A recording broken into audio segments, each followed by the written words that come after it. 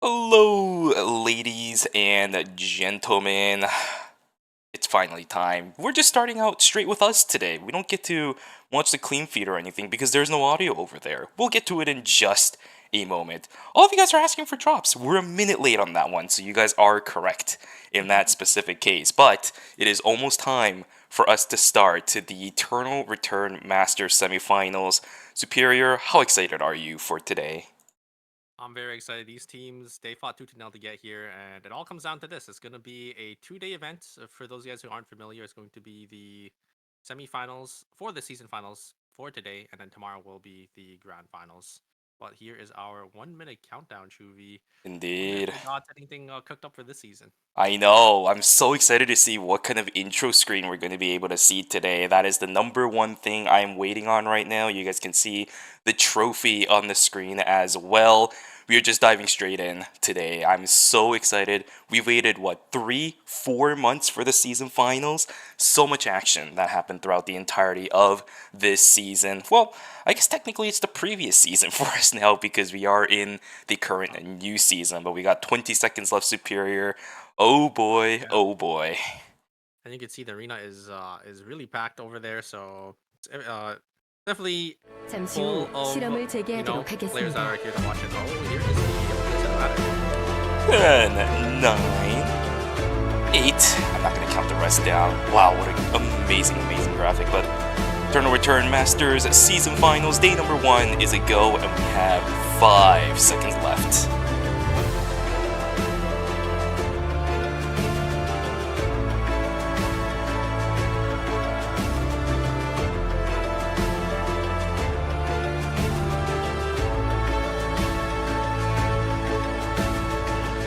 절망의 끝에 다다른 폰에게 모든 영광을. Oh, there's I think there's a little drone there coming in there. I don't know if you noticed, but all those characters and skins, they were all the cadet skins. I know, right? Yeah, it actually was, which is actually quite surprising to me. It was one thing that I noticed. I'm actually surprised you noticed that as well. Hopefully, all of you guys in the chat also noticed it. Ladies and gentlemen, I see what you guys are typing in the chat. We had some audio issues right before we started. I'm still trying to figure all that stuff out, so please let me know if Superior sounds better. But yes, yes, yes. Happy New Year! No, I'm just kidding. It's not Happy New Year's just yet. We had the countdown, but that's not what it was for. It's the countdown for Eternal Return Masters. Oh my goodness, Super Day 1 is upon us. What a time that we had throughout the entirety of Season 5 for us to witness this day.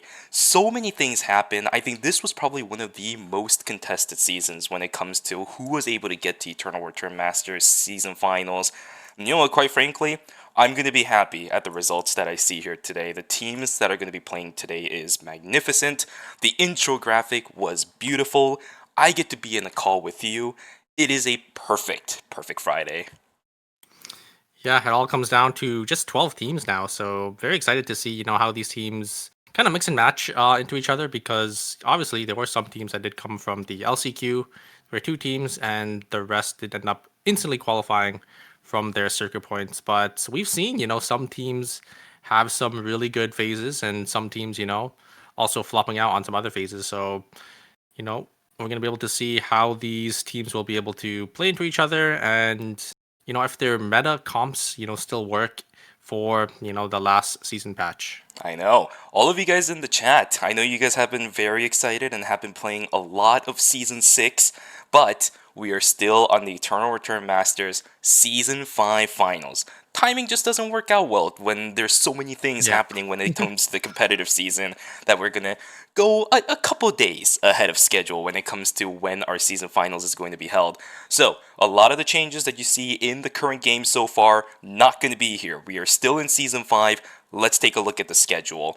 We've already done through the first session. LCQ is done. That was a couple weeks ago. We determined which teams were going to play today off of that one. We are here for the second section in the schedule, day 1 for the semifinals. Only 6 games today to determine the 4 teams that will be moving on tomorrow. We'll talk about that in just a moment. And then, of course, on that topic, tomorrow, the absolute grand finals of the Season 5 finals. It'll be 3 hours earlier than when we start today. So make sure you guys keep that on your calendars too. It'll be easier to get drops for us North American players, but still, I just want you to make sure that you have your alarms set correctly. Yeah, and day 2 will obviously be our checkpoint format. And for today, for the semifinals, it's just a 6-game series. So whichever four teams, uh, whichever four teams that does end up scoring in the top 4 will move on to the day 2 and for the season finals. But here are our teams for the season 5 finals here. It will be Team Autoarms, Team Asher, BNK Fearx, and Team Mira Sejong that are going to be instantly transported over to day 2, or yeah, to day 2, and the rest of the teams here will have to play it out to get their spots for the grand finals. Indeed, the teams that are highlighted in yellow, as Superior said, will be playing tomorrow, so to expect those 4 teams that he just listed out. Tomorrow's stream. We're not there yet. Just wait about, 21 hours from now? Yeah, you guys will see them then. But for today, we're looking at the teams that are specifically not highlighted in anything. They're just a blank slate. You got Gyeonggi N8, Cartel, Gyeongnam Sparkle. That's right, that team actually did change a little bit because they did get sponsored. I forgot about this. Oh, I guess didn't they're even know going to about be that. yeah, I guess they're going to be using their new brand now. So congratulations to them. Let's just introduce all the teams with all the players. Why don't we? We didn't even have enough time to look at the specific team names, but we will have plenty of time to do it here. Our first team Oh, up on yes. the chopping block. Who is that going to be? I see 3 players walking up to our screen. This should be our 8th seeded team for day number 2. I believe this is going to be Team Sin Superior. Give us a little rundown on this team for Season 5. Team Sin. This was the Kiara Johan team, right? If I'm not mistaken. Indeed.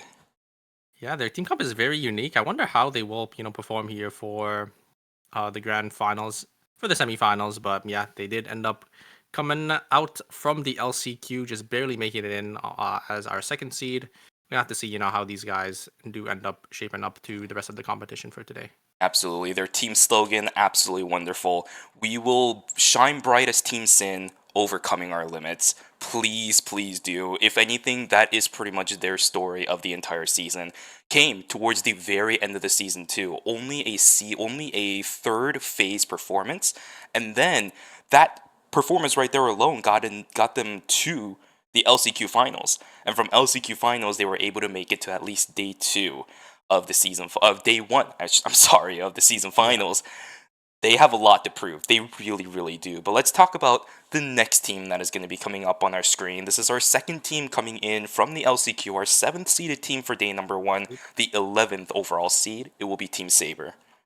Yeah, these guys had a pretty dominant performance in the LCQ. I don't know if you guys were here to watch that, but they basically got out of the LCQ elimination in about 5 games. Definitely a lot dominant over the other teams, but LCQ is obviously not the grand finals, and the grand finals will obviously have a lot tougher competition. So we'll have to see how they also shape up into these other teams that did end up making it to the grand finals. Indeed, and I love the fact that you signify their LCQ performance because their team slogan is the demons of LCQ. Quite frankly, I will say that the team slogan fits. They Yeah. did have an amazing run in LCQ, but LCQ is LCQ. The teams that are here on day number 1 was here with an extravagant performance throughout the entirety of the season. We'll see if the LCQ teams are able to match up into it. The next team coming up onto the main stage is going to be 4 players. I believe this should be Team Seongnam Rocks, a team we haven't actually seen in a hot minute when it comes to the season final. Superior, what have you got for me for this team? Yeah, it looks like they had a third place phase 1 performance, so we haven't really seen them in phase 2 and phase 3. So kind of interested to see, maybe they adjusted their team comps, maybe they adjusted, for the season finals here. As a matter does obviously, change throughout the season. Have not been watching too much of the National League, so I wouldn't be able to really give too much of an opinion on this team, but obviously they're definitely a team to look out for. Absolutely. Their team slogan is going to be Dodge the Rocks. I think that for sure is going to be something on the team's minds. This is a very, very strong team. And yes, as you said, we haven't seen them in quite a while. And we don't really cover the National League here on the Eternal Return Game channel. But we know for sure that they are a very, very strong team. A team that we can consistently hype up. I don't think it's going to be the first time or the last time you guys will be hearing of us hyping up Team Oh, Songnam Rocks as well as yeah, it's really energetic. DDO. We got a little bit of parkour. We got 3 players up on the stage today. Oh, there's the 4th one coming on into the screen. Team DHCNJ, a very, very interesting team when it comes to a season final team that we're going to be watching today. Yeah, this team is really consistent in making it to the finals, and obviously making it to day 2 or day 3 for the phases. They just have a really aggressive play style, and they're just able to accumulate a lot of points throughout the series. Wonder if they will be able to make it in for the season finals for day 2, but if there's any team that could do it, it would probably be the team DHC and J. Indeed. And I don't think you need me to translate the team slogan for DHCNJ. That's all in English. It is amazing. I don't need to do anything about that one. And we can see their phase performances 7th, 9th, and 10th. You're absolutely correct, Superior. These guys are very consistent at moving on in the latter stages of each of these phases. It's also another thing that they were able to make it to the season finals. It's their consistency that got them there. Is that going to hold up for them today, though, to get them into day 2? That is a big question mark above our heads. We will see if that team can do it today. The next team coming up onto our screen, they are wearing their signature green. If you guys have bought this team's support pack on the game, you'll know which team it is. It's going to be Daejeon Cybers, the 4 players up on the stage. Give us a little bit more on this team, Super. Team Daeyoung Cybers, they play a lot of different team comps. They're really, really flexible, especially if you are a National League team, you do have to play, 3 different team comps. I wonder if we will see Magnani, coming out on that Suwa, or if we're going to see them on that Bianca. I think Magnani is usually known for those 2 picks. Cadmus, obviously, we know how good of a how good of a tank player he is, since he was on Team Mira Sejong originally, and Dinan and Volu, both 2 players that are really well known in the community, and very excited to see how this team does end up performing for today. Absolutely. Their team slogan today is going to be, "We will win if we can get to the end."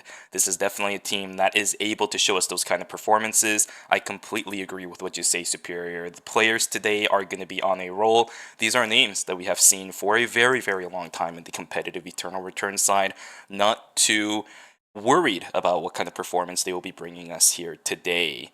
The next team, they're taking a little bit coming up onto our screen. Maybe they're shy. We'll give them a little bit of a moment as they prepare backstage over there. We do see a little bit of that white uniform before they're going to come up to our screen. Yes, here we go. How many players do we have today? 4 players, and we do have the white uniforms, which means our next team up on the stage is going to be Team Gyeonggi Innate. Yeah, this is quite the powerhouse team, I would say. They had a nice performance in the National League, and they were the one who kind of crafted the my Nadine plus Hayes comp, and that team comp kind of got copy pasted by Mira Sejong, who did end up winning, I think, phase 3. So we're gonna have to see how this team is gonna be able to play into these other teams. I think this is definitely one of the powerhouse teams, seed number 7, but definitely nothing to scoff at. Absolutely. Their team slogan today, innate, talented as well as naturals. This team can do it all. We saw their dominant performance throughout the course of the season. They faltered here and there, but once they found out their main team composition of the one that you said, the Mai, Nadine, as well as the Hayes, they were on a roll throughout the entire season. So dominant, especially during phase number 3. We'll see if that kind of performance is going to keep up, especially in the season finals for day 1, to see if they can get into day number 2. Our next team up on the chopping block, we should see them in just a moment. I see some black uniforms over there beyond the door. There we go, starting to step out. How many players do we have? We've got 4. Now, I'm not sure what kind of color this team would usually wear, but it's going to be Team Cartel. 4 players up on the screen. Show us what we've got for them, Super.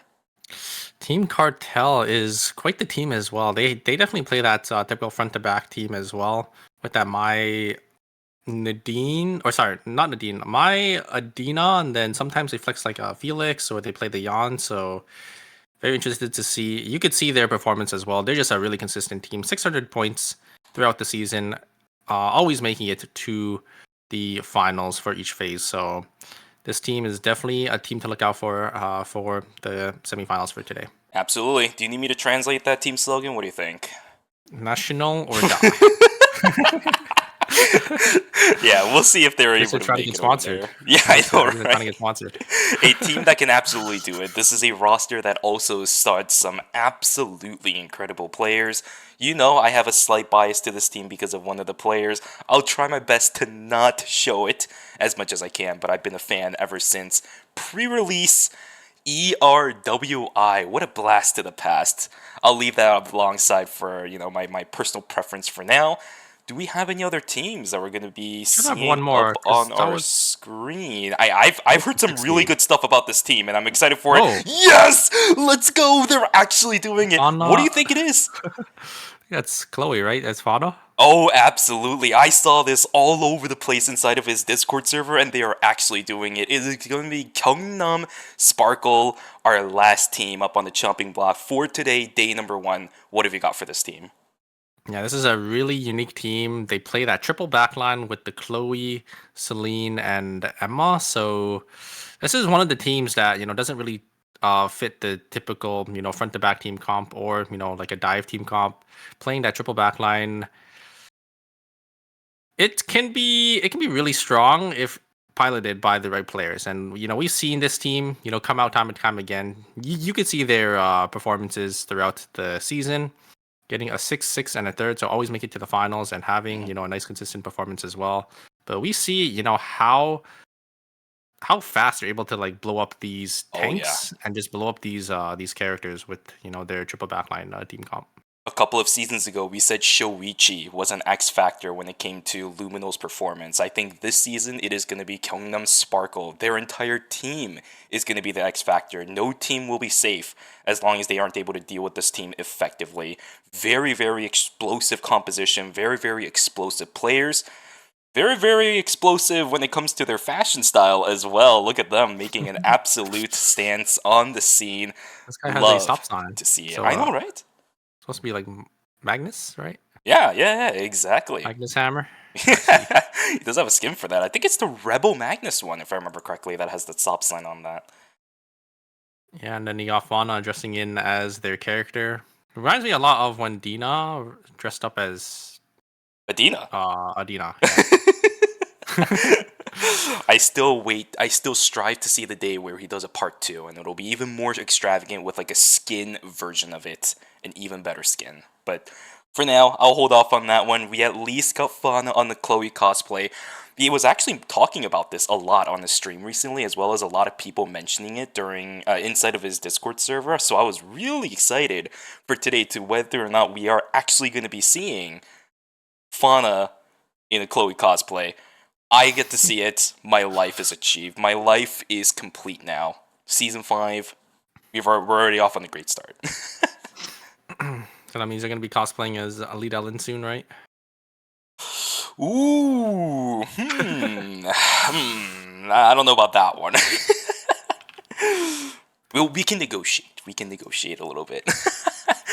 Ladies and gentlemen, you guys are here for the Season 5 Finals, Semi-Finals, and as many of you guys have seen the announcement. Actually, Super, why don't you take away this one? I think you've definitely been extremely excited about part of the reason why a lot of chatters are going to be here throughout the course of the weekend. They've already been talking about it before we started the stream, but what have we got for drops throughout the course of the weekend? Yeah, I mean, we do officially have our own announcer pack in the game. Me and Shuvi's announcer pack. Obviously, you will be able to get it. I think you just have to watch the stream for an hour. Make sure you have your Twitch account connected as well. And you could get the Season 4 emotes from Team Mira Sejong that did end up winning the last season. You can get a 11, Rio, and Theodore emote. And there's also some more announcer packs that you could get from the Korean side as well. Indeed, it's going to be a drop-packed weekend, so I want to thank all of you guys for joining us. Thank you for supporting us until we were able to get our announcer packs as well. I'm really thrilled about it. I hope you guys enjoyed in the game. And you know what? Let's get started with the show, because we got the soup predictions. I told you about this before during LCQ, how 5ㅅ rebranded over Yeah, into they soup. did change their name. Yeah. Indeed, but their predictions are still going to be the same. So let's take a look at what the numbers are looking like, Super. Yeah, seems it's going to be Team Gayyoung Innate with 43% of the votes. No surprise there. Team Gayyoung Innate, they've shown such a consistent and dominance performance with that front-to-back team comp. Coming in and winning some of the National League weeks, so not surprised that they have most of the votes on the top end of the bracket, and on the bottom end, we do have a Team Saber, obviously our LCQ Demons. Indeed. It is going to be a fun one. I think LCQ performance for Team Saber has definitely stuck in the minds for a lot of players as well as a lot of fans. We're not surprised about their high percentage when it comes to the votes for the bottom half of our seeded teams. Very, very excited. I think the poster for that soldier that we just saw is that he used his time off of military service to come to watch this, so hope it is absolutely going to be worth it for the course of the weekend for you. Thank you for your service over there on the Korean side. Appreciate it. Oh my god, it's a Suwa cosplay. Holy moly. I know. I'm not surprised that you found out about that immediately as soon as you saw it. I'll give it to you for that one. Yeah, and I think it's the Tia Chipmunk, right, on the little poster there. So just No, that is actually a mascot for one of the Dailin players. It's Umar.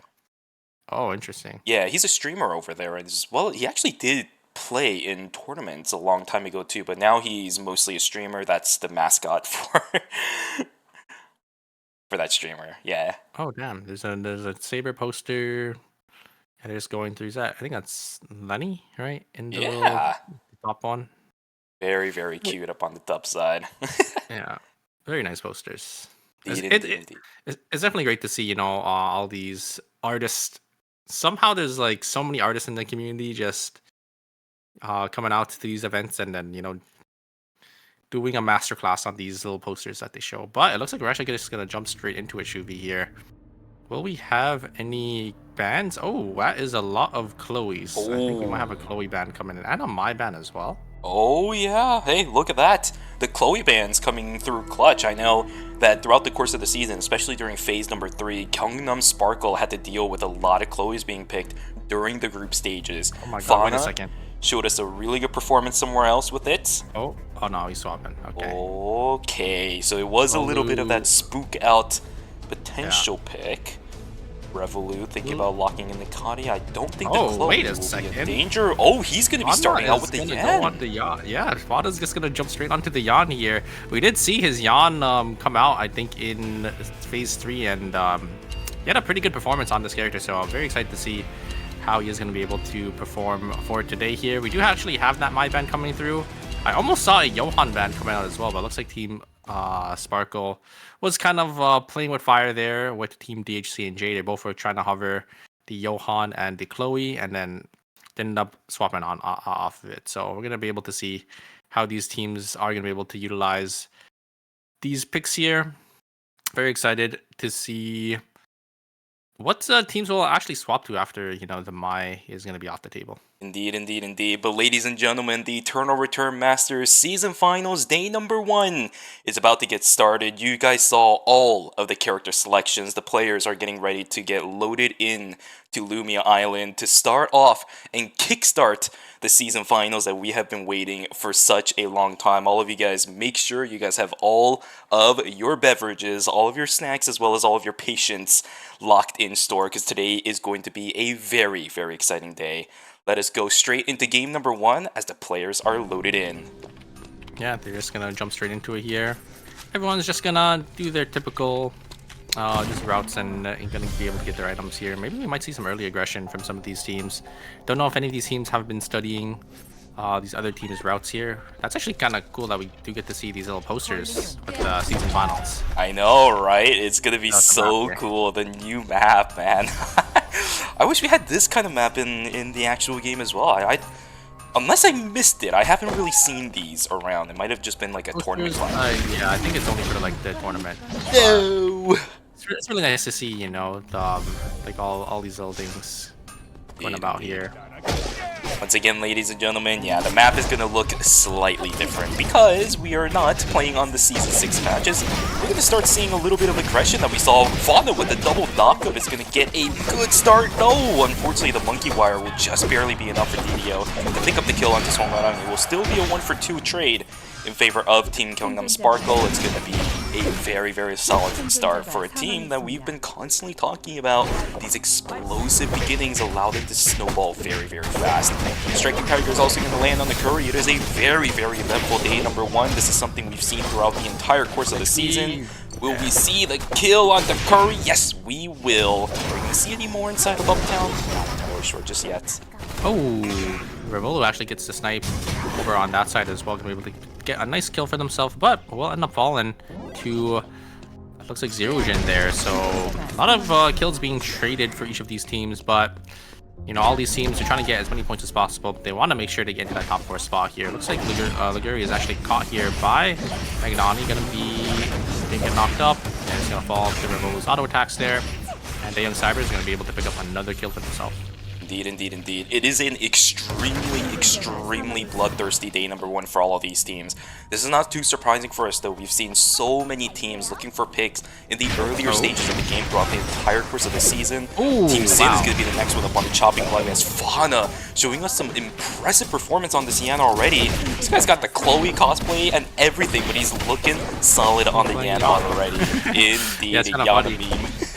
It's kind of funny that he is on that Yan, but great blink follow up with that Q, gonna be able to secure that kill. So team Sparkle gonna be sitting on 3 kills already. There's the Striking Tiger gonna be used on Peng here, and then gonna try getting some damage onto the Mai. The Mai was able to use a bunch of Shaw builds to block a lot, but wasn't enough. We'll end up falling there as Team Sparkle. They find another kill for themselves here. Gonna be able to get Zero Gem from Team Gang8, so they're gonna be sitting on 4 kills already.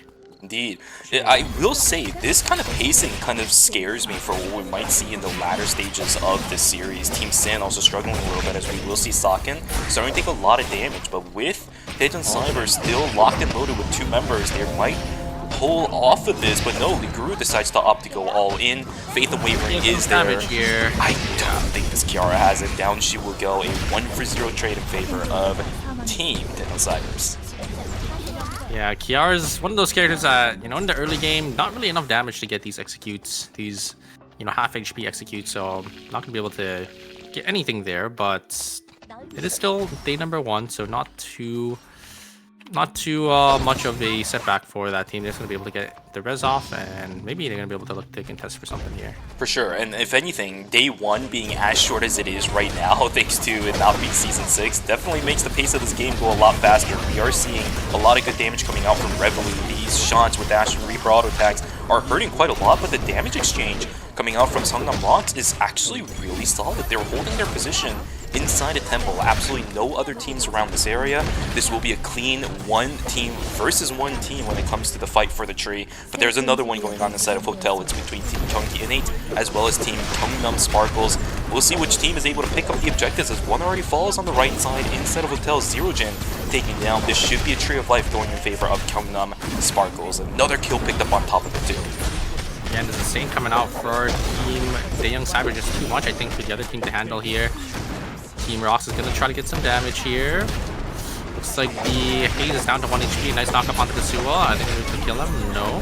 Now he's just going to be able to get a lot of HP back up here. Spell Shields is going to be used. A lot of damage, a lot of poke damage. And oh my god, the Haze finds an angle to finish Revolu, who's a little mispositioned. A great blink forward, and great SMG burst will be able to secure that kill for Team Songnam Rocks. Absolutely. Oh, he's still looking. The Su is still looking for a little bit. Body blocking everywhere, but the auto attacks are insane. That's another kill picked up from Magnani. A really, really good attempt from Daejeon Cybers. They will still lose out on the objective, but still picks up and trades the kill in their favor. KCW also falling down as this team slightly split apart, but what a fight that we saw up on the north side. The low man hold, the Alamo, held alive and well by Magnani. And Magnani finding that angle to get a pick onto the Haze that, you know, slightly mispositioned there, walked a little too far forward. and then instantly got punished. Actually, that was not the Haze, but the Nadine, who walked a little too far up and did end up getting hit by that bookmark. So a nice pick from Team Young Cybers.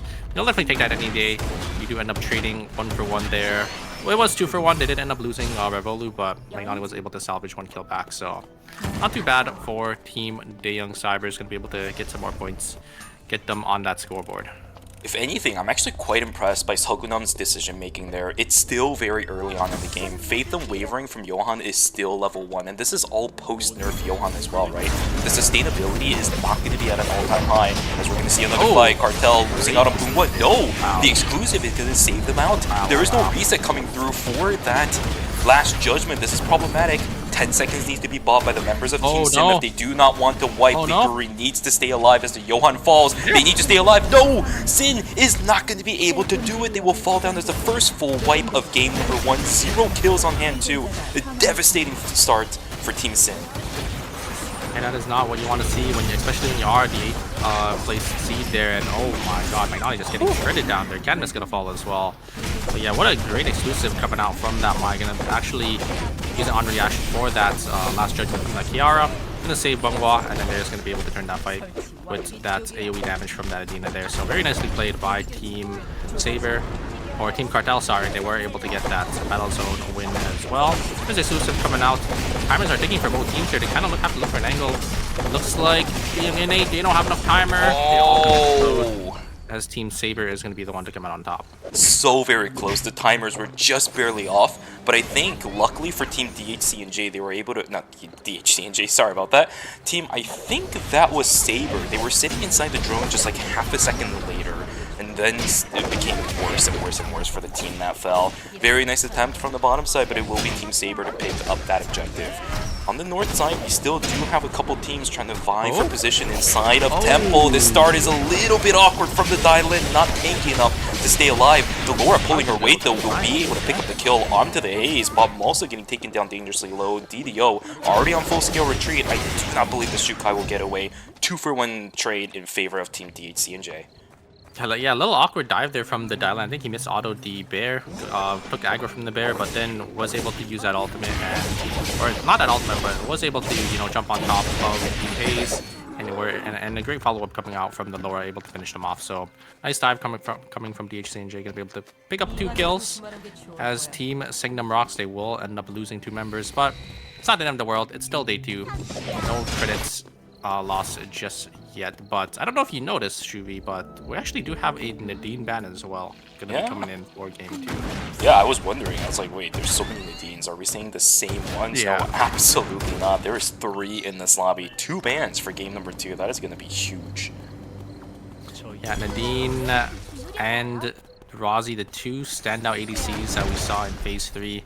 One of them still showing a prominent performance and still showing that she's still really strong even after, you know, the nerfs for the last patch of the season.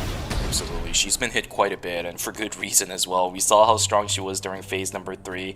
And it's exactly as you say, some teams are still opting to pick her up. She is doing a lot. She is absolutely pulling her weight, showing us why she is going to be banned, or at least a candidate for being banned in game number 2. Very nice reactions coming through from Public to dodge out on the second Odyssey. Does end up dodging out on the stun. Mangan is still chasing. Yeah, this is a team that really wants to look for this. Peksu does not have good matchups into anybody from Pigeon Snipers. Nobody opting to chase straight up into school, though, as they don't have information around there. DHC and J just using all of their utility together. Yeah, I mean, they have a lot of mobility. Oh, here comes ultimate from Dylan. Here's the follow-up. I think I'm going to kill this Suwa. Suwa's down to 1 HP. Is going to be able to live, and actually just live through all of that damage there. I think the Johan ultimate with the Johan heal win was a little too much. They weren't able to finish the Suwa there. Almost chunking her down to 1 HP, but just barely wasn't enough. Yeah, and now the third party comes in. KCW trying to dodge out on a lot of skill, pulling the members away, but it's just not going to happen. The shield from the passive completely cancelled out by a beautiful prediction on the second shot of the ballistic advantage. What an incredible shot from the Kadia. That is going to be 2 easy kills going into the hands of Cartel. Their 6th one picked up by this game, and what a style point for that one too. A small fight over on PlayStation, a lot of good damage being dealt by both of the teams, but it will just be a disengage. and we're already starting off our series to a great game superior. This is amazing. Another fight inside a school as 5ㅅ just barely staying alive. The taunt is going to allow Fauna to at least back away from this one. The block shot, one more. Holy crap, the damage is insane. Everybody from the side of Kyunggi, no, sorry, not Kyunggi, but Kyungnam. Sparkle just backing away from that one. This Kadia is off the charts when it comes to her damage. You have to quite honestly think that she at least has cheating points right now. Yeah, there's the taunt coming from Mai. They are going to get a Ignite down to half HP here. I don't think they're going to pressure anymore. Team getting they will just back away. But yeah, the damage coming out from the Kadia is quite a bit. And on the side of Fire Station here, we do have Team Young Cybers just going to get a free Omega for themselves.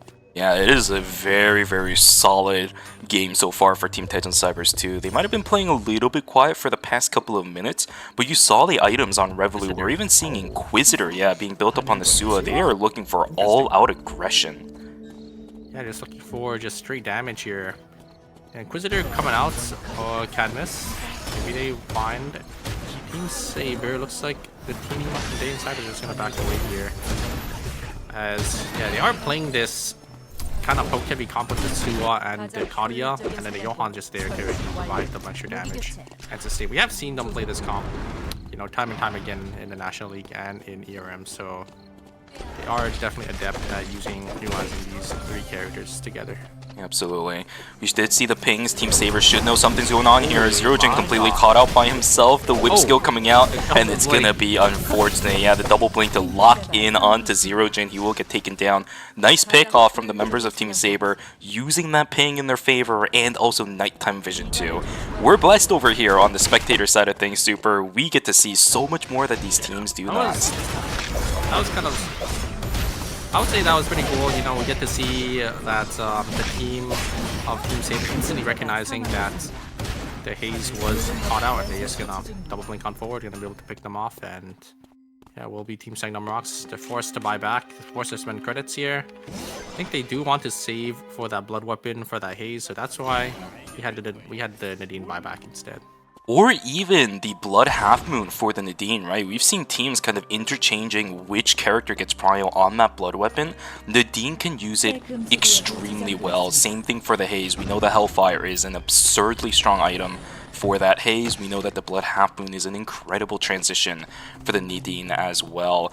We'll see what they opt to go for. Credit-wise, about 40 away for Sangnam Rocks to pick up the blood sample. Everybody else also picking up some pretty nice ones. I saw the Solar System miniature picked up by the Shukai. So their pace is pretty good despite having to call back the Shukai just now. I don't know if you can look. I don't know if you saw the Mai's inventory for Team Saber, but Ushima does have an Opera Mask just sitting there. Looks like they low rolled, and they're not going to be able to really utilize that properly, since I'm guessing the members of Team Saber, both the Adriana and the Nadine, they probably have a crit helmet for the Nadine, and then I'm guessing the Adriana is probably sitting on Persona. A non-CDR helmet. Oh yeah, Persona. Yeah. Looks like they are on Persona. Yeah. That's a tough choice, really. Chinese Opera Mask does give you so many beneficial stats as an Adriana, but you really do need that bonus additional amp, especially if you're going to be running that Blood Cloak as well, right? Like, you're not going to be able to run the what is it? Not the Cotier. What am I thinking of? The whole Holy Orders, that's what I'm thinking about, yes. You can't be running that if you are running something like the Blood Cloak. You need to get your amp from somewhere. Persona is probably going to be your best bet. Chinese Opera Mask will get rid of the bonus amp, so you cannot really afford to run that right now. It's a tough one, but low roll sometimes does happen. This is Eternal Return after all. Yeah, still RNG in the game, RNG involved, but it looks like most teams here are relatively split away, as Team Cartel is just going to get this wick line completely uncontested here, so they're going to be sitting in a very comfortable position, sitting on 60 field kills for themselves as well. Being this wick line, I don't know what they're going to use it on. Maybe Blood Weapon for that Nadine or that Kadia. We're going to have to see here. Here's the rockets looking out from the Haze. Are they going to connect on anything? They're going to get one rocket onto ZeroJin. Going to chuck him down to about 3/4 HP. ZeroJin being chucked down to 1 HP already, as they're going to focus fire onto the Maya. Oh my! Are dead. And here comes the Nadine. They're going to be able to get so much damage off here. As it looks like the Nadine from Kyung In will be able to walk away. Very nicely played from Team Sangdam Rocks. They're actually going to be able to outtrade and win the DPS race on the tanks. You could see the amount of shred that these hazes are able to do to one another, but I think the big deciding factor in that fight just now was the Cataclysm from the side of Sangdam Rocks. Unfortunately, Jinho diving in towards his haze, just buying barely enough damage to get the rest of the combo off from the Nadine with the Wolf Assault to lock down the health bar back to 0. That was just barely enough damage to kill the haze. Sangdam Rocks picks up 2, revives their own players, and now they're standing in such a good position to transition that into the later stages of the game, whereas Gyeonggi N8, it's about 20 seconds to day number 5. They don't have credits to res all of their members back. They're going to be on the back end of this game. So Esports is going to walk in from the top side of the school here. As they do have Team Cartel, they have the Wick line. They get a triple ultimate coming out from the Katia there, but great confidence skill coming out from Fauna, not going to be able to get chunked down here. But now Team Sparkle is stuck at the top here. They definitely don't want to fight into the Wick team, so it looks like they are going to walk straight into red, but they're going to walk straight into the hands of Team Saber. Here comes a taunt from Mai. Great lockdown CC from the side of Team Sparkle. Is that going to be enough? The Mai is down to 1 HP, and there's enough back away there. But a great CC chain, just barely not enough to kill the Mai. Such great return damage coming through from Team Gyeongnam Sparkles. This team is able to respond to something that they quite frankly should not have been able to respond to. The only problem is the other Wick team right now, not the Wick team, but the Wick team knows exactly where they went. We're not going to see anything from the sharpshooter coming through. The ultimate from the Katia is invested to just check for vision, but that's not the main source of damage on this team. So I'm using the blast wave, but the damage exchange is just not that great right now. Both of these teams looking for positioning. There's a lot of teams inside alley. Vision is in favor of Team Gyeongnam Sparkles. Let's see if this is going to be an advantage they can utilize. It does at least push out the members of Cartel. Yeah, great poke from Sungarong there. Going to be able to force the members from Team Cartel away, so we will be able to secure that zone. And once Celine is able to set up, it's probably going to defer a lot of these other, teams and players maybe enter here. Magnani going to try to figure an angle. Going to get poked down a little bit by the haze here. Looks like another team does end up recognizing there is another team nearby. I think, yeah, Cartel is going to walk on down over here. Looks like NCMB is actually just going to walk on forward by themselves, and they're not going to pressure any farther. There's 6 teams. There's a lot of teams in the zones. You don't want to take any team fights because, third party is pretty likely. Mana going to try looking for an angle. Going to get taunted. Oh! A confidence skill, but the Mai is so far forward. Yeah! That Team Saber can't really follow up, but a great ultimate, great exclusive coming out from Dushiman. And actually not going to be able to finish the members of Team Saber. But if you look at the side, look at the minimap here, Team Gang and NA, they have the perfect angle here. Perfect opportunity to maybe try pouncing on Team Saber. Yeah, this is such a weird spot for Team Saber to be in, but they don't really have any easy way out here either. I don't know what their decision making is going to look like for now. They are keeping themselves alive. I know a lot of heavy punishment can come from the side of Gyeongnam Sparkles, but at the same time, it's a heavy team fight they're going to have to go for. If they opt to fight for Team Gyeonggi Innate instead, they are stuck right now 100%. Yeah. Looking to stay inside of alley though, this is going to be a tough run. Yeah, I don't know what Team Saber can do. If I was Team Saber, I would probably go into red and maybe try to do the last one to get the wraparound on the other team. But on the top side here, we have Team Cartel versus Team Daeyoung Cybers. Gongwa getting chunked down to 1 HP. Here comes the Inna Blitz, gonna hit the Adina. But a lot of damage coming out and a lot of investment used from the Katia from Arolu there. Iship was already invested here as we have a fight on the top side here. Vision is gone. Third party, Team Sparkle is here to reap all the rewards here. Oh, Jesus. And here comes the damage. Here comes AoE damage. Oh my! Sparkle will just win it out. Yeah, unfortunately for the members of Gyeongnam Sparkles, they couldn't pick up a single kill over on the Team Saber because a double grenade launcher came through from Zerojin to kill 2 members of Team Saber right there. Satan and Curry down on the ground. Very unfortunate for that team, but great pickups from the side of Gyeonggi NA despite losing 1. They're going to hyperloop into Fire Station, but this zone is also not good for them to sit in. Zerojin in a whole heap of trouble. He's got nowhere else to go. Yeah, and they will get that kill, so that's nice. They're going to refresh their timer for Team Sangdam Rocks here. His team Cartel is the one that has the lowest amount of timers, so they're basically going to be forced in here Maybe Peng can try to force them away. Looks like Team Cartel is going to be the one to hold the zone down here. Team Dating Cyber is going to just chill in the corner, but look at the timer of Cadmus. Cadmus is only sitting on 10 seconds. They're going to be forced in. Peng is sitting on the top side here, as both these teams are going to have no timer. Both the teams are going to be forced into each other. I don't know why Peng is taking his timer, though. He's only on 5 seconds. But it looks like he is going to be able to get one of them. They will refresh the timer. And looks like it will be Team Cartel going to get all of the kills here. Nani going to try jumping on forward. Going to instantly fall. Oh no! The timers of Team Segnum Rocks is not looking too good. Maybe they get a kill. Great exclusive, though, coming out for the Mai. We get NCMP back in. Oh my god! god! The Nadine does end up dying to that. I think it was the augment damage. He did end up dying to the Ghost Light. And then they refresh their timer, and there will be Team Cartel coming out on top with 12 field kills. So they're sitting in a really nice spot right now. They got Bonghwa on that blood weapon as well, so they just need to close out this game. Ooh, I really like this play from Team Sparkle. The great vision play, able to come down in time. Didn't make any noise as well, so I don't know if Team Cartel is gonna check this. Oh, they're only gonna check the bush. They're only gonna check the bush. They send the drone out the wrong way. They only check everywhere else. But that's a lot of great return damage. How the hell are they doing this? Somehow Peng still sitting at around the third of their HP. Scarlet just doesn't have enough damage to deal with this right now. And that's gonna be Scarlet falling down. Song Hanang, the last one alive on this team. Cartel turns it around. Peng with a beautiful exclusive. Indeed. Yeah. The reaction coming out from the Mai was perfect, just using that exclusive and just blocking so much damage, having that 1 to 2 second window of invincibility. All the damage was completely negated, and that's going to be it. Team Cartel will come out on top with 15 field kills for themselves, so a 23-point game for them. Holy crap, a huge game from Team Cartel. What beautiful reactions coming through from that team. And you know what, quite frankly, I also think it was a definite problem with the way that Team Gyeongnam Sparkle decided to take that fight, right? Like, you jump onto a Mai, but the Emma also used her bunny morph into the Mai to try to get her crowd control stack on, but it allowed her to walk straight into the range of the Yan, and then the Sun Kanchung just obliterated both of them. Yeah, I feel like they could have jumped on the Kadia instead. I feel like there was a window for them to just go on the Kadia instead of the Mai.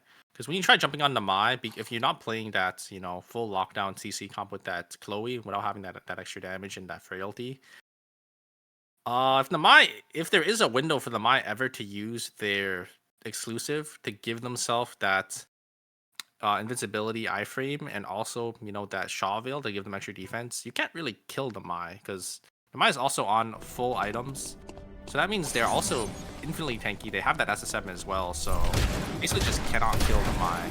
Indeed. But it was such a good vision play, right? It was a good vision play, yeah. I feel like they could have utilized it a little better, maybe jumping on the Connie instead, but I think they are used to just blowing up tanks. Unfortunately, it just didn't work out for them this time. Exactly. This game, I think Team Cartel was way too far ahead. They got so much scaling, so much pressure. The fact that the blast wave also didn't pull back, I think was a big issue because that would have also stabbed crowd control. I think the missing that blast wave was pretty big as well. Maybe hitting that blast wave would have been enough damage to maybe combo off of. Or maybe would have pushed the Mai a little closer to them, so they wouldn't be able to get the return damage. So fortunate misplays, but just like slight mechanical misplay from Team Sparkle. But Exactly. This is a team that has always consistently shown us if they can get the final zone in game number 1, they will get the final zone in so many games. We've seen it time and time again from that team over and over and over again. We see it in one game. Well, you can expect to see them in another final zone. they got the replays now for ERM. I don't think we've seen it before the. I mean, obviously they have the replays at the very end of the season, or sorry, after every break. But them utilizing the replays kind of reminds me of the time they do replays for ERCS. So maybe they got inspired from the NA side. Bro, I am getting blessed with Eternal Return competitive this season. We're getting replays over on the NA side. We're getting replays on the KR side. We're getting announcer packs over on our side. How much more is Nibonyeon going to spoil me, man? Yeah, and the The games as well, they've been such a treat to watch. We do have the Mai and Nadine ban coming up very shortly though, so I wonder what these teams might end up swapping to. Maybe we might see that Rozzy pick coming back after Nadine is off the table. We have seen, I think it was in phase 3 where Mai and Rozzy got ended up getting rotated between the two ADCs that were getting banned throughout the night. And Rozzy didn't really get touched at all in the last season patch, so Yep. she still should be as strong as she was during phase 3. Yeah, for sure. There is a lot of options that are available for these players. We've seen a very wide variety of character picks throughout the entire course of the season. And I don't specifically mean that, compositions themselves are very different. A lot of the compositions are still right along the alleys of one another, where you have that front line, where you have the double damage dealers in the backside. But I think the individual characters that were able to get chosen by a lot of these teams have definitely become a lot bigger. The pool itself has increased throughout the entire course of Season 5. Even without the Nadine, I don't really expect a lot of these teams to have to worry about that right now. Once we start maybe seeing some of these bans start to stack up with one another, especially like the Johan that could have potentially been banned in game number 1, I think that's where we start seeing issues, because then now teams are going to have to completely swap their team compositions around. We saw it being a problem for Team Sin throughout the course of Phase 3. We've also seen other teams, when they've had to divert away onto their off comp, it seemed a little bit iffy, even for some of our National League teams. Game 2 is going to be a good indicator of what this lobby is going to be kind of leaning towards for at least the even games within the series. Yeah, and maybe we might see that Chloe ban as well, right? True. Coming into the next game, because Mai and Nadine are off the table. Don't know what these teams will end up swapping to, but there are a lot of mind games throughout these different teams that are trying to get each other banned out. But at the end of the day, I think most teams will just play with what they're comfortable with and what they think is their strongest team comp. And that's exactly what we need to see from these teams, right? In the end, it is still going to be semifinals, so you don't want to show off all of your cards yet, but you don't really get the leniency to do that. I know sometimes you might want to hold off on showing off all of your hands, because you're going to have to play up against the team tomorrow as well, and those are the teams that you're really looking forward to fighting with your full potential. But the teams that are playing here today is also no laughing matter. These guys are playing very, very hard. We saw it in day number 1 for game 1. Everybody is bloodthirsty. So let's take a look at what the results are looking like after game number 1. With Team Cartel obviously going to be in first place. Their stellar performance, 15 field kills with first place, will net them 23 points just from game 1. What a nice performance from Team Cartel. You got to be feeling good about that, especially since it's just going to be top 4. So, getting a 23-point game in the first game definitely are basically set throughout the series now. You're kind of setting the pace for these other teams to try to catch up into you. Yeah, it's going to be an interesting series. It's only game number 1, not that big of a deal when it comes to the overall score total just yet, but we do know that these teams had to deal with multiple third parties over and over again. Team Sin, they felt exactly that inside of gas station in the earlier stages of the game. Hopefully, they're able to find themselves a little bit more of that momentum. We know how that team is able to play. Once they get that rhythm going, it's just a matter of when they can actually get that rhythm started. Oh yeah, and you could see the little arena. You could see all the spectators that are watching. You have a lot more other people that are kind of sitting in the back at the top there. Gonna be, is that Bianca? Yeah. I think that is a Tejan Bianca. Cybers poster That's as well. cute. I see Cybers at the left. Oh yeah. That's very cute. Yeah, I know, right? It's just fighting up in the little speech bubble right up above. Oh wow, I wonder who this is. We need DDO on the William. What Yeah. happened? We haven't seen his William in years. William, I think the patch that we're on is the change where William kind of got shifted around to get. Okay, I don't remember if this was this way or the other way, where they reduced the time of his initial fastball duration in order to help him stack the duration a little bit better, or if it was the other way around. I forget how it was. Did they increase the base duration and reduce how much you get by picking up? Oh yeah. Yeah. No, I think it was I think it was the other way around, where Right? they increased the duration of the ultimate or the fastballs when you do pick up the balls, but they reduced the Base duration of it. base duration. Yeah. Yeah, that might actually enable William to fight well in some of these extended fights. We're seeing that quite often from game number 1. We saw a ton of teams extending fights out for quite a long time, especially in the battle zones. All of our battle zones had very, very extended fights that were decided by very, very close margins. So William might become a big factor if Team Songnam Rocks does want to bust that out. And quite frankly, with the posters that are being shown, or at least that was shown earlier, some people are Is that a looking for it. Pokemon? That's like a Pokemon thingy there with like the HP bars. Oh, I see it. It's like Rio and Marcus up there. What is that? That's kind of cool. I really like that. Also, for those of you guys who don't know, this will be our last ERM with the battle zones. I True. don't think, yeah, since they are getting they are getting removed for season 6, so yeah, we won't be able to see battle zones for competitive play anymore, unfortunately. Yeah, it's going to be a little bit unfortunate, but we get to at least witness it for today and tomorrow. All of those, by the way, say turn on return fighting. I wish I could buy one of these. Can they just like sell this somewhere? These posters. I say this every season. Somehow these arts just get better and better every season. I don't know how they do it. Yeah, they are really, really good. But I mean, I think battle zones being removed is probably better, especially for the spectator experience. Especially if you're a new spectator to the game, just because there's field kills and then there's team kills. Now there's just gonna be field kills. Yeah, it does get a little confusing. Although no more team kills anymore. Yeah, although I do wonder. I haven't seen this just yet. I know we're kind of diving into the season 6 stuff, so just give us a moment, guys. We like to ramble on about certain topics every now and then when we're waiting for these games to start. The thing I'm wondering about is those secret labs. I could have sworn there is a way for you to fight another team in there. I wonder if they're ever going to count that, or if you can't, then it, of course, doesn't really factor in at all. Spectating might be a little bit weird, though.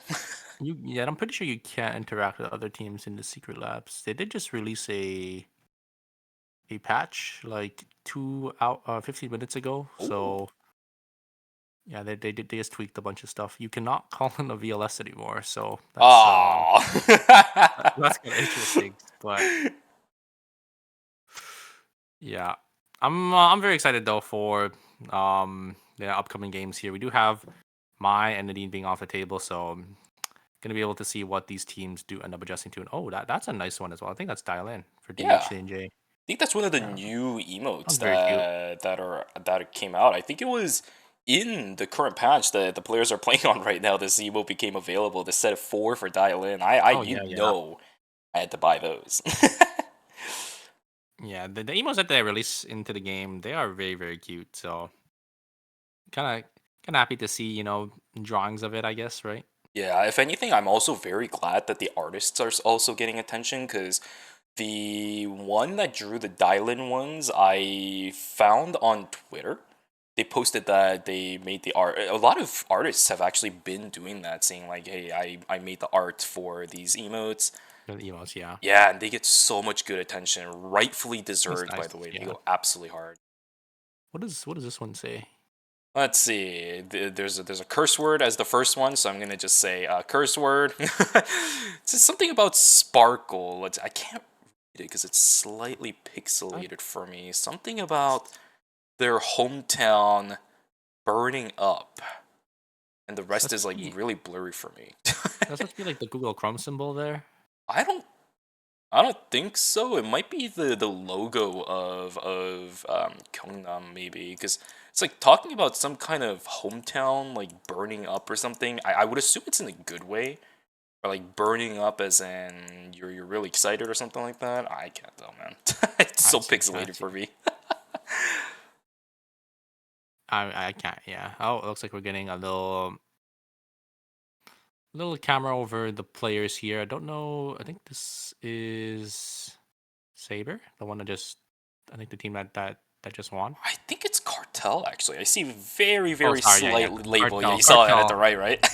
Cartel was a team that just won. Yeah. I went Cartel over Team Saber. Yeah. It looks like we are going to be able to jump into our next game here. Are we going to have any bans? Are we going to have any swap-ups here? Fana is covering that Yan. Kind of sad to see he's not playing that Chloe, despite him being in that Chloe cosplay. But maybe he's trying to avoid some bans here. Maybe we're going to get some last-minute swaps. A lot of bind games, you'll see it time and time again in these series. try to maybe avoid bans, try to force out some bans, force out some picks from these other teams. And yeah, looks like Fauna is gonna lock in that Chloe.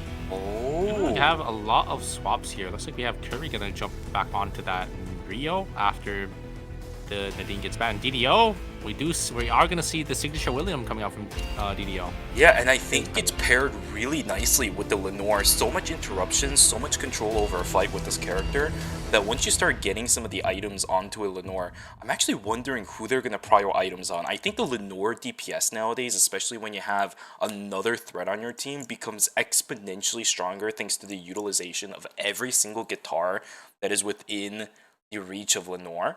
Especially the Cataclysm, that does so much more damage despite being just a legendary transition for the Lenore. It's going to be very tough, I think, to deal with Team Songnam Rocks. I really like the composition they're deciding to run, especially in game number 2. We'll see if it works out for them. It's a really, really solid one.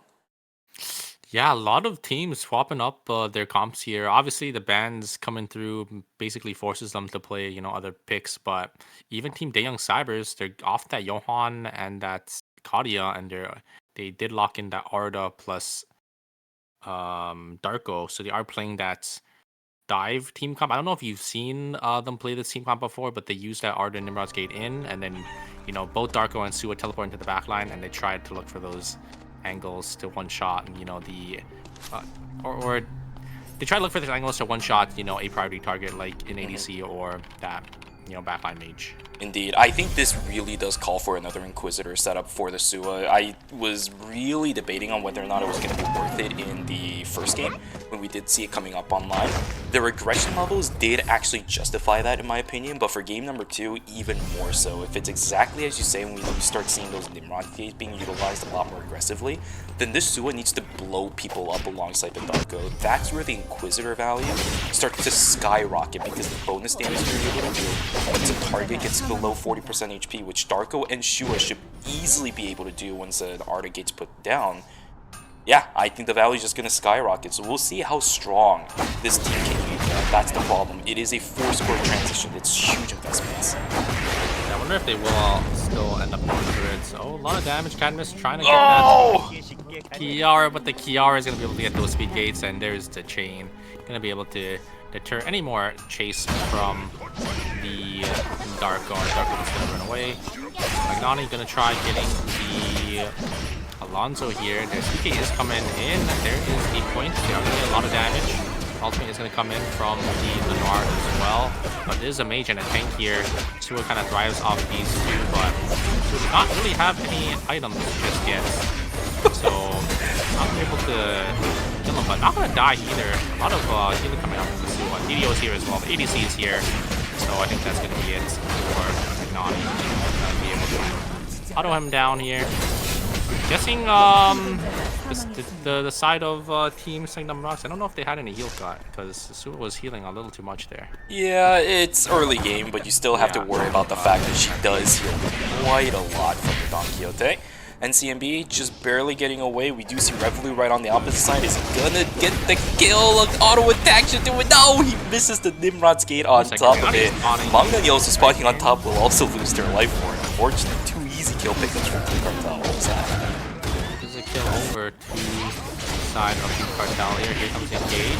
Oh, we have a Nikki pick coming off the team. We have a Nikki and a Tsubame, so interesting team comp from Team Game Nate. We're gonna see how they do end up utilizing this with the Nikki Tsubame dive, but also the haze there to kind of poke and deal that consistent backline DPS.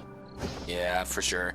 It's a slow game compared to game number 1, though. We're seeing a little bit of picks here and there. Dushimen also in a little bit of trouble. Curry starting to join the fray. The healing drone is actually going to be enough for them to keep themselves alive. Going to get taken down. NCMB also in a little bit of trouble, as we're seeing Ing9 also in trouble on the south side of the map. So a ton of picks happening for this game right now, especially during night number 1. A little bit delayed compared to game 1, but I'm okay with this, as teams definitely punishing other teams that are making slight macro misplays here and there. Yeah, DHC&J is sitting with 4 kills already. We see how aggressive this team is and how much they're able to just farm up these points in the early game. Surely this game, they are going to be able to maybe close it out and maybe transition their lead lead over here. There is an ultimate coming out from the Chloe. Sorry, from the Kiara, and the Kiara is completely isolated from his team. The Chloe as well.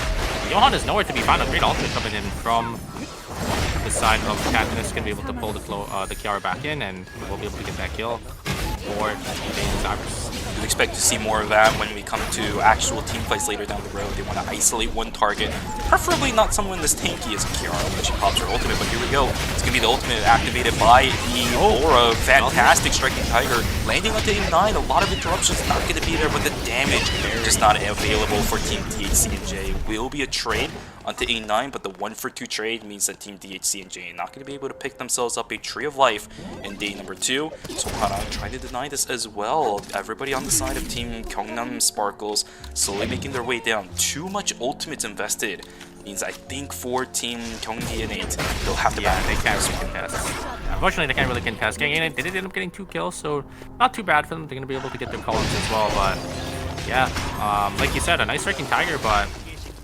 Nikki is the tank for that team, so was able to really finish him off. The great carry coming out for Nikki, and wow, looks like the Cybers are able to find one in. And on top side here, we do have Team Sparkle going to be able to get one for Game Innate, as they do end up picking up the tree as well. So they're actually sitting in a pretty nice spot here, getting that one extra field kill for themselves. Absolutely. Still getting picks here and there. I mean, this is what you would normally expect, I think, from day number 1, but because of how chaotic night number 1 was, some teams are kind of still reeling from the effects of it. Everybody, though, should, for the most part, be grouped up in just a moment. Dushiman also grouping up with the rest of his team. Johan in a little bit of trouble, trying to run away with sensors. Oh, Socket, he actually does end up getting out. Now Johan is just completely isolated. He's about to walk into the members of, what is that? I think Team Gyeongnam Sparkle. He's dead, yeah, absolutely. He's dead. There's a knockup from out Chloe. There's the follow-up damage, and it will be the Johan fallen. Unfortunately, Team Sin just unable to find their footing in this game, as they're just getting constantly picked off. They're trying to split farm, but you know, getting caught by these teams left and right. They will be able to get back up before the battle zone here, but they won't be able to get that buy in just yet. Yeah, a little bit unfortunate. Yeah, these death timers are very, very awkward for some of these teams. So we might actually have ourselves a full-on team fight up on the north side of the map, as DDO, he's got the fastballs activated, but the shield from Estelle definitely blocking out the whole ton of damage. Fastball's going to end in just a moment. There we go. Team Saber might look to fight this back now. Good damage coming out from Santin, but there's a good pullback from Sognam on top of it. DDO dodging out on a lot of auto attacks. Smoke screen is down, but the health disparity between these two teams are a little bit problematic. DDO getting slowed down by the ultimate coming through from Curry. He is going to be able to at least bait Bob Malsa back in for the kill. It will be a 1-for-0 trade in favor of Team Saber up on the north side of the map. Yeah, I think Alonso probably just decided to just go back in, maybe to give up him his life so his team doesn't die there. Because it was looking pretty bad for them. The HP bar difference was pretty big, and then, you know, that ultimate coming out from the Rio kind of sealed the deal. Looks like we might have some follow-up damage here. There's a parry coming out for A9. The ultimate is simply focus onto the Kiara, but the Nikki's just gonna instantly die there. The damage coming out from the Chloe is way too much. And the sting coming out from the Johan to be able to keep the teammates alive here. Jinu tried to get some damage off, it's not going to be enough here. Great block, going to be able to focus down the sewer, is going to be enough, so they're able to live for quite a while here, and it will be Babel going to fall. Looks like Dasu is going to be forced to get onto the retreat here, and KCW will try jumping away here. Nani going to try getting chase, as can't really escape the Suwa and a Darko with that Arda gate, so HCNJ going to lose 2 members here. I think they have Cybers. They're going to be able to pick up a nice 2 kills, and they're going to be sitting on 4 field kills for themselves. This was a beautiful representation of what this team composition wants to do. You talked about earlier how you can initiate using the Nimrod's Gate, but you don't even have to do that. If the Darko is able to isolate 2 different members and take up all of the aggression from them, one other person is bound to be isolated up against the Arda and the Suwa. Those 2 characters can easily lock down, chain CC somebody to death, and by the time this Darko is ever in any danger, theoretically the Suwa and the Arda should have killed somebody, or at least pushed them away from the fight. That is exactly what we saw. Pulbo just not having a single chance to come back into that fight at all, and the rest of the members of DHC&J just falling to pieces. Yeah, if you look at the side of Team DHC&J's credit count there, they have the Lore just sitting at 500 credits, so they definitely were playing down an item or 2 compared to Team Daeyoung Cybers. So, kind of one of the reasons why the fight was so one-sided. Do have... Oh, I really like this vision play coming out for Team Cartel here. Is sitting in this corner, maybe gonna bait these other teams to try to get this tree, and maybe gonna be able to find them. They should see this ward. Maybe actually doesn't see the ward. Great reaction coming out from the Emma. Gonna be able to just use their change to get on out of there. So will be Team Cartel gonna be able to get that tree for themselves. I swear, these players today have some incredible reaction times. They are locked in, absolutely. Bubba keeping their lives intact. It is day number 3, right? So that would have been our first minus 250 of game number 2 if Bubba did fall. Is that team holding on to their credits? Not really. Save for the Laura. She's sitting on 540 credits. They do not want to lose any of this, but the Alonso is in. KCW with a whole heap of trouble. He's going to get taken down. At least this team is able to secure some of the credits since it is the Laura that fell down, but that's minus 250. Someone's going to lose all of their credits and more with the Laura also losing a little bit. Another fight inside of Hotel. This Chloe going a little bit too far. Fauna, he does activate the Soul Link. Look at the damage. Oh no! It's not going to be that great, but Mangnani falls. Cadmus also falls. Revolu, he needs to get away right now. Scarlet, he does not want to chase. For now, the Arda will live. A 1-for-2 exchange in favor of Team Gyeongnam Sparkle. I don't know how the heck they managed to get away with it, especially with Fauna going in so aggressive at the start of the fight. Yeah, Fauna getting pulled forward with the Darker ultimate as well, but having that ultimate to keep them alive was a little too much for Team Dating Cybers to deal with, and they just took way too much damage. Fauna was able to trade 1-for-1 into the Suwa, and on the top side here, Sin is going to be able to get one member from Team Dave C&J as PCW will end up falling, so another minus 50 for that team. Unfortunate. As on the top side here, the Stealth will end up just dying into Team Cartel as the damage was just a little too much from that Adina and that Ka. The Moon Astral Giant from Punggol was perfectly timed too. Healing Drone ended, Shield is gone. As soon as both of those conditions are checked, there's a Moon Dorito landed right onto the ground. It locks down. I think that was Dushimen on the Estelle. There was no reaction, no possible escape available for that Estelle. Now Revolu just jumping in by himself. He has no support. Nobody on the side of DHC&J wants to react on this though because the Laura is still dead. Yeah, they are a duo, so they just have to play a little safe here. They definitely don't want to take any team fights, especially since they are missing that one member. The timer on the dial-in was only 6 seconds, so if they pushed into red one more time, it might be the end for Team DHC&J. On the top side, though, Team Cartel is going to be able to get this Mega completely uncontested. That looks like the side of Team DHC and they will just end up walking away. Probably saw the items sitting on Team Cartel right now, and they are looking a little too strong for any of these other teams they really contest. They're investing a force core from Omega. It's 19/3 by the way, on the solar system miniature from the Shukai. How fed is the rest of the members on Team Cartel right now that they have the leniency to do that? It is insane how fast-paced some of these teams are. Team Sin trying to run down the members of DHC&J. They found themselves quite strong in comparison to this team, who's been struggling to find any foothold for game number 2. DHC&J constantly having to call back the Laura, constantly on the back end.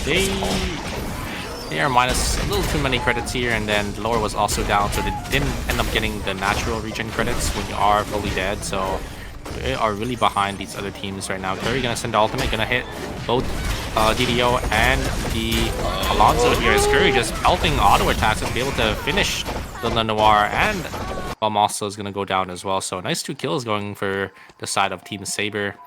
As DDO is going to be the one forced to retreat here. And look at the credit counts for Sangnam Rocks. They are not looking in a good spot to get back into the game here. It was such a weird fight too. I think the positioning from all 3 members was really awkward, especially inside a pond. If DDO wants to go inside of that fight, he needs to invest a signature fireball and needs to invest a lot of positioning to dash over into those baseballs. So Gunam on the Lenoir trying to position around the Alonso, but he was taken so low at the beginning of the fight. They all needed to run, but one after another, players looking to get a little bit of poke damage. I just don't think the communication was there at the beginning of the fight. Yeah, looks like Team Young Cybers is going to back away from Team Sin. Team Sin, definitely on the aggressive here, trying to look for some team fights, trying to look for some kills. Looks like Ping is going to get this meteorite completely uncontested for free. Guy has a tree in their inventory as well. Probably going to build another 4 score, maybe go for that Ghost Bride or that Battle Suit. Or maybe just going to be able to use it on just smaller items here. Team Young Cybers, they are stuck in a weird spot right now, but it looks like Team DCNJ, they definitely don't want to contest on... Probably don't want to fight any teams because they are pretty far behind here. Team Sanctum Rocks. They get one of the res up. DDO is caught as well, and it will be Team Sanctum Rocks going to go out in 8th place. As Team Saber, they do pick up a nice 2 kills, so they're sitting on 7 field kills for themselves. Just look like rats in the cage, especially in that corner of Temple. We see so many teams falling down right there because they're looking to get positioning, but it is a corner. Right, thin corridors out of that little cubby inside a Temple. Very difficult to run away from, especially for fighting up against an Adriana. That's exactly what we saw. Very, very brutal for Sanctum Rocks, falling down in 8th place with only 2 kills. That's all the points are up. There's the poly combo. Damage coming in. That might be the soul contested from Fauna. It absolutely is. Igori's gonna have to back away from this fight though. Everybody just gonna back away, investing a lot of ultimates for one another. But no kills just yet. Nothing devastating for either one of these two teams. Yeah, the full combo from Sparkle, wasn't it enough to kill the Kiara there, as the Faith and Wavering coming out from the Johan was just able to keep them alive. So a lot of investment was used, like you said, but no real deaths coming out from either side, as both the Kiara ult, Johan ult, and the Chloe ult for Team Sparkle was used. We have a contest here coming. It looks like Team Getting is going to walk down, maybe contest, but oh, there's a combo, great parry, and a nice totem coming out from... They're going to completely deny the ultimate from the Nikki, but oh my god, Fauna is just going to die to the rockets here. Actually going to blow up as well, because they do see another team coming up, so they actually won't be walking back to get the res off there. And I was just about to mention, this is such a big risk coming through from Gyeongnam Sparkle to at least even contest for that weak line, because the only ultimate that this team relies on being up is Faunus. Everyone else's is extremely short, or it's just a part of their natural kit. They didn't have that one ultimate. Soul Link was not available for that fight. Fauna just eating a huge rocket launcher from the Haze right at the end of that fight too. Just barely gets enough of his HP taken down for him to have to res. Minus 250, which allows Team Sin to also pick up the Wicca line. This team looks turbo strong right now despite only 1 field kill at the moment. Yeah, they have that Nosferatu on that Kiara, so they are looking in a really comfortable position. They have that Wick line as well, and you know, they do have that Johan with that movement speed, so they could just look to maybe run down any teams that they so choose. But obviously, there's still 7 teams alive, so definitely have to be a little careful here, as the zones are going to be a lot more congested. You kind of have to watch out for that third party. For sure, all of these teams are starting to finalize some of their big transitions coming through. I saw the racing shoes being built for the Chloe. I see some really big transitions being built for the Adriana. Yep. Dushiman, even as an Estelle, he could have some problems dealing with this team. Gyeongnam Sparkle, we saw them do this earlier. Now they're not going to get the opportunity. Beautiful check over the wall by Team Saber. Dushiman, his game sense is way too good. You know, I didn't even know that was like a spot, because the wall is like kind of broken. So I thought like you're still able to see over it, but you are just able to... a little bit over the top. Yeah, but a great check there. You're right, coming out for Team Saber, they will be able to recognize that Sparkle was going to go for that vision play, that vision cheese, and they don't get caught by it. Nice dice coming through from Revenue, buying himself a little bit of space. It's day 5. We still have 7 teams left. The map is not exactly too big right now, and especially considering the fact that what is it? I think Warehouse is one of them. The amount of area this map actually has left is not that big. You see these teams, as soon as they turn a corner, well, there's another team. Timers being invested by some of these guys very close to the late stage of the game. Yeah, they have to make sure they don't get caught and they don't get sandwiched here. A lot of poke coming out onto the side of this Stell, but looks like Team Saber just gonna walk it off here. Team Cartel, though, they're sitting in a really comfortable spot. I think both of these teams are really strong. They are playing this front-to-back type of team comp.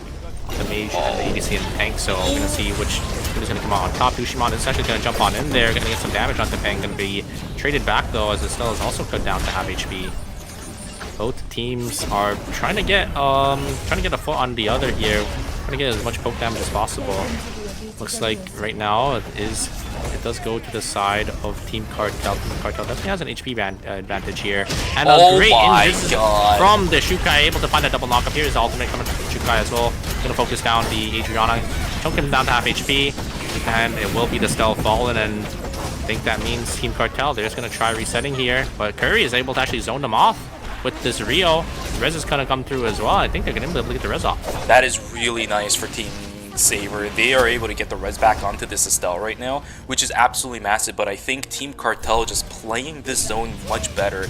They have positional advantage, I think, inside of the zone. They're just in such a good spot when it comes to how they can control this.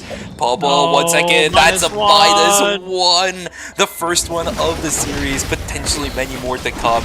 Nikki sitting up in the front lines will be able to just barely get out of that one. Very good dice coming through from the Arda. Red Blue doing some really good work on this Arda at the moment. Tejan Cybers in the driving seat inside of Uptown, whereas inside of Warehouse, we're still seeing this fight between Team Saber and Cartel looking for positioning, whereas Team Sin now trying to jump onto the members of Tejan Cybers.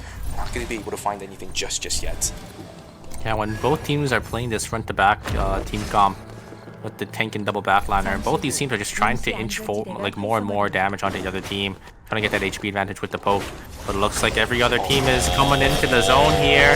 Regolo gonna get instantly taken down as Curry is gonna just shoot auto attacks from the back here as Magnani is gonna run into the hands of Team Gangene. No, actually, Team Gangene is gonna walk into the hands of Team Cartel. Team Cartel is the one stuck in the middle of Sin.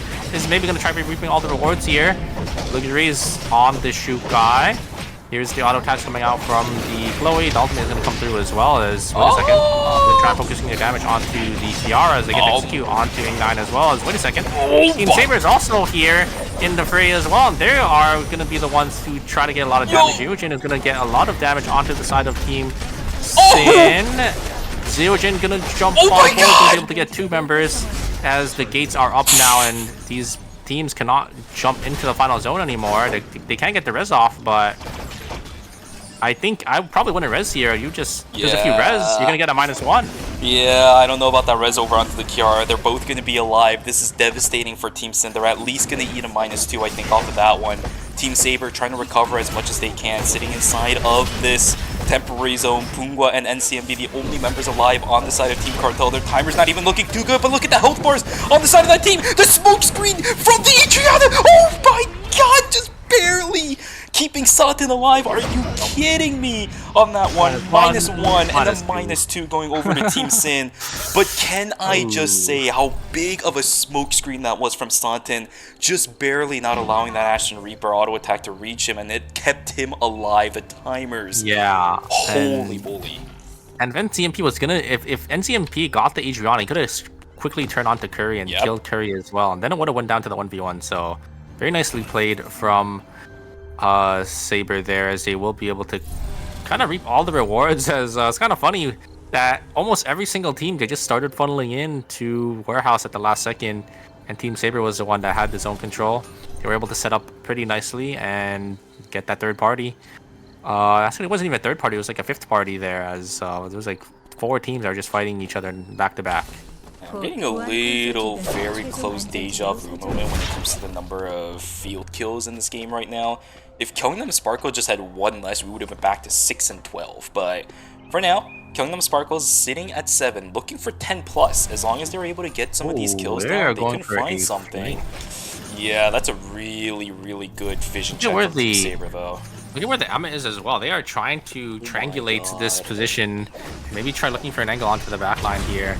As they're actually gonna send it straight onto Fauna here. Fauna gonna get poked down. Actually, no, gonna dodge out on a lot of the abilities, as Fauna is gonna walk on the long side here. Scarlet on the top side. Maybe they, yeah, I think they recognize that these members are completely split off, and they do find somewhere wrong here. Curry is actually gonna get traded though. Hopefully, it's gonna be invested from Dushimon. Oh, here comes the res. Oh, they do stop it. Scarlet does get the change there with the knockback. It looks like Fauna's gonna jump in. Great dodges coming out from the Adriana. Here comes the damage. Is gonna be enough. It is. Fauna's just gonna be able to solo San there, and the res is gonna come back in. It's going to be Team Sparkle gonna be the ones to come out top. Fantastic macro play from the members of Team Kyungnam Sparkles. They are able to win game number 2. This time around, they do not lose against their opposing team. And again, what did I tell you during game number 1? Expect to see this team in the final zone. 10 kills first place, 18 points going over to Team Kyungnam Sparkle, who finished 2nd in game number 1. They're going to be sitting in very comfortable spots when it comes to the leaderboard after this one. Right, yeah. I really like the play from Saber to just instantly jump on to Sung Harong there, because they did recognize that, you know, Team Sparkle was split. But a great follow-up return from Sparkle, going to be able to one-shot Curry, and then Fauna just going to be able to win the 1v2 in the back there. Yeah, I don't think Team Saber played that wrong though, right? You have to kind of do exactly what they were looking for. It's just that Curry ended up getting caught out after investing everything to kill Song Harang, and that's when Yeah. Fauna It looks capitalized like on the opportunity. Yeah, because it looks like Curry didn't really need to follow up. The Adriana just completely soloed the Celine. So because Curry did end up using everything there, couldn't really contest or really respond to the double polymorph from the Emma into the knockup, and then yeah, that's basically it for the fight, right? Once the Rio is dead, there's really not much that they could do. I mean, they could have played the 2v2 a lot better. I think they still tried to go for the res there, but I think Scarlet's instantly responding with that changed with the hat to get that knockback, and I think that basically sealed the deal. Exactly. This is also one of the biggest benefits of running this very difficult comp of running 3 damage dealers. Even if you lose one, if you're able to trade something off of a standard composition, typically it's not going to be the tank. And even if it is, you still have way too much damage for the rest of the other 2 damage dealers to deal with. You have so much crowd control to control the overall pace of the fight that as soon as your cooldowns come back, even 2 damage dealers are going to have trouble dealing with you. But in this case, they took out a damage dealer. In comparison to their 2 damage dealing sides for Team Sparkle, well, the other side had a tank and a damage dealer, and of all the things, it was Adriana too. She's never Yeah. going to be that consistent of a damage dealer because she needs to have all of her skills line up perfectly. That's so tough to do when you've already invested everything trying to kill Song Harang on that Celine. The oil slicks, the cocktail parties, everything was thrown to kill that Celine, and afterwards, Team Gyeongnam Sparkle, they just knew exactly what they were matching up against, going full on into the Adriana, Fauna, picking off the kill, and starting from there, it just went downhill for the members of Team Saber. Yeah, Adriana is more of like a poke character than a consistent backline DPS. But if you are able to land your abilities, she does do a lot of damage. At the very end there, we did see Fauna almost falling to the Adriana, but then that Soul Link I think just came out Yep. pretty clutch for him. Just ended up keeping him alive, and Chloe damage is quite a bit. When you do have that Nina just auto attacks, and yeah, he was able to just finish the Adriana by himself, and then the res coming out from Scarlet's to pick up Sung Harang, and there's really not much an Estelle can do in the 1v3. Exactly. But off of game number 2, I think what we can say, Super, is that Fauna right now is in tip-top shape at the moment. His Yan in game number 1 looked absolutely incredible. He found so many multiple kicks that we typically tend to see on KCW's Yan, but this time we saw it on Fauna already in game number 1. His Yan is absolutely off the charts already. We saw his Chloe, he knows his limits, and he's actually pressing his ultimate, so congratulations, Fauna, woo! You were off to a great start today, and his aggression levels is at an all-time high. I think Team Gyeongnam Sparkles is on a roll right now. They've got the rhythm going. They just need to continue this all the way to the end, make themselves one of the top 4 teams after today to go on into day number 2, and then, of course, continue the rhythm after 2. Yeah, and here are the total standings for you guys. It looks like we do have Cartel still in first place with 30 points. They still had a fantastic game 1 performance, still keeping them in the league. But Sparkle, not too far behind, only 1 point behind them now with 29 as well. And we got Team Saber with 21 and Daeyoung Cybers with 17. Only our first 2 games, so there's still 4 games left. So any of these teams still has a shot at making it in for the day 2 season finals. Whoa. Super, can you try talking for a quick second? Just one more time for me? Hello? Alright, there we go. My audio was breaking for a quick moment. Hopefully all of you guys caught that. If you guys didn't, well, Super just said all of these teams are doing great, and we're only in game number 2. There is 4 more games to go. Yeah, all these teams can still make it in. They don't really have to worry just yet. There is a lead, showing for some of these top teams. It looks like it might be a more top-heavy bracket, but we'll have to see, going into game 3 and 4. And obviously, both Mai and Nadine are going to be back on the table going for number 3. All right, yeah, fantastic. And now that game two is over, guys, we are about to go to our break. These teams are going to be able to substitute any players, although I don't really see any teams having to do that yet. It is all down to them. So make sure that while we're on the break, all of you guys in chat, go grab some extra water, go grab some extra snacks, and go take a stretch, because we will see you guys back here for games 3 and 4 of day 1 in the Eternal Return Masters Season 5 Season Finals. Take care, take care.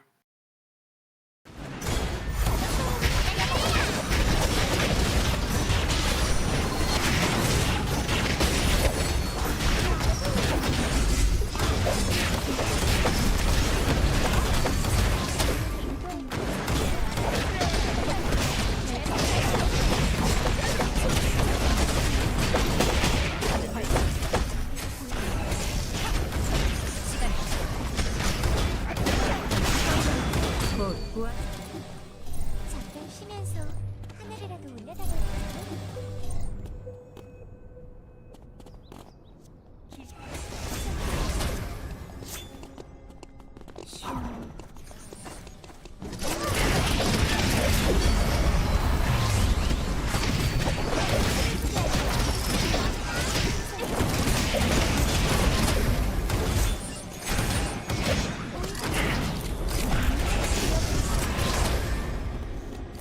생존자가 사망했습니다.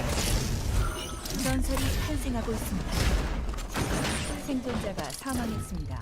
잠시 후 최종 안전지대가 해제됩니다. 전장을 누비고 있습니다. 터미네이트.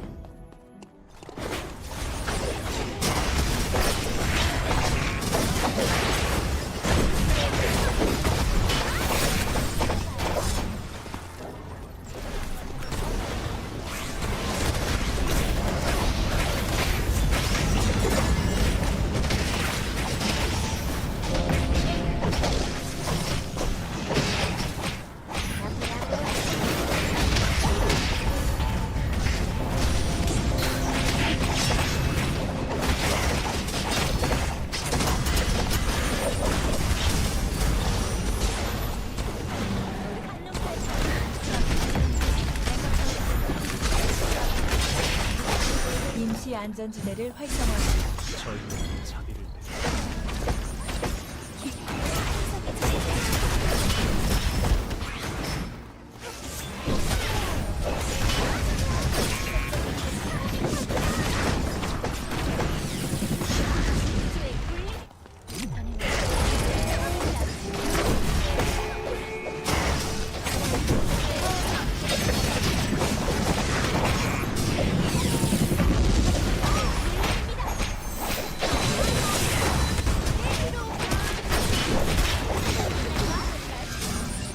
잠시 후 최종 안전지대가 해제됩니다.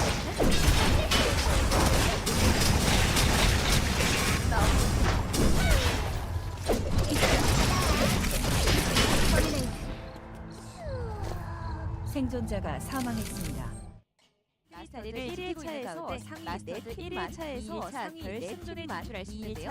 나는 대회는 너무 어려워서 나는 대회는 너무 어려워서 잘 안 본다 하시는 분들께 팀마다의 강점을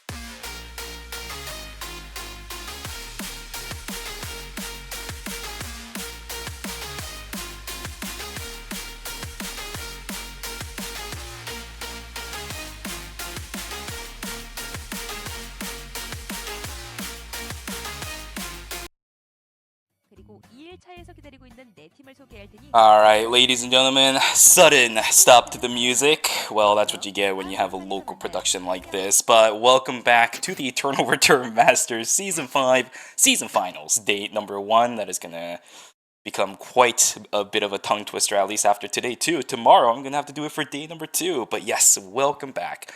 We just had games 1 and 2 for day number 1 out of the 6 games that we are gonna have today. We are just going to start getting ready to go into games 3 and 4, where potentially there might have been a chance for some of our teams to start swapping up their players. Yeah, that is true. We do have the break here, so teams will be able to either swap in. Maybe they think that their team comp isn't really working, so they need to, bring in another player that can, utilize some of these other picks that can maybe, make it work. So we're gonna have to see how these teams do end up changing, because obviously we do have the Mai and then Nadine picks being back on the table here. So maybe that is a factor that some of these teams need to take in, is that those two characters being banned and being pushed away. Maybe you need like a player that can have a more consistent tank, I guess. If you are, if one of those players is like a Mai main, or maybe someone that could swap off that Nadine pick as well. Absolutely. We'll take a look at what is going to happen, because we are starting to get ready for game number 3, ladies and gentlemen. We are just schmoovin' today. Another fantastic poster, but what we are looking for is at the bottom side of our screen. Character selections is a go. I don't necessarily see any player substitutions as of right now. Revolu is playing with my heart right now. What is that potential Daniel pick that he's Daniel? It's not happening, is it? Not at this stage. He's locked in. I think it is. Oh, no. Okay. Oh, yeah. He still has a little bit of time. There we go. We're back to our bread and butter for that team. Yeah, it looks like they are going to be swapping over to that Kadia, and I think we are going to get a Kadia ban actually coming through for, instead of the Nadine ban. There are 2 Nadines here, but looks like NCMB is going to be swapping over to that Kadia. Let's stay on that Kadia, and Mai is going to be banned off the table as well. Yeah, I suppose what Jenny has said is actually coming to fruition, although it's a patch late. I talked to you about this, I think, during LCQ, where it was the 1.34 patch that he was talking about, but 1.35 patch also seeming to be some high tide for Kadia, as we are going to see a ban exactly as you mentioned for game number 4. Pretty valuable character as I've seen so far. Her ultimate damage has been insane. It's been doing a lot of damage. Her auto attacks, her Ashen Reaper auto attacks have been doing a ton. Even Ballistic Advantage we've seen having a lot of value for all of our Kadias in this game. Very, very valuable pick. It does make sense why we are seeing her banned for game number 4. Yeah, I think all the other ADCs have gone pretty hard, and Kadia is the only one that's left standing at the very end here. So Kadia is going to be the one that is going to be banned coming for game 4. Surprised it didn't even get banned as well. Looks like we do have 2 Nadine players, and then there's one player that's swapping between Nadine and Kadia. So maybe we might see it being rotated, back and forth here. Revolu is just going to get his items. Looks like most of these players, yeah, everyone's just going to be doing, their typical route here. Maybe we might have some of these teams. Oh, actually, we're gonna have Team Cartel. Oh, MC, DHC and J, they're all grouped up as well. Peng is just gonna back on out of there. Team Cartel is grouped up down here as well.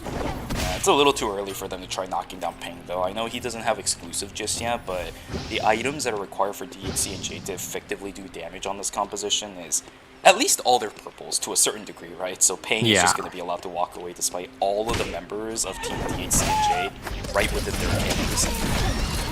Yeah, and Peng is also, a tank as well, so we'll have that EOD armor, has the EOD boots as well, so can't really kill a Mai just yet, and the members of Team Cartel are all sitting on the bottom side of dock as well, so we might actually have a team fight coming up very shortly here. As looks like KCW is gonna wrap around on the bottom side there. Maybe might run into the Dina or the Kadia sitting on down there.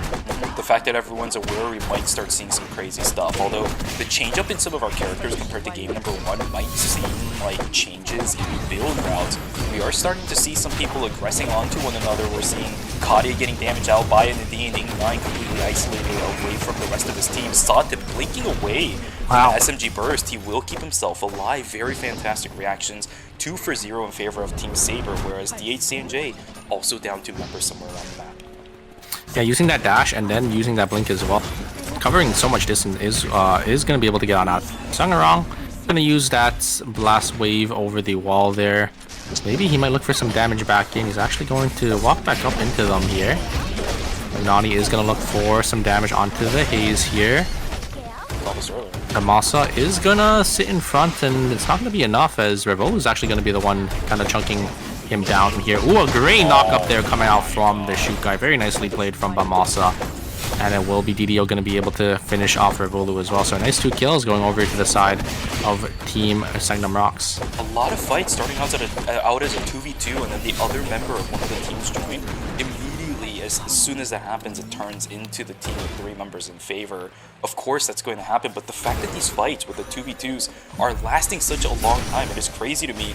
We're seeing I'm Johan trying to 1v1 this Kadia, and for now, he's somehow winning. The damage exchange is actually working out in his favor. He's getting quite a lot done. He can't get the kill, though, as the exclusive comes through, but it does force out that exclusive from Ing9. Very funny ultimate, but in the end, it will be on Johan falling down early. You see Fauna also falling down as well. He is back to his Yan. A huge fight on the south side, although it's a third party coming in from Zerojin. A lot of damage down over onto Dushiman. Is he going to be able to keep himself alive with the rockets? Absolutely not. Yeah, and it's going to be Team Gang going to be able to get a nice 2 kills, but Team Cartel is also in the area here. Heng is going to get caught. Is he going to fall here? A lot of damage, but is going to be able to use that catwalk to get on out of there with that camera, and it will be Team Gang just going to walk on out of there, as the side of Team Cartel is also just going to walk to the bottom side here. I think Team Gang they definitely want to play for this Meteor. We do have Team Sin. They're actually still split farming here as the Kiara is completely isolated. Maybe can get the kill on Curry here. There's a Chain of Corruption going to pop. His ultimate going to come down. Q's just barely not going to do enough damage, and they break the shield just in time for him not to be able to pop it, and it will be Team Saber going to be able to pick up that kill. I think he also missed this Q angle. He threw it towards the Nadine instead of the Adriana. This was a little bit awkward when it came down to it, although everyone seems to be fine. Killing them Sparkle, though, a bit of trouble. Even Song Harang taking down the half HP. None of their players alive, save for this Celine, who's also again in half HP, so no objective contest for that team at all in day number 2, which it just transferred over onto. Nobody really fighting for any objectives at all now that I think about it. Team Saber picking up the Tree of Life inside of Hotel pretty freely for themselves. Well, we're only now starting to see some of these teams maybe look for fights. But no, they will all just disappear from it. Although, okay, wait a second. Cemetery Tree of Life being contested. Somebody already picked it up already. There's no Strength Tiger coming through. No. But the damage is just not enough. It's still too early in the game for this Dylan to have any effective use with that ultimate. God. Down goes one. KCW might be in some trouble. Jumping over the wall with the slide step, he will get himself on out. All of our teams still alive, but losses are heavy. Yeah, nice delayed kick there from Fauna there. I don't know if you saw, but... No. Oh, and the Blitz does end up connecting onto Curry there, as Satin is going to be the one on the back pedal here. Will they be able to get another kill? Looks like Gangene is going to drop the chase. But yeah, don't know if you saw, but Fauna, slightly delaying his W is going to be able to push the, I think it was the Adriana into the wall, or I think it was... Oh no, I don't think it was an Adriana. I think it was a Kadia into the wall. No, it wasn't. But yeah, you are able to just delay that W to the very end of the cast, and then the knockback will still go through. So very nicely played by him. Well, most teams right now, we are at that point into the game where all these teams are to get their first buy-ins before they do end up contesting for these battle zones and these alphas. Yeah, absolutely. We still have about, I think, 40 seconds, it says, on the timer before you start seeing any of those really big battle zones starting to come through. For now, everyone, as you said, just calling their transitions. Lumi also being invested by, I think this is Team Songnam Rocks. Should be a good amount of bonuses to their credit count. Alright, already seeing some, mobile kiosks being used by some of these teams too. They are just looking for the power spikes as fast as possible. The Barbosa taken down extremely early. Lumi is not going to save them from that one. He's hooking them in a whole heap of trouble. Will get taken down by something. I don't know what that was, but it was something. One member left on the side of Team Songnam Rocks. They may not be able to contest their objectives at night. Yeah, DDO is going to be forced to get on out of there, as I think the battle zone will just go over to Team Daeyoung Cybers. Actually, we might actually have a contest on the top side. Daeyoung Cybers is actually going to contest for the school battle zone here. Getting an 8, going to try getting some damage. Magnani already being poked down here. In a blitz is going to hit Magnani as well. Right down to half HP, but the poke damage coming on from Rovolo is way too much. Zerojin is already down to 1 HP. Here comes the taunt forward here. Magnani is going to jump on forward. It's going to be instantly taken down. Rovolo actually doing way too much damage onto Scotia from the Johan. Missing the sharpshooter. Oh yeah, it does end up connecting. Zerojin is going to jump on forward. They will actually trade 1 for 1. Magnani is going to be at half HP. From the res, they are going to res the Mai as well, so it will come down to a 3v2, but the timer advantage is definitely going to go over the side of Team. And it's going down. The Daeyoung Cybers here, great knock up and a great double basket on the wall from Magnani. Is that going to actually trade? And the timer is refreshed for the side of JNA, but wait a second. Cadmus does end up taking 1 from Ing9 here, but I don't think a Johan is going to be able to kill a Haze, as Zerojin has complete control of the zone. The drone. That's going to be it. I think it will be Team JNA going to be able to win the battles onto themselves. Very nicely played by both teams. Magnani getting that double bat skill into the wall, just barely not enough. While great movement coming out from Team JNA. A little bit unfortunate, and now Magnani caught out in the open once again as he was going to hyperloop into a zone where Liguru was getting caught out. Correspondingly, he will also probably be taken down too. This time around, we do actually have items on the team with the Shukai, as the third player is also going to join in, and now we finally have enough damage. Now that I think about it, it was Songnam Rocks earlier inside a police station who was trying to kill Magnani. They're going to be able to do it again. This time, once again, actually has the items to knock down that Sua. Yeah, very nice. They do end up getting a nice kill. They are going to be able to get that, I think, Alpha up there as well. Coming up here. Striking Tiger is going to be used to try to get on out of there, but it is an Adriana in that small quarter. They will be able to get that kill for themselves. San going to jump on forward as well. Going to get a bunch of burn damage. Great tracking from San. Going to be able to kill the Laura as well. So a nice 2 kills going over to the side of Team Sabers. They're sitting with 5 as well, so sitting in a nice spot again for this game. Very consistent performance for them so far. Sure. Now that it's day number 3, teams looking for objectives. Tree of Life inside of Force are going to be contested by the members of Gyeongnam Sparkle as well as Team Cartel. Good damage exchange between the two, but in the Blitz is actually going to push away the members of Gyeongnam Sparkle. This is the pressure as well as the prio that we've been talking about earlier with this Kadia being banned in game number 4. That's the reason why these teams are running it. Her damage from far range is really, really impeccable. And up against the members of Team Gyeongnam Sparkle, where their range is very much kind of mid to close range, yeah, I don't think this Kadia is going to be easily answerable if they actually have information on that team. Yeah, and then, having that Mai for that AO die and like at this build, Scotty is just doing way too much damage for any of these teams to kind of answer into. So yeah, it's gonna be a little it's gonna be a little interesting to see how these teams do end up responding to this Kadia. The Kadia is having so much poke, but team comp like Team Sin, if they are able to get that answer and find that backline access, maybe they could try to shut down some of these teams. But it looks like we do actually have the side of Team Sin. Liguri sitting right over the wall here. They're gonna drop the ward, and they do end up seeing the Kiara over there. So nothing really gonna end up coming out of this. There's a corner that a lot of people do tend to check nowadays, though, right? Like it's not just me or any of these players that have gotten caught by trying to call something inside of that kiosk and getting jumped on by teams inside of the building. Chain lands, Liguri taking a hefty amount of punishment. Saiken looking for something, not going to be able to find it against Santin as he's going to use the fire escape away. Now they have a whole other team to deal with as Songnam Rock starting to make their way down to the south side of the map here too. But Omega's inside a pond. Positioning wise, Team Sin is actually in prime position to get that objective. I'm surprised they're not actually going to walk down for it here, as it will be Team Songnam Rock's actually going to send it on to Team Saber here. Here's the damage coming up from both of the teams. Yeah, actually, it will be Curry, the one going to be forced to back on out of there. Sign actually going to get tagged by the Q as well, but it looks like the side of Team Saber is actually just going to back on out of there. Looks like Team Songnam Rock's actually going to chase them into red. The Haze already getting chunked down to 1 HP. Looks like both members will actually just walk on away. Douchey Man getting chunked down a little bit here. The zone is reopened as another team is in the zone. Team Daeyoung Cybers. Let's see if they have anything to say about it. It looks like they recognize there might be another team nearby. And they see the other team walking away, so they don't want to really give chase. From all of this, the only thing that results in is that Team Sin is able to freely pick up that Omega, thanks to the fact that the teams inside of Cemetery and Hospital were not really in position to contest that either. It's just a free objective, a free 4-score going on to a team that really utilizes that 4-score well at the point of night number 3. Transitions are so good for this team with that 4-score, whether it's the Dragon Scales, the Persona, the Legatus, the Dice of Destiny if you really want to go for it, even the Radar.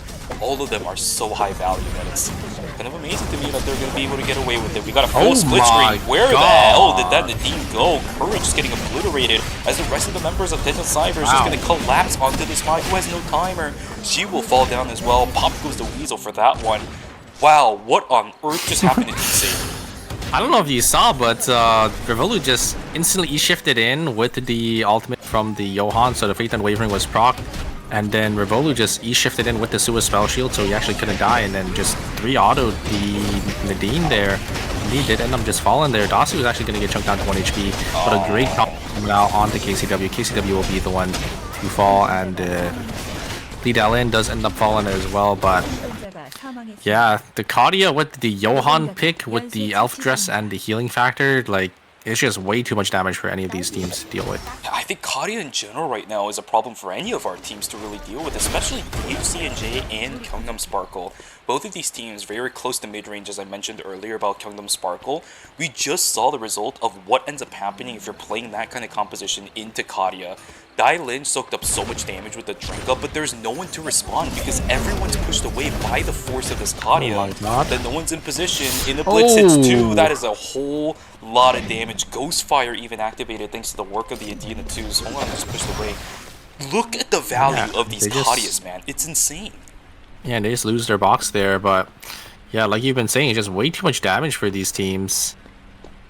It's just, they just get chunked down by maybe 2 to 3 auto attacks, and the Blitz comes out as well, and there's really not much, you know, some of these teams can do. Here comes the Soul Stealer coming out for the side of Gang Innate.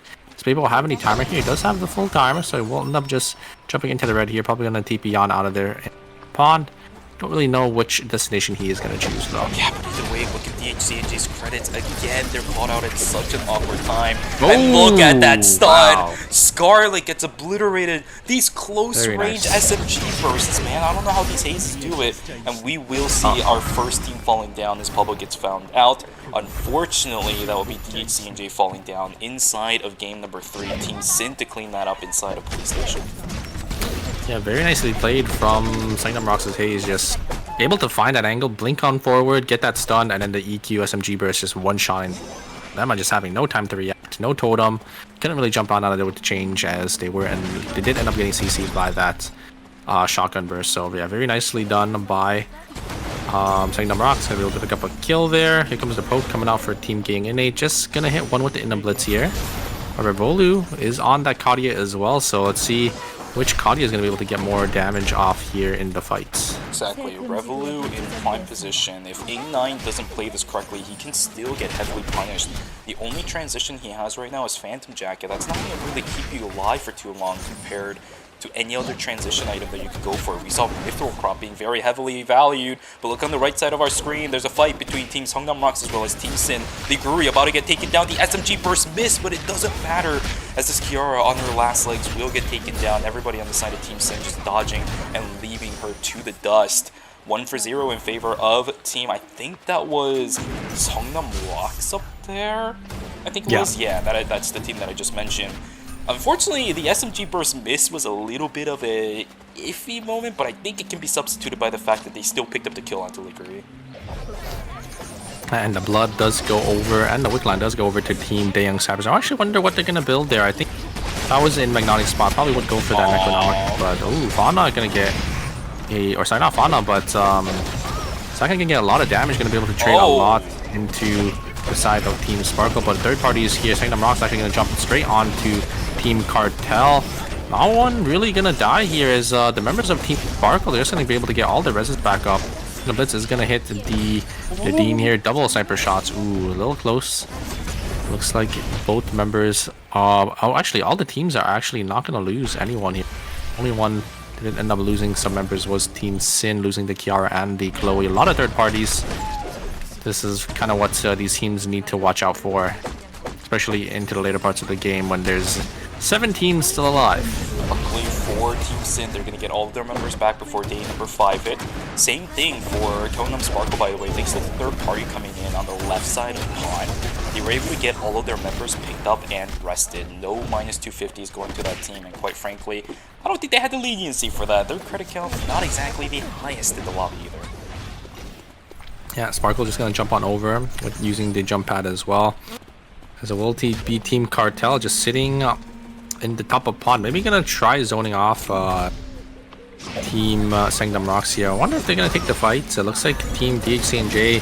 Oh my god, the damage coming out. But wait a second, the double volley. Is that gonna be enough to kill Magnani? It's not gonna be enough. But Revolu finds the angle and just snipes on. Oh my god, wait a second, the double knockup is not gonna be enough. No.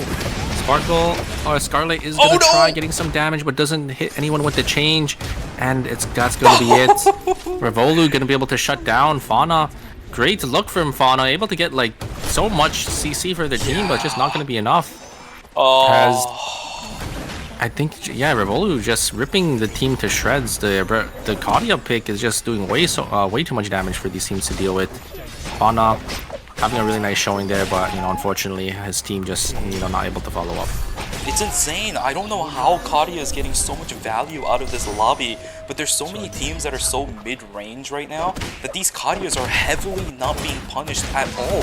You try pushing in onto this Kadia, well, their frontline is going to heavily punish you for it.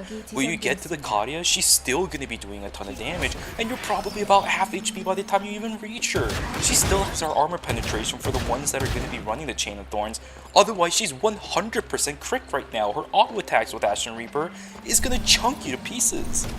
Yeah, I think Sang Harang died in 4 auto attacks from Revolu there, which is doing way too much damage with that Johan just buffing them up there. Getting innate. I think that was a miscommunication there with how they wanted to path. It looks like Ignite wanted to go up, but both the members wanted to walk down. I think most of the teams are going to be funneling into Dock for final zone here. Might have another 4 to 5 team final zone on our hand. It's a little bit awkward. NCMB, I don't think he's running the Chain of Thorns right now. I think he's on the Dice of Destiny. I didn't see that much damage coming from the Inner Blitz, but it's just barely enough to push the members of Gyeonggi Innate away and into Dock. They've taken a lot of punishment though. Team Saber is in prime position to receive this. A lot of time are being invested by the members of Gyeonggi Innate. Yeah, they just want positioning for Cemetery instead. This is quite something. Team Sin now finding an angle onto the members of Team Cartel. This ultimate from the Kiara not looking too great. There is the reset. No, not even going to be close. The kills just aren't there for Team Sin. They get fully wiped. Yeah, they full sent it, and it was definitely a mistake from there. And as they get completely sandwiched by these other teams, but maybe their timers was looking low. Maybe they had to look for Team Gang Innate. Their timers are ticking as well. They're stuck in the middle here. I don't really think Team Gang Innate has a shot. They need to walk around. Look at the timer on the Kadia. Kadia only have 4 seconds here. I like this wraparound play though from Team Gang Innate, as the other team is going to sit and try to pressure the other team out here. As Team Gang Innate, yeah, they're right in the middle. They're gonna get caught. And it looks like they do get completely wiped off the map here.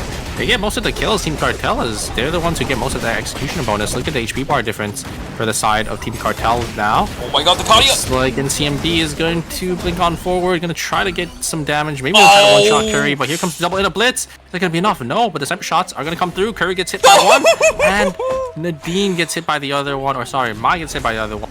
They will end up falling there. Or Team Saber is only left with Curry. They'll be eliminated very shortly here as Team Cartel, they pick up a nice 3 kills for themselves. Yeah, and while that was all happening inside a Cemetery, unfortunately, Curry ended up getting taken down. They're trying to duke it out with Sokunam on this haze, but the damage just isn't being secured. The timer is just not looking good. Down goes the 2 members of Sangdam Rocks. It will be Team Taejeon Cybers versus Team Cartel.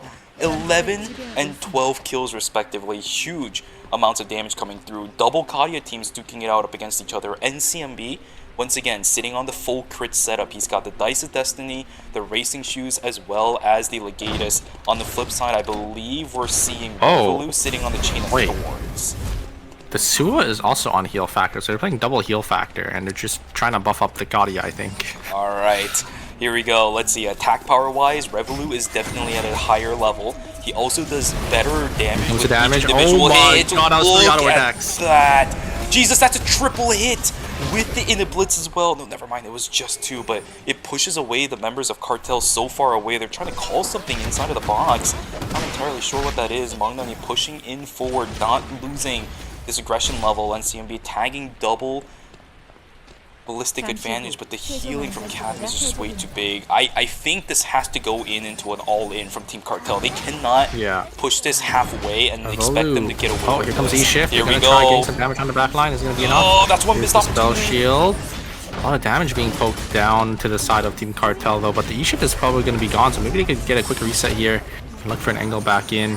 Really not having the E-Shift is going to be a little big. It's way too much damage. I'm already chunked down that HP. Peng is going to get chunked down as well. They're just completely funneling this Kadia with the spell shields and the healing. They're just trying to make sure Revolu isn't going to fall here, as a lot of their damage is from Revolu. They're going to try looking for an angle. And Revolu does end up fighting it. They do end up killing CMP. I think that's going to be it. Revolu just able to find these priority targets in the back. But wait a second. They actually kill Revolu here. Bangwa is going to trade. Looks like Peng is going to be able to dodge out on that Don Quixote there. The blow up is going to go through, but the timer, they don't have any timer here. They don't really have any timer to work with. Peng going to get some damage. Maybe they can kill the Sua here. Is it going to be enough? No. It's going to be it. It will be Team Daeyoung Cyber is going to come top. As, yeah, the funnel strat here into this Kadia, the double heal factor, and to just funnel shields and healing onto the Kadia and just let the Kadia just go. Just look for these angles into the backline, E-shifting forward into them, and then, you know, getting these auto attacks is just a little too much damage for these teams. What a masterclass on how to play range. I think this was one of the best performances from Daejeon Cybers when it comes to controlling the final zone, because you saw how they didn't let any pressure up even while they were running away, right? They were slowly losing ground about halfway into the fight of the final zone, but they still were continuously pressuring with the Kadia despite the fact that they were losing ground. This is exactly what you need to be doing as the Kadia.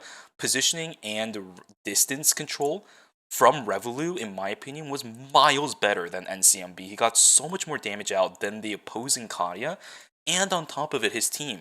You said it, double healing factor. There is just no answer to this. I think we'll have to watch the replay again, and I'm assuming that they'll show it to us in just a moment. But I think when Revolu electric shifted in, it was when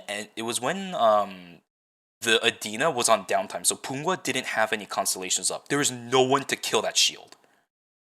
Yeah, having that double spell shield and the Johan just healing as well. The Kadia just has free reign to do whatever they want. The shift forward just gets 3 auto attacks on the back line because, you know, they're full build. They have the heal factor, and the Elf Dress just give them extra damage to, you know, 3 to 4 tap. You know, these backliners are just way too much damage.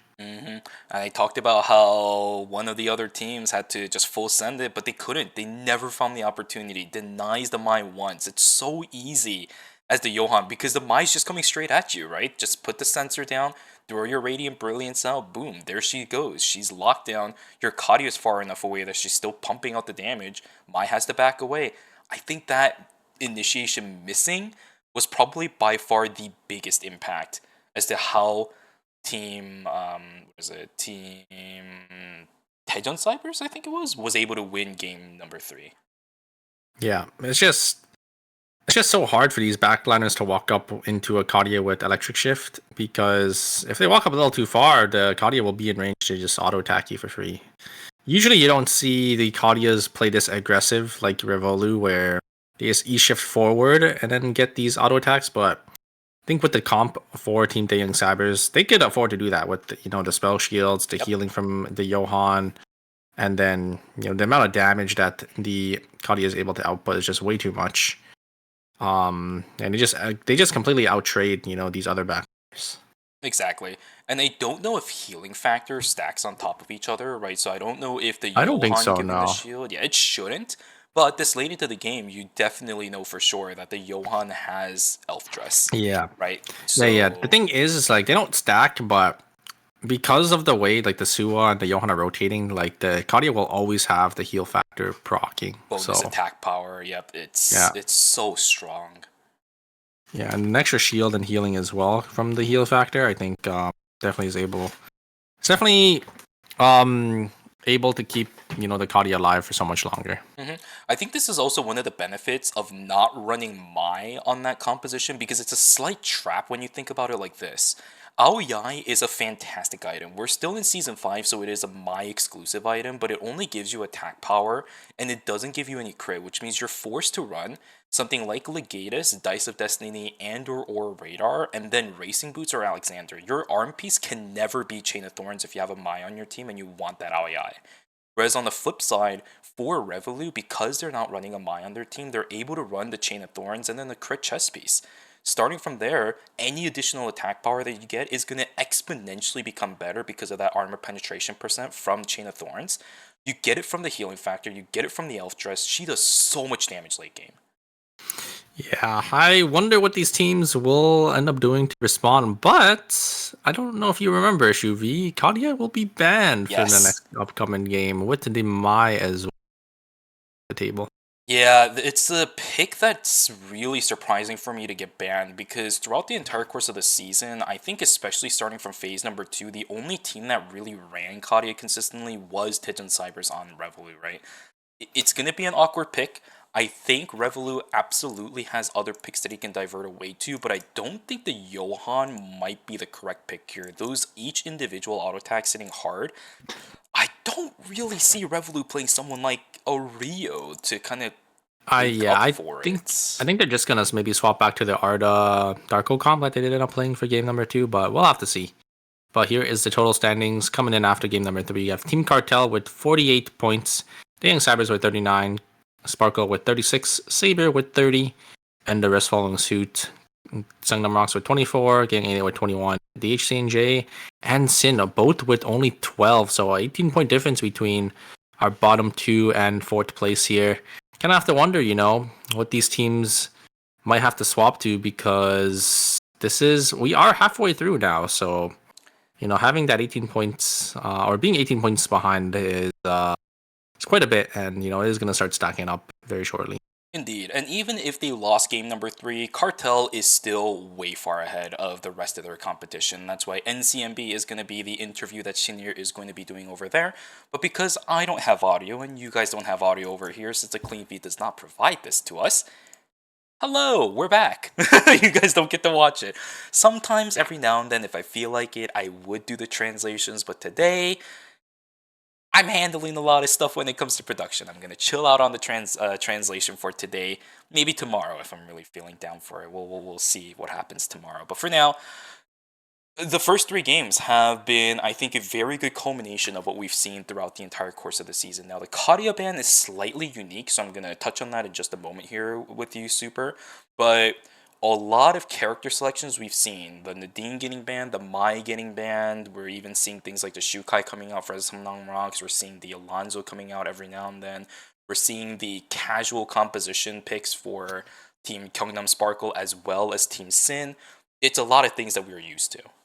Yeah, nothing too surprising, I would say, for the season finals here. Obviously, the Kadia being banned is unique, but I'm not too surprised myself. Honestly, just because usually by the end of the season, or throughout like the season 4 Eternal Return, like for season 4, season 3, the ADCs will always rotate in meta, and it looks like for the season finals, Kadia is one of the more dominant ADCs. So yeah, but I think you could definitely tell that having a team composition that's really built around the Kadia, especially when you get to the later stages of the game, is paying off, right? Even if it's not the Suwa-Johan combo that we're seeing Titan Cybers do, a lot of other teams are really making sure that their Kadia is getting prioritized when it comes to transitions, as well as survivability. I think I saw a ton of Mai's actually using exclusives specifically onto the Kadias more so than anyone else on their team. And it really does goes to show that the prio has to be on these consistent damage dealers. Haze, is absolutely amazing. But if you start missing rockets, if you start missing those grenade launchers, if you start missing those SMG bursts, your damage cooldown is way too long. Whereas for Kadia, she's an ADC. She can continuously pump Yeah. out those auto attacks. Yeah, because it's ADC, just able to auto attack whenever she wants. Obviously, she does need to reload, but her Q, yes, makes it so she doesn't really need to reload. So, yeah, just able to have a nice consistent DPS. Her damage is a lot slower than I would say, like in Nadine, but having that extra poke and that extra long range, especially for a team like the Young Cybers, where they just that range from that E shift and just that range from that sniper from Kadia. If you're able to just utilize it to its full potential, like it is really really. Yeah, funny enough, I think if you zone correctly, Kadia will tend to beat out on Nadine when it comes to a raw 1v1. The range advantage that she has, as well as the initial damage burst that comes from the initial Ashen Reaper auto attack really pushes away, I think, the pressure that Nadine is able to have. And plus, thanks to the way that Kadia works, the attack speed reduction from Wolfosol doesn't really matter that much. So yeah, I think it's a very difficult matchup for Nadine's to win. That's why Kadia is seeming to have very, very high prior right now. But now that she is banned, I think Nadine is going to make a huge comeback. I would not be surprised if she is banned for game number 5. Yeah, I agree. I think it's just gonna rotate between Nadine and Kadia. Both picks or ADCs are pretty strong at the moment for this patch. So we'll have to see if some of these other teams do end up swapping as well. I think the Young Cybers will probably go back to their Arda and Darko team comp. Yeah, I think that comp would be so much better when there is a Kadia in the game, though. Having the gap closer onto a Kadia immediately at the beginning of the fight would be huge, so would be kind of happy to see if I saw that in game number 5 when the Kadia comes back, but we'll have to wait on that one. And on the flip side, I also want to make sure that a lot of teams having to deal with the Kadia right now when she does come back has ways to deal with it, because again, Gyeongnam Sparkles as well as DHC&J, what are their answers to that composition and that character specifically? Yeah, it's just you kind of have to get that gap close. I feel like some even some of these teams that are playing that dive team, they just take way too much poke before they're even able to walk up into the Kadia, just because the Kadia just has so much range. So we'll have to see how these teams do end up maybe playing into the Kadia pick. I know Kadia is going to be banned for game number 4. And we will have the Nadine probably being back on the table. Nadine is like another ADC that, just really strong and just does so much damage, but she should be a lot easier to play into in the sense that her DPS may be higher, but her range is a lot shorter. Oh, sure. Oh, for sure. You can easily access the Nadine when you compare it to something like the Kadia instead, so yeah, absolutely. And any mistakes, I think, up against the Kadia gets punished heavily, whereas up against Nadine, since her damage is a little bit more consistent, you have a bit more time to reset if you're given the opportunity to do so. So, yeah, we'll see how that ends up changing through in game number 4. Character selections wise, we know to a certain degree what this lobby is going to be showing us. I'm a little bit sad that Rozzy is not getting any plays today, but with the Kadia and the Nadine up on the table, it might be tough. I think we'll see more Kadia or Rozzy tomorrow with Sad Hands, because obviously they already made it to season finals, and Rozzy is obviously like a pretty hard ADC to play, to its full potential. So maybe just because we don't have Sad Hands for today and like Romantic, but obviously these other players that are playing ADC are also really really good. So they could probably swap to the Rozzy. So maybe it's just Rozzy isn't as strong as Kadia and Nadine right now. Yeah, exactly. But here we go, ladies and gentlemen. Character selections for game number 4 is a go. Up on the top of the screen, you can see that the Kadia and the Mai is banned. Heavy reliance on the Nadine. Are we going to be seeing a ban for that one in game number 5? Yes, we have a Shukai ban. Will. Shukai 1, 2, and the 3. You're right. Pang, Ing9, as well as Bob Malsa. Pang and Ing9 opting to join alongside Bob Malsa to bring that Shukai to the table. Whereas they're going to be flanked by Nadine's, all 3 of them, by the way, just flanked by different mages, save for the Haze, which is going to be Force Hungnam Rocks and Kyunggi. So we do have ourselves a mirror matchup between those 2 teams. Yeah, they're playing the exact same team comp. But yeah, we do have that Shukai and Nadine ban, so maybe we might rotate between these 2 tanks and backliners that are going to be off the table for each upcoming game.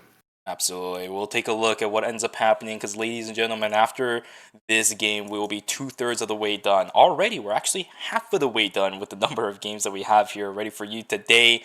2 to 3 more games deciding which 4 teams remaining inside of day number 1 is going to move on into day number 2. Players are starting to get ready and loaded. You can see their monitors where they are actually loaded in. Zoom in on the little hockey puck that I always say for the Turtle Return Masters. Sign should start getting ready to go into game number 4. Here we go. Yeah, will be Sandstorm as well, so the Shoot guys won't be getting that extra food buff for their team, unfortunately. But that's Sandstorm, and I think it is winless, so not a bad weather, I think, for some of these teams. Yeah, absolutely. I think it's just the fact that you're able to have these kind of casual weathers that really don't affect the map as much. Although I guess Sandstorm could every now and then. You just don't see it being a big factor in fights, right? Maybe some teams can stay alive here and there. You don't really... Actually, there was one fight that somebody used it to initiate. It was an archery range. Oh, I think I remember the fight you're talking about. Yeah, that was really cool because I think they ended up winning the fight as well. Oh, Revolu already down to 1 HP here. Malsa or... Oh, actually, it looks like we're going to have on the top side here, DDO going to try to kill Scarlet. Going to dodge out on the hat trick, but actually going to get traded down with the bomb from Sungrong there. Members are probably going to TP on back in, and yeah, Scarlet is going to respawn. It will be the Shoot guy going to fall as well. Yeah, without the healing drone, I don't think the Shoot guy can really easily tank the damage coming from Celine. Even if it's early on in the game, a 4-stack landing straight onto the Shoot guy chunks out a quarter of his HP and he's already at half. Starting from there, just individual bombs was enough to seal the deal. Well done. This one went on inside of archery range. It does give them control over that area. And even if archery range compared to the past isn't as valuable as it was in day number 1, you still get a lot of value from just being wow. Very nicely played from the Young Sabers. He's going to connect the ult into the Suwa combo, and it will end up falling there. Uh-oh, Johan actually gets caught by the 4, knocked back into the wall there, and looks like the members of Team DHCNJ are going to completely deny the Johan from getting that plant, and they will end up falling there. Looks like NCMP is going to get caught as well as Team Sparkle to get another kill, so they're going to be sitting on 3 field kills for themselves going into night number 1.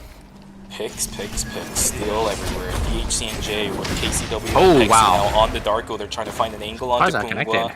This should be a kill. Yep, she's stuck in the corner. She doesn't have Blink either. It's going to be Pixu on the Darko picking up that kill. No dial-in for game number 4.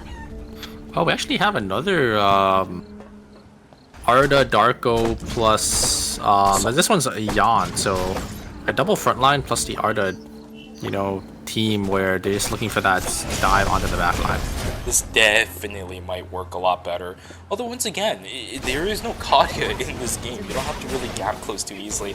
I'd be hard pressed, I think, see any of those Nimrod gate initiations. I think it'd be better to see Dice, because a lot of our teams have been doing it in that regard. But for Team DHCNJ, picking up yet another kill, sitting on 3, this Arda pick, as well as the Darko switch arounds need to work out in their favor. Yeah, Sin again for the least performing, gonna get caught by these teams. Fawn actually gonna lose on Nina here. Gonna get chunked by this slow from Ing9, but actually they're gonna trade 2 on this side of Team Sparkle there. Looks like Team King Innate overextending a little too far forward, and they get immediately very nicely played from Scarlet, and Song Harong gonna be able to just dish out so much damage back with their AoE. Double polymorph, and the 4 bombs coming out from the Celine. A little bit too early in the game. Shukai doesn't have the health stat to back up his tankiness. We talked about this consistently throughout the season, UNI Super. The only tankiness stat that he really has is his HP. This early on in the game, it's good, but it's not amazing, right? He still has to scale up a little bit more. Yeah. Just yet. One of our other Shukai is hooking up, getting caught out. Look at the carrier route. There it is. Cadmus is going to be able to suplex everybody. Magnani gets taken down. Cadmus, he's trying to run away, but DDO's following through with the damage. There it is. Control over tempo goes in favor of Team Songnam Rocks. They should be able to get that Tree of Life and run for it. Whereas I'm Johan in a little bit of trouble, but his teammates are picking up the meteorite. There's the Caltrops down on the ground. Team Sin keeps themselves alive. Yeah, great crossbow skill there coming out from the Dean from Sangnam Ross. Going to be able to crossbow skill the Suwon to the wall, and the Suwon, not going to be able to respond. Going to be able, or going to get chunked down as they will end up picking nice 2 kills to get the tree as well in Temple. And I think on the side of Team Sin here, they will get that meteorite for free. Absolutely. It's a pretty quiet day number 2. Once again, every single game we watch, it seems like the pace is just getting slower. These teams are learning how each of the other respective teams are starting to play. It's a very, very good thing for you and I to watch, although I will say, the chaos that happened in games 1 and 2 during night 1 and day 1 was quite fun, but this is also another good taste of Eternal Return when it comes to Principal. Uh-oh, Team Sin completely caught out between 2 teams here. This is not good for Team Sin. They're in this corner here. Looks like Lookery is just going to jump on forward. And I think Team Sin is going to be dead again in 8th place. They just got caught in between 2 teams, and there's not much Team Sin can do. Yeah, I think even the White Lily was denied on time. Johan, that team just had absolutely nowhere to run.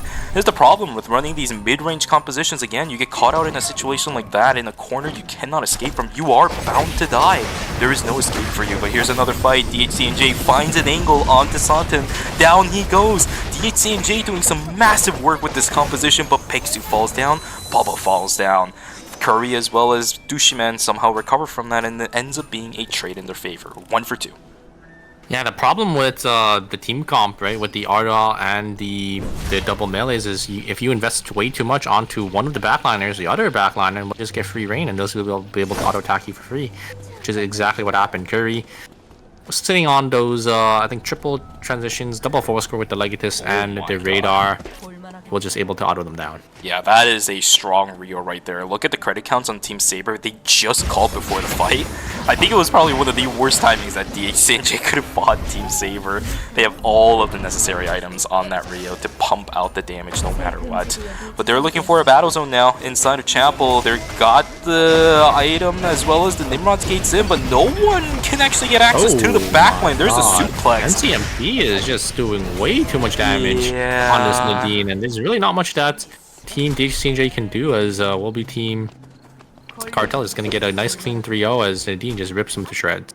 A lot of times when you're using that Nimrod's Gate to get access to the backline, it has to be a one and done deal. As soon as you place it down, you gotta go because people aren't going to be expecting it. We've seen cases where teams have put down the Nimrod's Gate and not use it, but it's used as an escape tool. If you start going in and your fight already is doomed with all of your escape tools gone, well, you're kind of dead. So, a little bit tough. Mangnani caught out in the middle of nowhere. He just picked himself up in Mithril, but in the end, it's not going to go in his favor. Revolu also trying to get himself out. He will dodge out on the Fleeting Soul as it goes into the map itself. Might be in a little bit of trouble. Nimrod's Gate is going to be able to get himself on out of there. Yeah, I think a little indecisiveness there from Magnani. Tried to jump on forward, but then jumped on back into the Arda to get a Nimrod's Gate, but ended up getting caught and will end up falling there. I wonder if they will be able to actually hide the meteorite for themselves there. So will be Team Cartel going to be able to pick up another 2 kills as Team DHC&J. Bebo going to try running away here. Bangwa on the chase here, going to blink on forward. Is it going to be enough? I don't think so, as Arda is just going to be able to use their Nimrod's Gate on out of there, and they're going to be perfectly fine.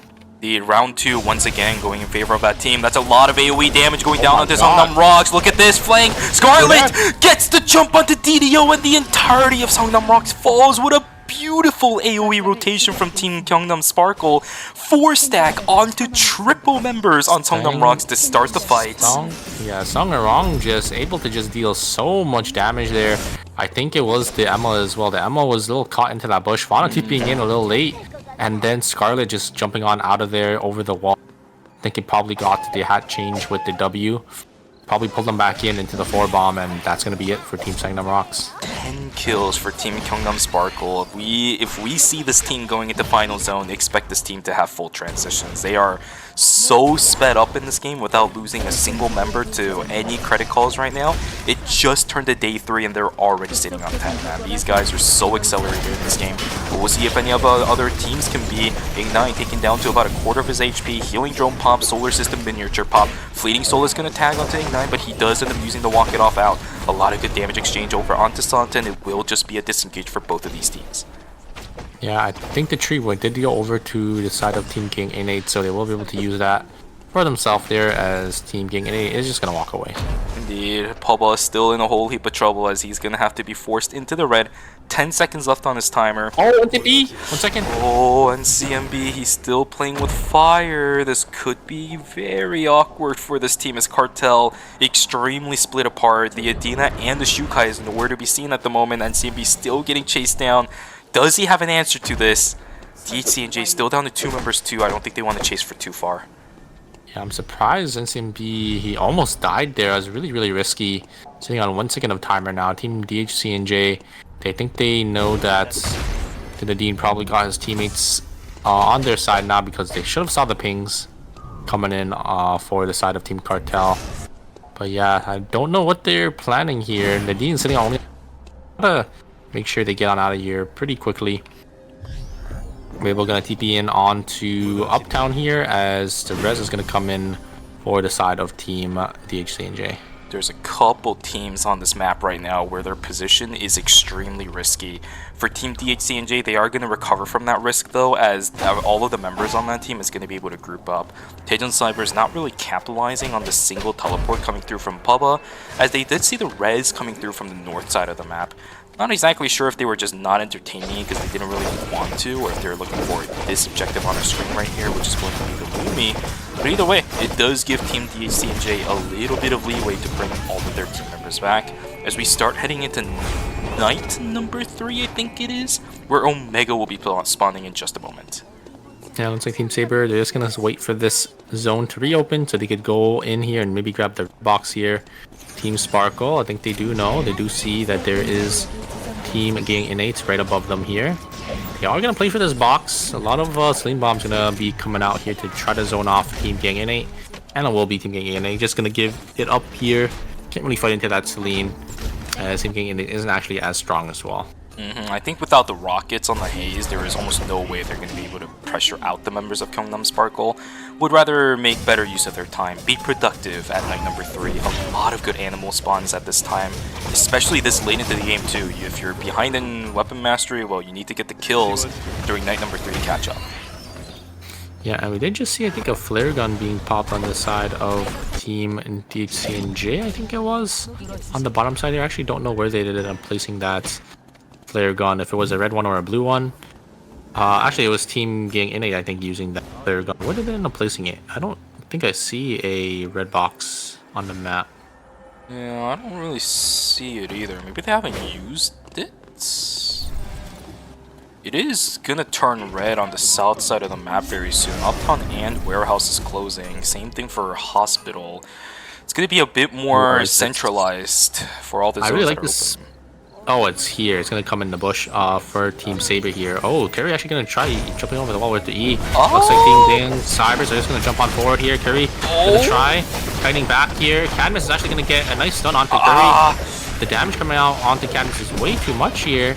Look at the HP bars on the side of Team Daeyoung Cybers. Are gonna have to kite back here. The roller really gonna jump down to half HP. Curry needs some auto attacks. Here comes the ultimate from Dushima. It's not gonna be enough, as it looks like they're just gonna walk back and grab the red box. Uh-oh, Deep DHC&J is in the area as well. Curry is actually zoning off members of Team Daeyoung Cybers, as here comes another Arda Gay, and they find the pick onto Curry, and that's going to be it. It looks like Team Saber are gonna lose 2 members. They can get the res here though in Hospital. Oh, actually no, they can't get the res in Hospital. Look at their timers. Oh, where is Adriana going? Adriana's not gonna have enough timer to get on out. Maybe they're going to wrap around. They're wrapping around. She's maybe going inside the little shed. In the chapel. Yeah, in the chapel here. Oh. 4 seconds left. That's very unfortunate for Team Saber. They're just getting third-partied at the worst timing there as well. I think Cyber is going to be able to pick up 1 for Team DHC&J. Yeah, while all that was happening, Pablo falling down as well. DHC&J losing out on a couple members like this is not exactly the worst, but for them at least they're going to be able to salvage the fight inside of Chapel. A huge fight up on the north side of the map, as we're going to see a bit of damage between these Nadines trying to get the damage out. Like NCMB this time beating out on Jinho. It's a 1-for-0 trade. Jinho will be able to run. Yeah, NCMB just completely shredding Ing9. And the damage return just wasn't there for the side of Jinho. I think the item difference is probably a little too big for the side of Team Gang Innate versus Team Cartel there. I think Cartel, yeah, just winning the front to back straight up. So many teams are losing way too much timer early on into the game. I think for day 4, these teams losing timer like this when the map is going to start to close out even further is just terrible. Although the teams that are looking for Wickling right now, it's actually kind of okay since Uptown and the beach is opening up. This bottom left side of the map is very, very open for these players who are looking for this contest.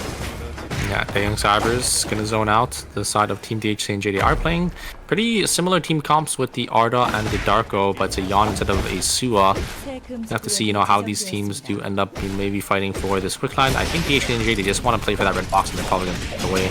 Ignite again, falling from the side of Team Gang Innate, as it looks like they will have to minus 250 once again, and it will be Team Taeyong Cybers are gonna be able to grab the quick line for themselves.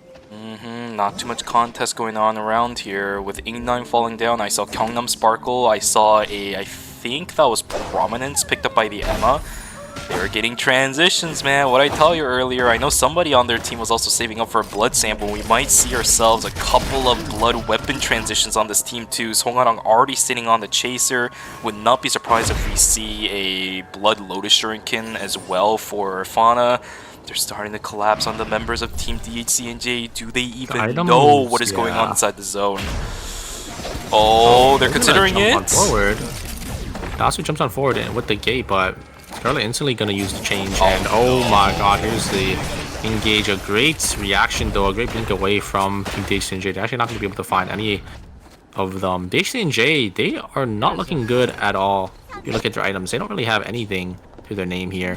You have Team Taeyong Cybers with Wickline. They're going to be walking into the zone here. Maybe they could find Team DHC and J here as... Nope, DHC and J are just going to use the Arda Gate to travel on out of there. As is Dasu going to make it here? Yeah, he should be able to make it, Peksu. I think there should be another Nimrod's Gate in case they're ever in any danger. Okay.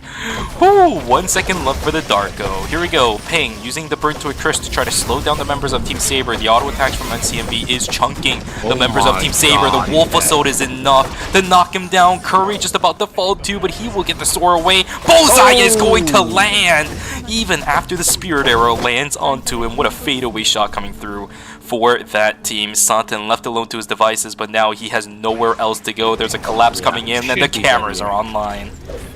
But yeah, very nicely played from Team Cartel. They're gonna get that kill as well. I think it was just Ing9 just pressing that Soul Sealer slightly later. Maybe it was slightly more charged, so that's the reason why, you know, Dinadine was able to just walk in and get free auto attacks. I think the extra movement speed coming out for the side of Team Cartel was able to let them gap close just enough. Absolutely. Team Gyeonggi Innate now trying to position inside of Alley. Taejun Cyber still has the Wickle line. As soon as Gyeonggi Innate accepts that fact, they're just going to immediately back away from it. Still a ton of space to work with in this game. The zones that are available, well, at least about to be available, is not that bad. Although, whoa, this could be bad. Zerojin cannot run away from this. There's the Dyson Cube. The combo is huge. Look at this. Oh, the SMG burst is good though. Look at the damage exchange. It's not that bad. But KCW finds an angle onto Zerojin. It is a 1-for-3 exchange in favor of DHC and J. They wipe Gyeonggi Innate off the face of Lumia Island. Yeah, getting in, they didn't check the bush and they got immediately punished for it. KCW finding that angle, able to just completely one-shot the Nadine, and that will be it. DHC and J, very nicely played. Great vision cheese from the side on their end, getting that double dice as well. The Nadine tried, or sorry, the Haze tried to get that SMG burst damage to maybe return some damage there. I think they were only sitting on 1 second at a time, so they're basically forced back in to make a play. But unfortunately, it's not going to be enough. DHC and J gonna pick up another 3 kills. That's so brutal, man. It looks so good for Gyeonggi Innate walking down there, but they failed to check the bush. Recon drone save lives, guys. That bush is one of the easiest places to cheese on, and they got caught out by it. That is unfortunate. Oh, looking for an engage on the backside. There's the Darko suplex. They catch out the Nadine. Are they gonna be able to kill it? No, they can't. What is that? What is that survivability? The kiting coming out from NCMP is way too much. They got the Darko ult. I thought he was dead there, but the Shukai coming out with the heal as well is just way too much. And the Nadine living for so long, just kiting back with that immaculate movement, just way too much damage. You know, when the ADC is just pelting you while they are kiting back, it's just too much for two melee brawlers to deal with. So very nicely played from NCMP. it's completely shutting down the Young Cybers. Yeah, you gotta overkill that. Like always, you have to overkill that, but it's just barely not enough. The Adina healing, the stars are too good. The food that Shukai cooks is way too good. Starting from there, it just becomes an utter devastation for this team. We have ourselves another Arda team that has to fight up against Team Cartel. This time they have KCW. The problem is Team DHCNJ, they are a lot less well than Team Young Cybers were. Young Cybers, they got Wickline, they had full golds. DHCNJ, they got nothing. But I think their crowd control stacking is way better than Team Tejan Cybers. If they're able to get even some resemblance of crowd control onto NCMB, there is no exclusive here. There's a Yan. If they get range on this, I think this team composition can still kill the Nadine a lot better than what ended up happening to Team Tejan Cybers. We'll see. 20 seconds to go for their timer. There it is. Here we go. Are they going to be able to find anything? No! A moon just completely demolishes the chance of Pegsu finding a way in. They're trying to find an angle in. Tomahawk Roundhouse will miss. Starting from there, it just falls to pieces. Team Cartel wipes Team DHCNJ, and now we are left with two. A reminiscent deja vu of game number 1 as it's Cartel versus Team Gyeongnam Sparkle. Yeah, they tried to go for that gate there and then completely locked up because, you know, it looks like Team Cartel was expecting them to walk in there or to use that gate and then just got knocked up, completely locked down. The Darko not able to really do anything, and they will just end up falling there. So yeah, Team Cartel, they get another 3 kills, sitting on 13 for themselves. So I have to be feeling pretty good here. Team Sparkle, we see these vision cheese over and over again. Well, look, this time around, and gonna take the long way. I like that. So you actually get the full vision there, and you actually will be a little far away from that corner. So very nicely played for them. Team Cartel's learning throughout the course of the series. Is it going to be enough for them though this time around? The Shukai taking a huge chunk of damage. Solar System Miniature already activated. Cooldown on that not too long though. They could fight for a little bit longer. HP sustain on the side of Team Cartel is not that bad. Their timer situation also not that bad. Slowly but surely so hard to play through the health bar. Yeah, absolutely. It's tight quarters everywhere. Double guillotines being placed down, but there is no way anybody from the side of Gyeongnam Sparkle is ever going to be pressured to push anywhere further than that first double guillotine line. Yeah, it's so hard to play into a triple melee, especially since, you know, it's a Celine you gotta play into with the Emma, so you're playing into like a double poke comp. Peng is just gonna jump on in there. Cameras are running low, so they have to look for them. There's a double volley, and it will be Peng gonna follow there. But wait a second, TMP, they do trade for Fauna, so now it comes down to 2v2. Maybe they could look for something here. There's a Ghost Light that's proc. Scarlet gonna be able to find NCMP. Very nicely played. And there is the change into the auto attack, as it will be Sparkle gonna come out and win game number.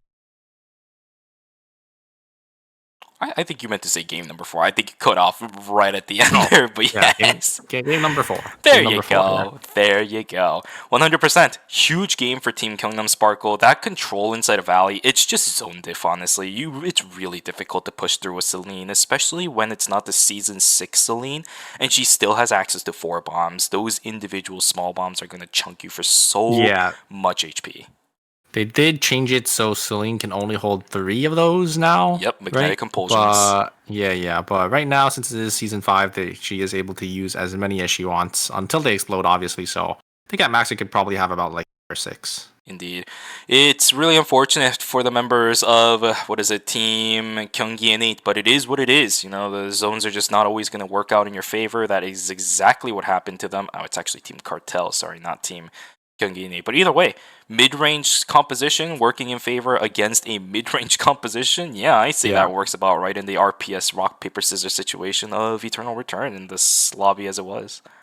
Yeah, I mean, you still have to. If you're a Cartel, you still have to feel really good about the game, right? You only need to make it into the top 4. They got 13 kills for themselves, and they got 2nd place. So a lot of points, going over to the side of Team Cartel, and obviously Team Sparkle as well. I think these 2 teams probably have the most amount of points in the lobby, and they're just gonna keep gaining here for the final 2 games. I think they're probably already secured, honestly. They probably already secured their spot into day number 2, but who knows? Maybe if they have some 8s coming up in game number 5 and 6, there could be some changes, but I think relatively speaking, I think they have enough points to make it in. Yeah, that'll be where the real sad starts if these two teams don't make it because of their performances in Game 5 and 6. But for their first 4 games, both Cartel and Sparkle Esports has been really consistent. Even if Team Cartel is not making it into the final zone, as we haven't really seen them ever since game number 1 in that zone, they're still getting a sufficient amount of kills to keep their leaderboard above Team Sparkle Esports when it comes to their overall points. That might shift around a little bit thanks to the consistent performance from Team Gyeongnam Sparkle, as well as their first place finisher with, I think it was 14 overall team kills, or field kills I should say. But that consistency from Team Cartel is still keeping up there when it comes to the top 2, exactly as you said.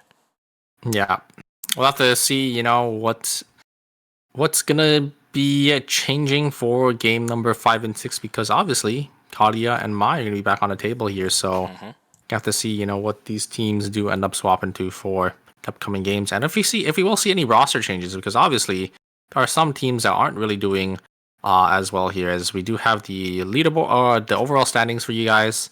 Team Cartel sitting in first place, so despite them only going second last game, they had a nice consistent performance. They've been performing really well today with 76 points, so a 30-point buffer between first and fourth. So I think they're basically secured in. Teams Sparkle as well with a 22-point buffer, 58.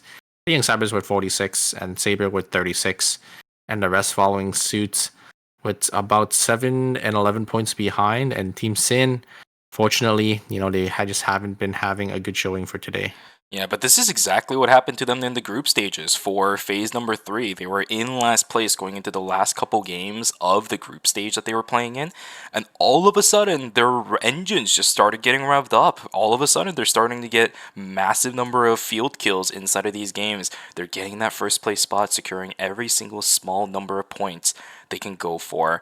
I don't think it's still over for them, but the long road ahead is going to be treacherous for that team. That'll all depend on what their performance is looking like in games 5 and 6, but we just finished game number 4, ladies and gentlemen, and you know what that means.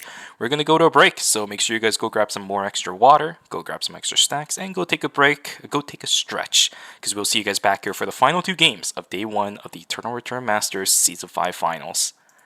Take care, take care.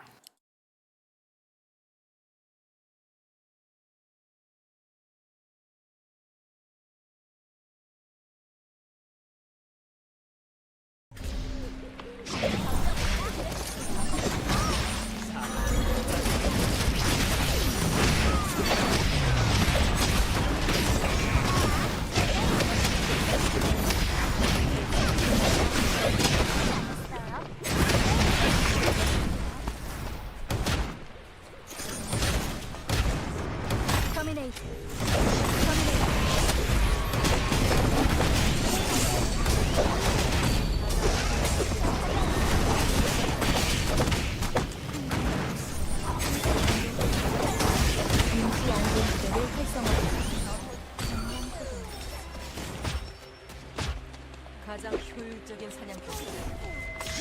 조준 발사. 보이 때문입니다. 운명의 인도하는 미관을 조심하는 게 좋을 거야. 떨어지는 분. 만들어요.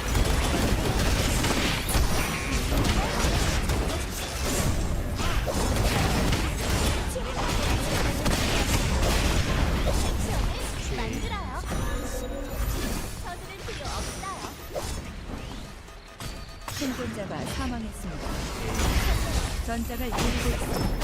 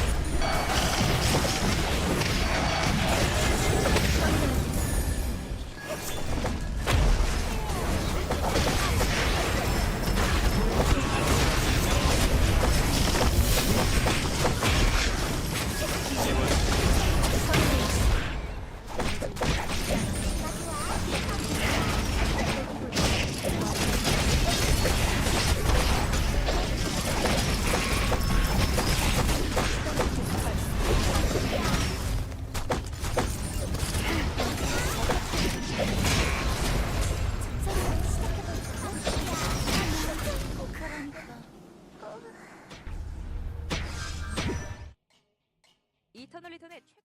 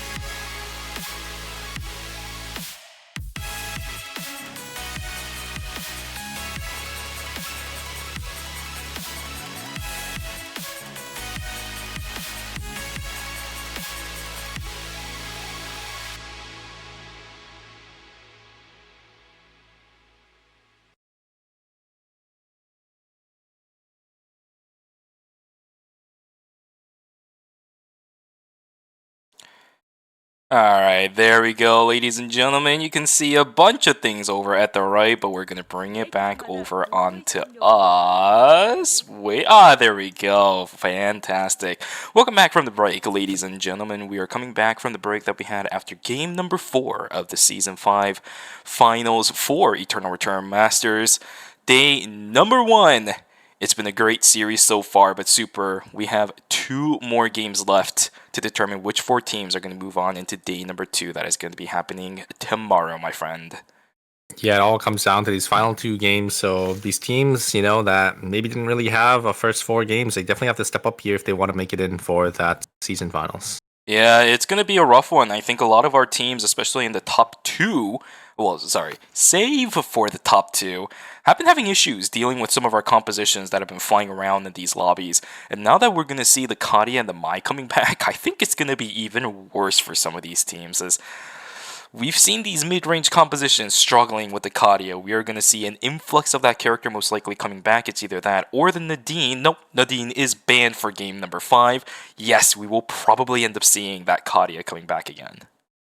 Yeah, the Kadia and then maybe the Shukai again coming out from the tanks that didn't end up swapping from the previous game. So very excited to see. Actually, no, wait. No, Mai's coming. Yes, Mai coming back? Shukai's the one that's banned. Shukai's the one that's going to be banned. Okay. So yeah, maybe we'll see the Mai Kadia, being utilized and picked again. I think the Young Cybers will probably just go back to their Sua Johan Kadia pick. Maybe we might see some more Johans coming out, but we'll have to see going into game number 5. Absolutely. We're about to start getting ready to go into game number 5, ladies and gentlemen. Here we go. Character selection screen is getting locked and loaded. You can see it on the players' monitors. We should see that UI right underneath. There we are. Kadia is already locked in by 2 different members. There is 3 Mai's already locked in too. There's a 4th Mai being considered by the members of Team Seongnam Rocks.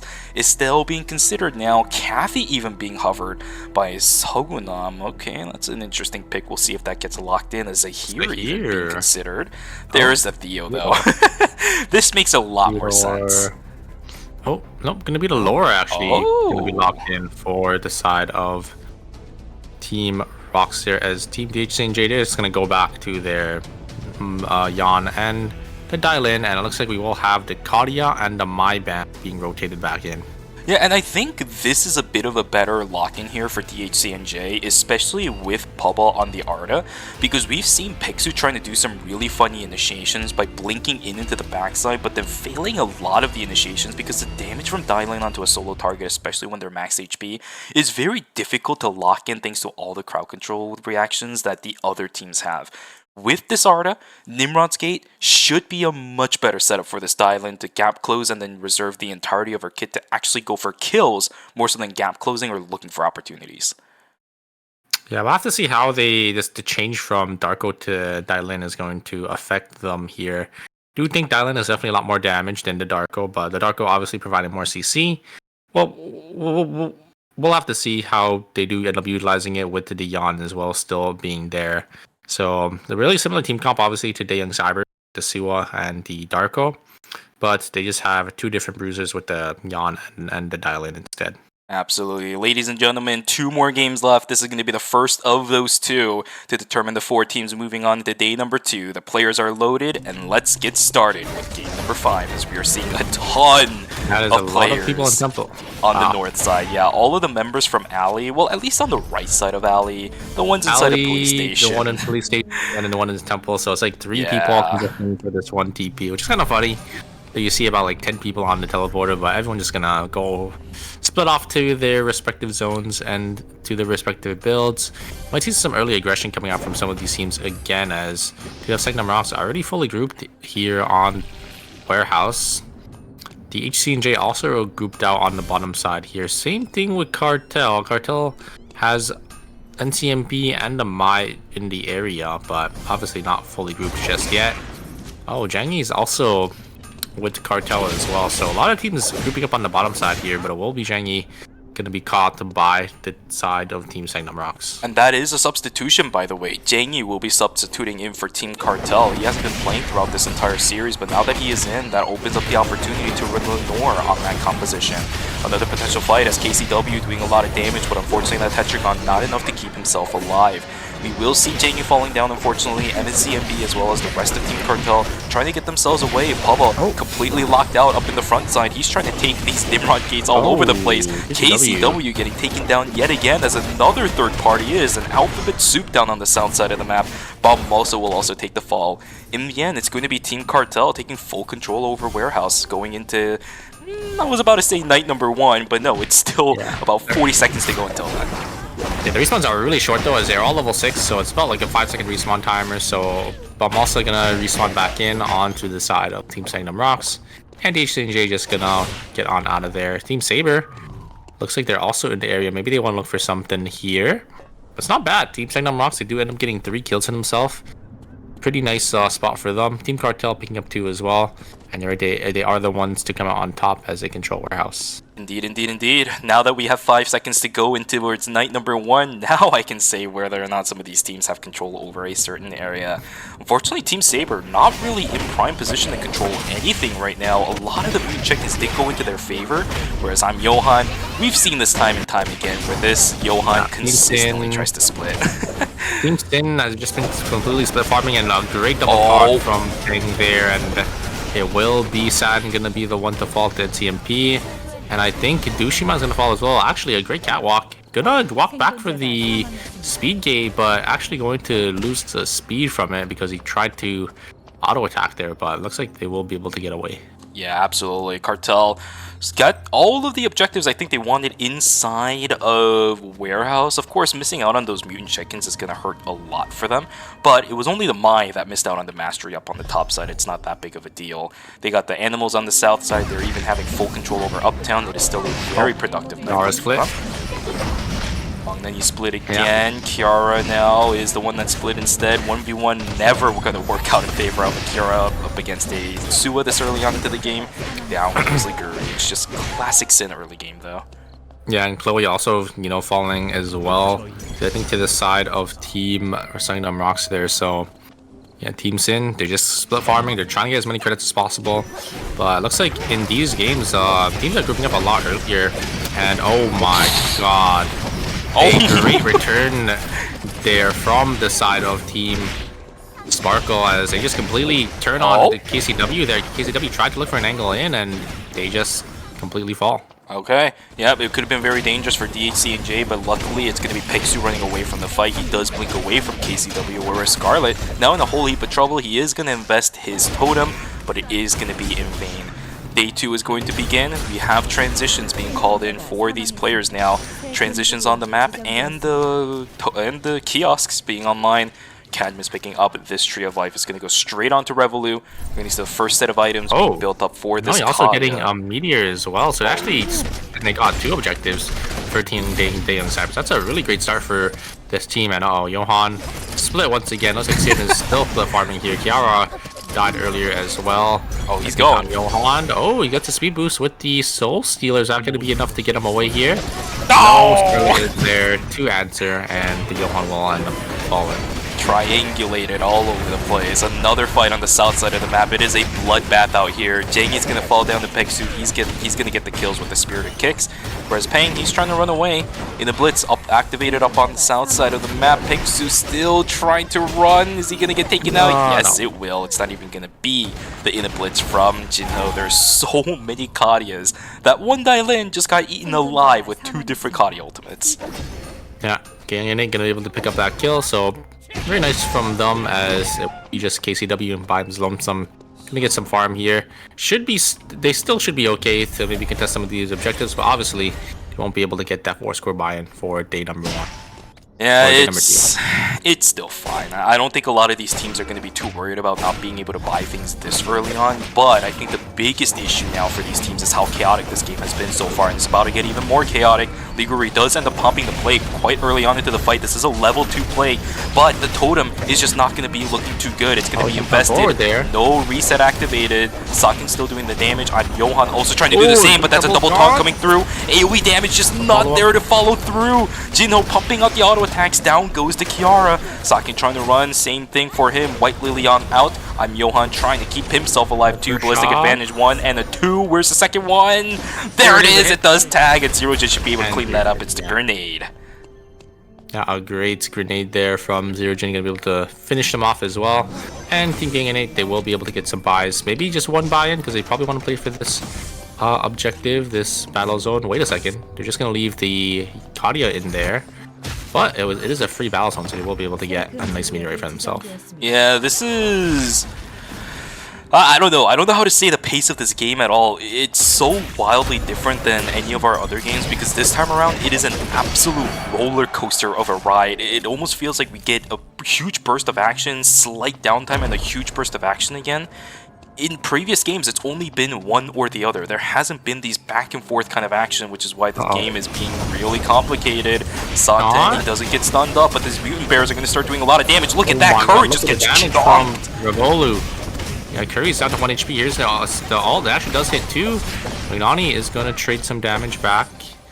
But yeah, Revolu once again just E-shifting forward, is able to find damage on the back line, and there's not really much Curry can do. Just getting chunked down by 4 to 5 auto attacks all the way down to 1 HP. Team Saber just barely getting out of it alive, and it's funny because their transitions are already looking nice too. Look, Curry already has the Aoyai and the Legatus.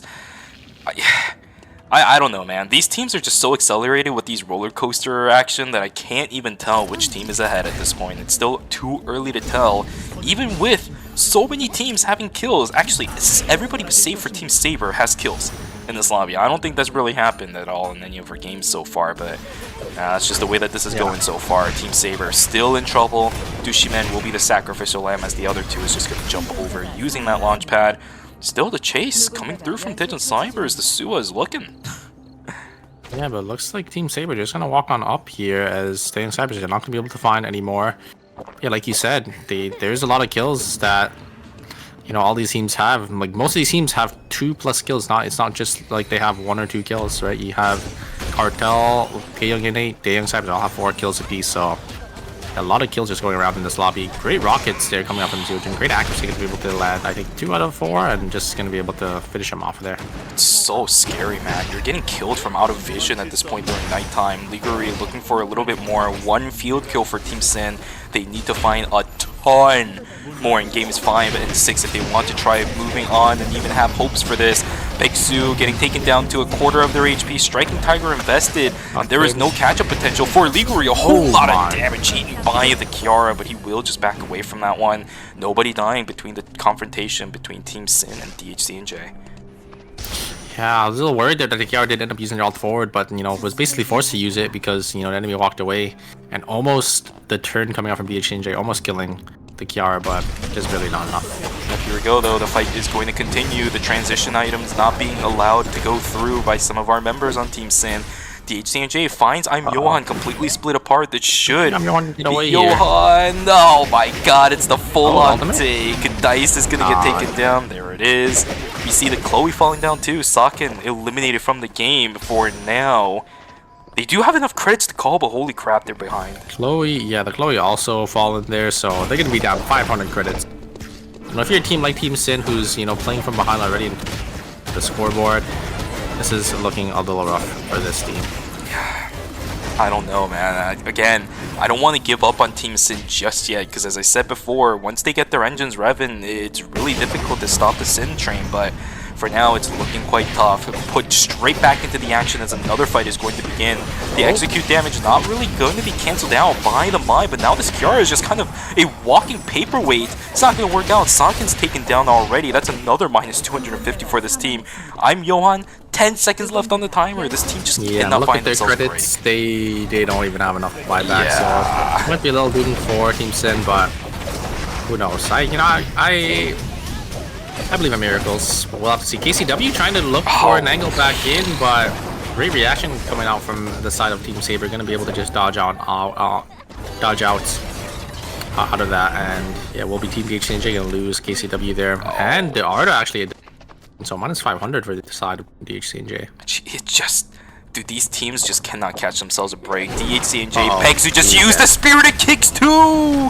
Down he goes. He's gonna get taken down. That's another full wipe for Team DHC&J. 3 kills. I hate to say it, Super. I usually don't like to give up on teams like this, but they are just not seeming to have a good day at all, those guys. DHC and J has their luck ran out in day 1 of season finals. Yeah, only a 3-kill game. I think they were in 7th or 6th, so it's looking a little doomed for them. It's so rough. It is so rough. Curry, oh, that could have been a little bit dangerous. Team Sin still down a Chloe. They're trying to get the farm back up, about 70 credits away, 60, 70 credits away from resing the Chloe back. Keeping their lives intact, at least for now. Revolut not being able to find any members of Team Sin just yet, but there are a lot of objectives, a lot of animals that they can take inside of the zone that Team Sin gonna be denied. And Nani's gonna give chase here. I think they do recognize that Team Sin is split, or they are down a member. Magnani is going to completely push Johan, trying to get away, but it's Johan and a Kiara. You cannot get... Magnani doesn't end up being the flow. Maybe the spell shield ball coming out. Does get the White Lily away. There should be another White Lily on the bottom side here. I think the Johan should be able to get away here, unless the Young Cyberses end up giving chase. It looks like they're going to change their attention. Oh no! And look for the Kiara instead. That ward is the Young Cyber, so they should be able to see this Kiara here. She can't even TP out, man. This is such a terrible spot for Team Sin to be in. We know that Johan can actually farm some really good clusters of animals thanks to his E, but at the same time, it's not going to be your main source of damage to clear out any of these animals. Kiara, she's so far away from this Johan and so far away from any calls and maybe transitions or even animals. I don't know, man. It's taking a while. There's the Chloe back online. No res, yeah, but Chloe losing out on so much farm and so much credits. I don't think Sin has a really good shot here. The Chloe sitting only on the Destiny. Oh, it's night number 3. It's not looking too good. You hate to really be in the situation as Team Sin, but it's the hand that they're dealt. They're gonna have to deal with this, regardless of what they want or not. This is what they have to work with. I've seen them come back from situations like this before, so Team Sin, they're gonna have to show us something amazing. Whereas everybody else in this lobby keeping up to pace, I will say. With DHCJ gone, the rest of the lobby outside of Team Sin has been moving along at their own pace. Even Santin sitting on 4 transitions, just saving up for that chaser himself. Yeah, all these teams, you could see the credit counts from a lot of these teams. You know, a lot of them taking over 500. Gonna try to get that blood weapon for their carry. Once you get that blood weapon, you know, they're gonna be doing a little too much damage in the back line. Absolutely. Chaser up and ready for Santin. Team Saber is locked and loaded to fight. Like Crimson Bow up and online. Team Sin. Kind of have to play for these outs here, especially when you don't have any items for your team. You just have to look for these vision cheeses. Maybe try to get the jump on another team. But even then, you know, if it's not a priority target, like a backliner, it might be a little too hard. But it looks like Evolu is just going to be able to kill Sangarong here, as both Fauna and Scarlet, they're going to chill on the bottom side. They're going to get the res here. They should be able to see. The vision should be in the hands of the Young Cybers. Well, looks like the Young Cybers is going to walk up and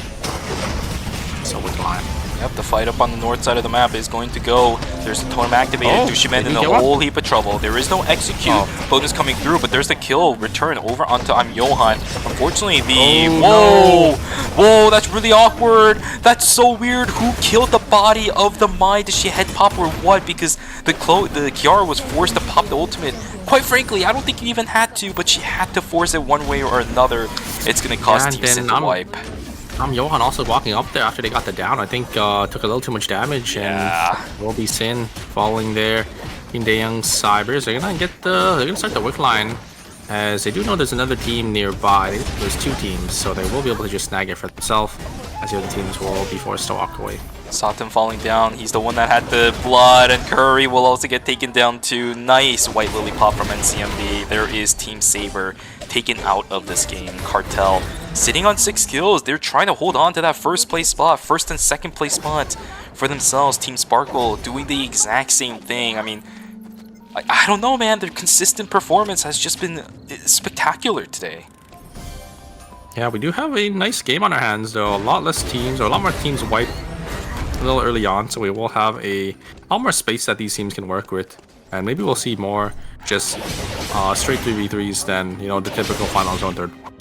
Yeah, we'll take a look at what continues to move on. Songnam Rock sitting on 5 kills. They're also playing very quietly, still trying to hold on to that top 4 placement spot of their own. Tejan Cyber is doing the exact same thing. I think all of our teams here is in contention for the top 4 spots.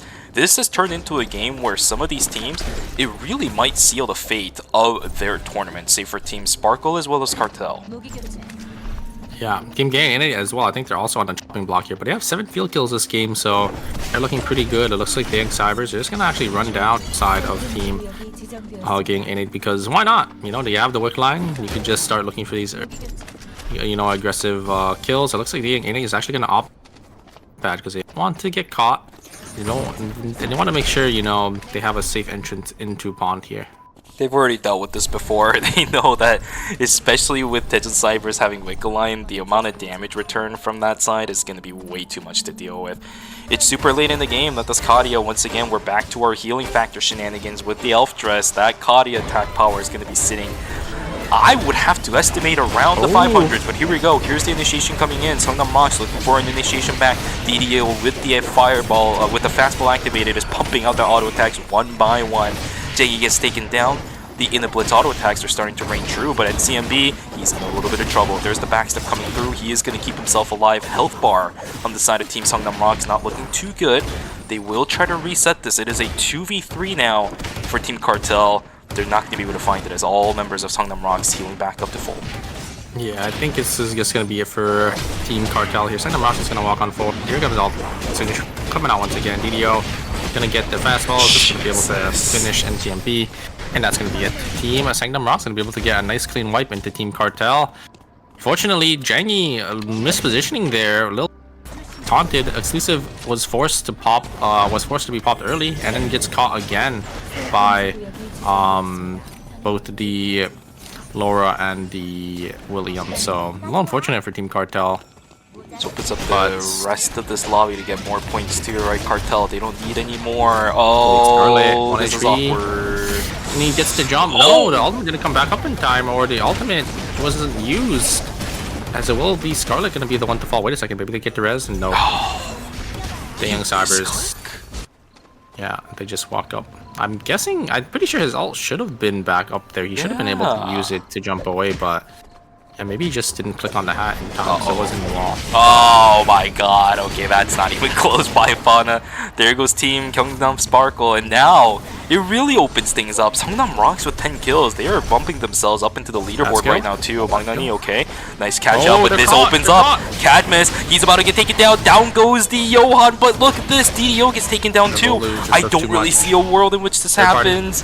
Oh gosh, it is a sad world out here for each of these teams. Although now that we're down to this kind of situation, who's the one that gets the chapel? Yeah, I think it's going to be Daeyoung Cybers that TP's down. I wonder if any team will contest them for Factory here as, yeah, actually will be Team Songnam Rocks. Actually, wait, they're a duo. So, we might have a 2v2 on our hands. Maybe Team Gang NA decides to walk down as well because they know both these teams are only 2-mans, and maybe they could try to look. It looks like, yeah, they are going to choose to walk as well. But this works out in favor for Tejan Cybers because they're the ones that have control over the Hyperloop. The moment they see any of these teams starting to walk on, it might be a 4v2. Like, if it's a 4v2 with the Team Gang NA, there's a good chance to not be able to win because... Well, I don't think you 4v2 here because if you leave one of your members here and you win the other zone... Oh, wait, they're going to TP. They're going to TP. Oh, but it's too late. It's too late. Oh, yeah. They're all locked in. Loop is going to get caught here. TP idea was there, but yeah, it was late. Team Gang NA is just going to start autoing down, as it will be Team Gang NA going to probably win this one out here. Only 2 members of Songnam Rocks and 1 member, Magnani, on the side of Team Daeyoung Cybers. So very nicely played from Team Gang NA, and Team Gang NA, they needed this game. Yeah, they absolutely needed this game. Nice try coming through from Salgunam, but I don't think anything is going to happen. There's a blink-in attempt from Bangnani. He does get the stun. Oh, there's a kill, but that's about it. Nicely done from Gyeonggi, and a great macro play from this team. Yeah, 12 field kills for them and a win. So it's 20 points going over to the side of Team Gang NA, and they desperately needed this because they were sitting in about 5th or 6th. So getting this game for them will probably boost them up to like 3rd or 4th, but they still need a good consistent game number 6 if they do want to Exactly. At such a pivotal time too, right? Game number 5 is exactly where you want some of these 4th and 5th, maybe 6th place teams to start getting performances like this to really boost their chances of maybe getting into that top 4 spot after game number 6. For Gyeonggi, a team that looks so dominant throughout the course of the season, just faltering for the first 4, they're finally able to find themselves a little bit of foundation to find that light at the end of the tunnel. All they need to do is just do one more game, consistent, or how Team Gyeonggi Innate always likes to do it, just dominate the lobby. Those are the only two choices they have if they want to really secure their spot into the top 4 to move on into tomorrow. They've got themselves a foundation, whereas on the flip side, Super, DHCNJ as well as Team Sin, I'm not sure about those two. It's really looking tough. They have not been performing at all for the whole day today, and all these other teams, they've been getting a lot of points. Think it might be lights out for those two teams, but who knows? Maybe we'll see a 30 field kill pop off game from one of these teams. I don't think we've ever seen a game over about like 20, but anything can happen. Yeah, I don't. Yeah, you're right. Anything can happen. The probabilities are going to be astronomically low, but we never know what's going to happen until we cross the finish line, right, Super? Exactly. Yeah, we will be going into our last game. Maya and Nadine will be... No, wait. Nadine and Shukai will be back on the table for game number 6. Indeed. It's going to be an interesting world out here. Kadia getting taken out. A lot of our teams are going to have a bit more leeway to start fighting some of these compositions with the Nadines, but the Mai also being banned means that the Shukai is available. We saw how well NCMB was able to stay alive up on the north side. If we start seeing things like that again, this game could still turn into something fun. Yeah, I'm very excited to see this last game here. As this is possibly the last game for a lot of these teams, right? Yes. This is their tournament life on the line here for 6, and if they don't perform here, that's going to be it for them. Indeed, indeed, indeed. That is the tragic tale of some of the teams coming into day 1 of season finals. They have made it all the way to this, only for your tournament dreams to fizzle out after day number 1. 4 of them are going to live with that harsh reality. 4 of them is going to move on to tomorrow, live themselves, spark a slight ignition of hope in making their way onto that stage for day number 2. It all just comes down to the performance in game number 6. But I still want to take a look at what the score sheet looks like past game number 5. How close is it between the 3rd, 4th, 5th, and 6th place spot now? What teams have hopes? What teams are looking like it's shattered? Let's take a look at that, Super. Oh my god, it Wow. is so close between 4th, 5th, and 6th. I think the top 3 teams are probably already guaranteed in. Sparkle and Daeyoung Sabres both holding a 14 and 20 point lead over the 4th place spot. But if you look at 4th, 5th, and 6th, there's only a 4-point difference, so it's really anyone's game to still get in. I think Team Daeyoung Sabres Sin, unfortunately, think they are a little too far away to make it in. Never know. You never know. I still think 18 points is definitely a possibility for a team of Sabres caliber. Daejeon Sabres, they need to make sure that their performance in game number 6 has to be something, right? You can't just quick 8th and get eliminated with 0 kills. You are still up on the chopping block. Although you're kind of far away, it still does not signify that you're guaranteed. Game 6 is still going to be underway in just a moment. Yeah, Team Saber can still do 18, Saber or DHCNJ? I think DHCNJ is the one you're thinking of. They need about 18 points. Indeed. Saber only needs 4, and then I think it's over for Team Sin, unfortunately. Yeah, DHCNJ is also a little too far away, too. Yeah, Sin, they're down by 30. DHCNJ is down by about 17. But 17 points a game isn't that bad. Like, if they get maybe a 15 kill first, that's 23, and then they just need the other 2 teams, or the other 3 teams to not perform as well. But yeah, I don't think DHCNJ or Team Sin have very much of a chance anymore. But Team Sparkle, sorry, not Sparkle, Team Saber, they're only 4 points behind, so exactly. they could definitely still make it in. I really hate to be pessimistic here, but it's something that you and I have been saying pretty much the entire season. And quite frankly, just looking at the history of DHCNJ, it's something that you and I can obviously analyze, right? You and I have been talking about it over and over again. If I were to say it out on stream, because I think we always talked about it during breaks, but we never really brought it up, it's going to matter here a lot.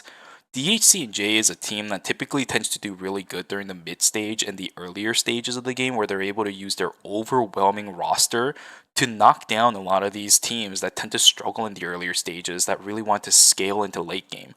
But once you start going into late game, DHC&J's composition really struggles in locking anybody down, because one mistake is going to get your entire team killed. We see it over and over and over again. High team kills, high field kills is a very high possibility for Team DHC&J, but their placement, their average placement is always going to suffer because of how their roster works. Yeah, they just have a really aggressive playstyle and try to look for these early game picks. But yeah, closing out games has been, I think, quite the challenge for, a team like Team DHC&J. But yeah, that's just, kind of how, their playstyle works. Yep. If they are able to get, enough kills, maybe, we could see them making it in, and maybe if they're able to close out a game. But yeah, it's probably a little. Yeah, it's a stark difference to how Team Gyeongnam Sparkles runs their composition, because they never really have to full invest into anything until they're confident in having to invest, right? Whereas on the flip side for DHC&J, because you're running characters like Yan as well as Dai Lin, once you're in, you're in. Yeah. There really isn't an out for you anymore, and that's how many times we've seen. Well, not that's how many times, but that is exactly the reason why we've seen time and time again DHC&J struggling as soon as they miss one small aspect of how they want to start a fight. Yeah, that's the difference between, like a dive comp versus a poke comp. When playing a dive comp, everyone has to be on board. You got to make sure, you're hitting the priority targets, you're CC chaining with your teammates. When you're playing, a poke comp, you have a lot of options to just play the range and just play damage. And you just have to, respond to your enemy. Whereas when you're diving, you have to be the one to initiate. Yeah. Well, ladies and gentlemen, we got more posters out here for you. We got a little bit of a fan poster for Bum. She wants, I should say, 40 team kills for Bum. I haven't really seen him play today, so. Yeah, because they already qualify, right, for day 2. So. Yes, exactly. So we won't be able to see him here today. We'll probably see him tomorrow. So might have to wait a little bit there, Miss Sua cosplay lady. We'll see you tomorrow. Hopefully you will bring that sign along, and Bum will play tomorrow. Hopefully about that one too, right? DHC, what is this? It's like a foot that's shot. Directly translated, it says ankle twist. Oh, I mean, they play Yon and Dylin, so maybe it has something to do with that. What the? Saber first place or die, huh? Wait a second. Guys, I think it's kind of doomed. I think they might not be living to tell another tale for tomorrow. Even if they make it to day 2, I don't know about that one, Chief. Looks a bit over for them. Hey, Tia cosplay, look at that, fantastic. Oh, wow, that one's nice. That one's really nice. Isn't that the pixel art Tia one, right? Yeah, it is, yeah. Oh, beautiful, I swear. It's one of the reasons why I always want to go to one of these offline events in KR. Cosplayers, I feel like if I ever go to ERM, I will at least for once in my life be able to muster up the courage to go up to a cosplayer and ask for pictures, I've never been able to do that. I see, yeah. Never been able to do that at any other conventions. Well, it's probably because you're not as familiar with the characters, right? So, I think I'm just too shy. I don't know. Yeah, I mean, that's fair. I usually don't either, but like if I were to see like a Suwa cosplay, like I would probably. Oh yeah, no, absolutely. Yeah. Listen, if you do a Suwa cosplay, I'll ask you if I can take pictures with you. I don't know about that. Now he started to back off everybody. Okay, I see how it is. Fantastic posters though, right? This is something that we've seen over and over again. We've already mentioned it multiple times today too. Cicella up on the left side, Sus in the center, and I think that's Nikki on the right. Yeah, it should be Nikki with the skin, the bunny skin. It says free Nikki's guard. Interesting. Oh, and we got the trophy again for the season finals. Unfortunately, we're not going to be able to see who gets it for today, but if you guys do come back for the grand finals for tomorrow, we'll be able to see who is going to be the team that is going to be able to lift that up. Absolutely, but here we go, ladies and gentlemen. Game number 6, the final game of today. Character selection is a go. These characters are going to decide some of these teams' fates. Are you going to move on into day 2 tomorrow, or are you going to fizzle out after day 1 today? Bans up on the top of the screen. Mai and Ducati are returning after the game 4 ban for those two characters. Once again, we got the Shukai and the Nadine back up on the table. We're going to see Pang as well as NCMB sticking onto that one. Since Jangi is in for Cartel, there is no Bunghwa, right? NCMB does not have the extra leniency of the star. They're going to have to play a lot more carefully. Got Curry on the Nadine, Chino on the Nadine. God. What is Sparkle that? is having some fun. Sparkle is having some fun. I think they already know, they already guaranteed. And I'm putting Fauna on the Rio and Sun Harang on the Natapa. I've never seen them play these characters, but I'm excited. I think, I think they just decided, it's game number 6. We have enough points to make it in, so let's just play something that, I mean, maybe they've practiced it in scrims and everything, and this is like their second team comp they're gonna test out, because they are gonna be a sponsor team now. They are gonna be entering the National League, so they should, practice multiple comps, and maybe this is this is the stage, because why not? Yeah, and I've been reading up on a lot of Eternal Return esports related stuff over on the Korean side of things. They are expanding a lot of tournaments over there, ERM included, National League included. They're expanding it so that a lot more teams can play. Yeah, Fauna is going to have some fun trying to play the Rio. All I can hope is that he's not going to use his sword in like he is playing on Yan. But here we go, ladies and gentlemen. Game 6, the final game of today, is locked and loaded. The players are ready to go. They are building up their items. Let's see which 4 teams are going to move on. Let us see which team is locked in for our final game of tonight. Yeah, which 4 teams will make it in. I think most teams are just going to start grouping up. I think we did see a lot of teams, have these routes do all group up and share together. Don't know if Team Sparkle has that though, because they are playing 3 characters that usually they don't really play here. Sangharong is gonna get just some farm. Yeah, looks like Fauna is also on the top side as well. Scarlet, yeah, they are completely split up. I highly doubt that they're going to be able to grab an early zone group up with this kind of composition. The Rio and the Alonso maybe, because that's a composition that we've seen before, although their builds have significantly changed ever since we saw that actually being a comp that teams ran often.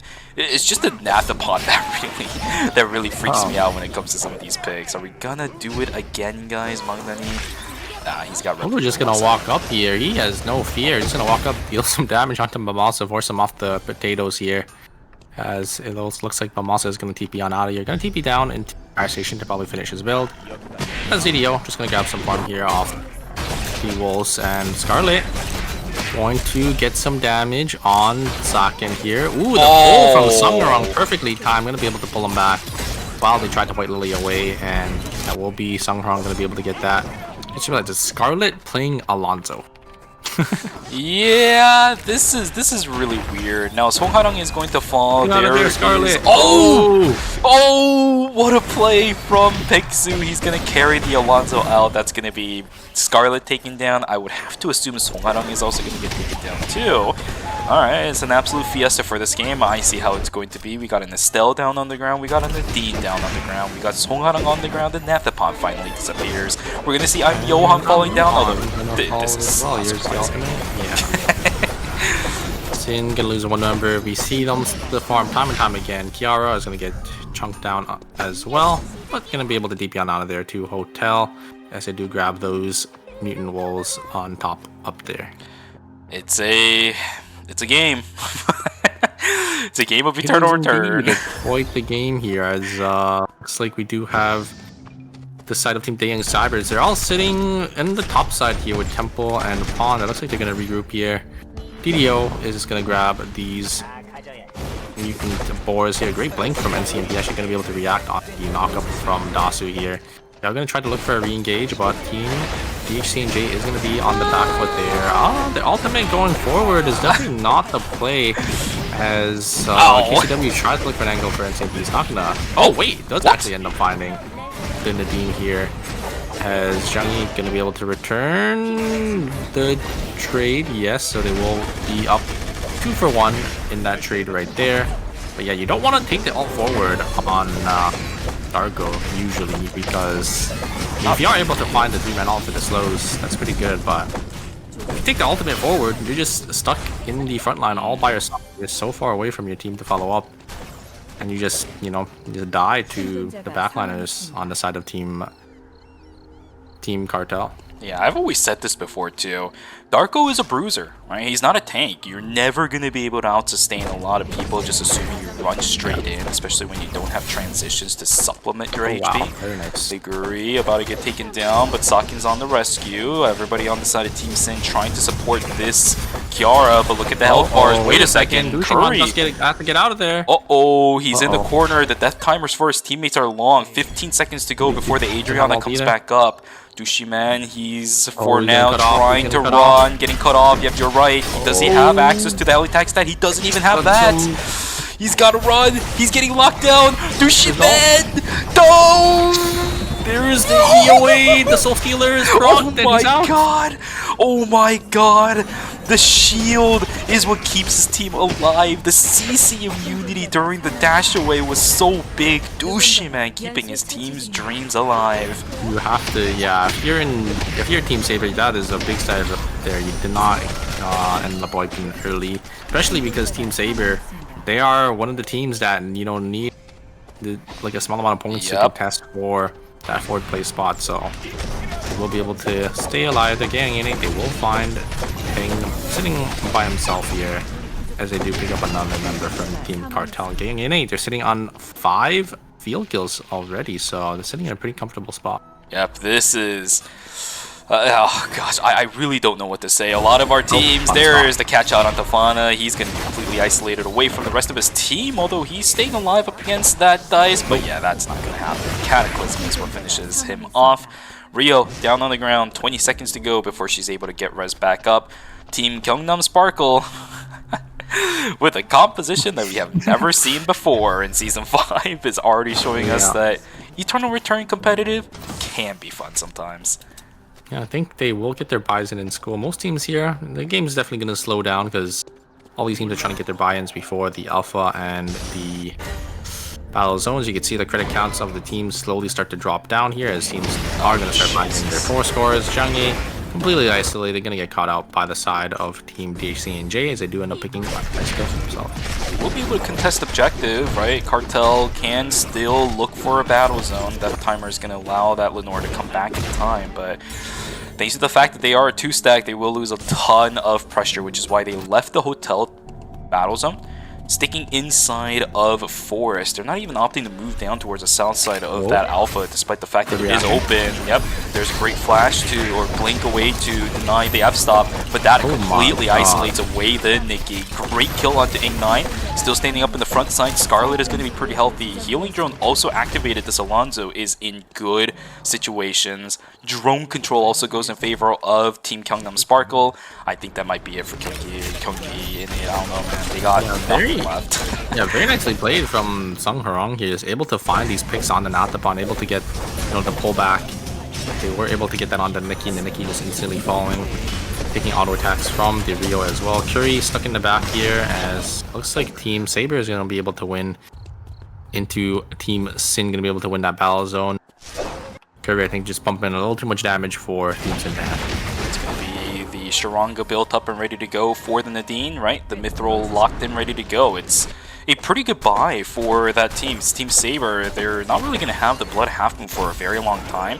I don't really see a world in which you prio the Mithril on anyone else anyway, so just getting the biggest bang out of your buck. Might as well. You got the Mithril for free in the battle zone anyways. Yeah, very nicely played for Team Saber.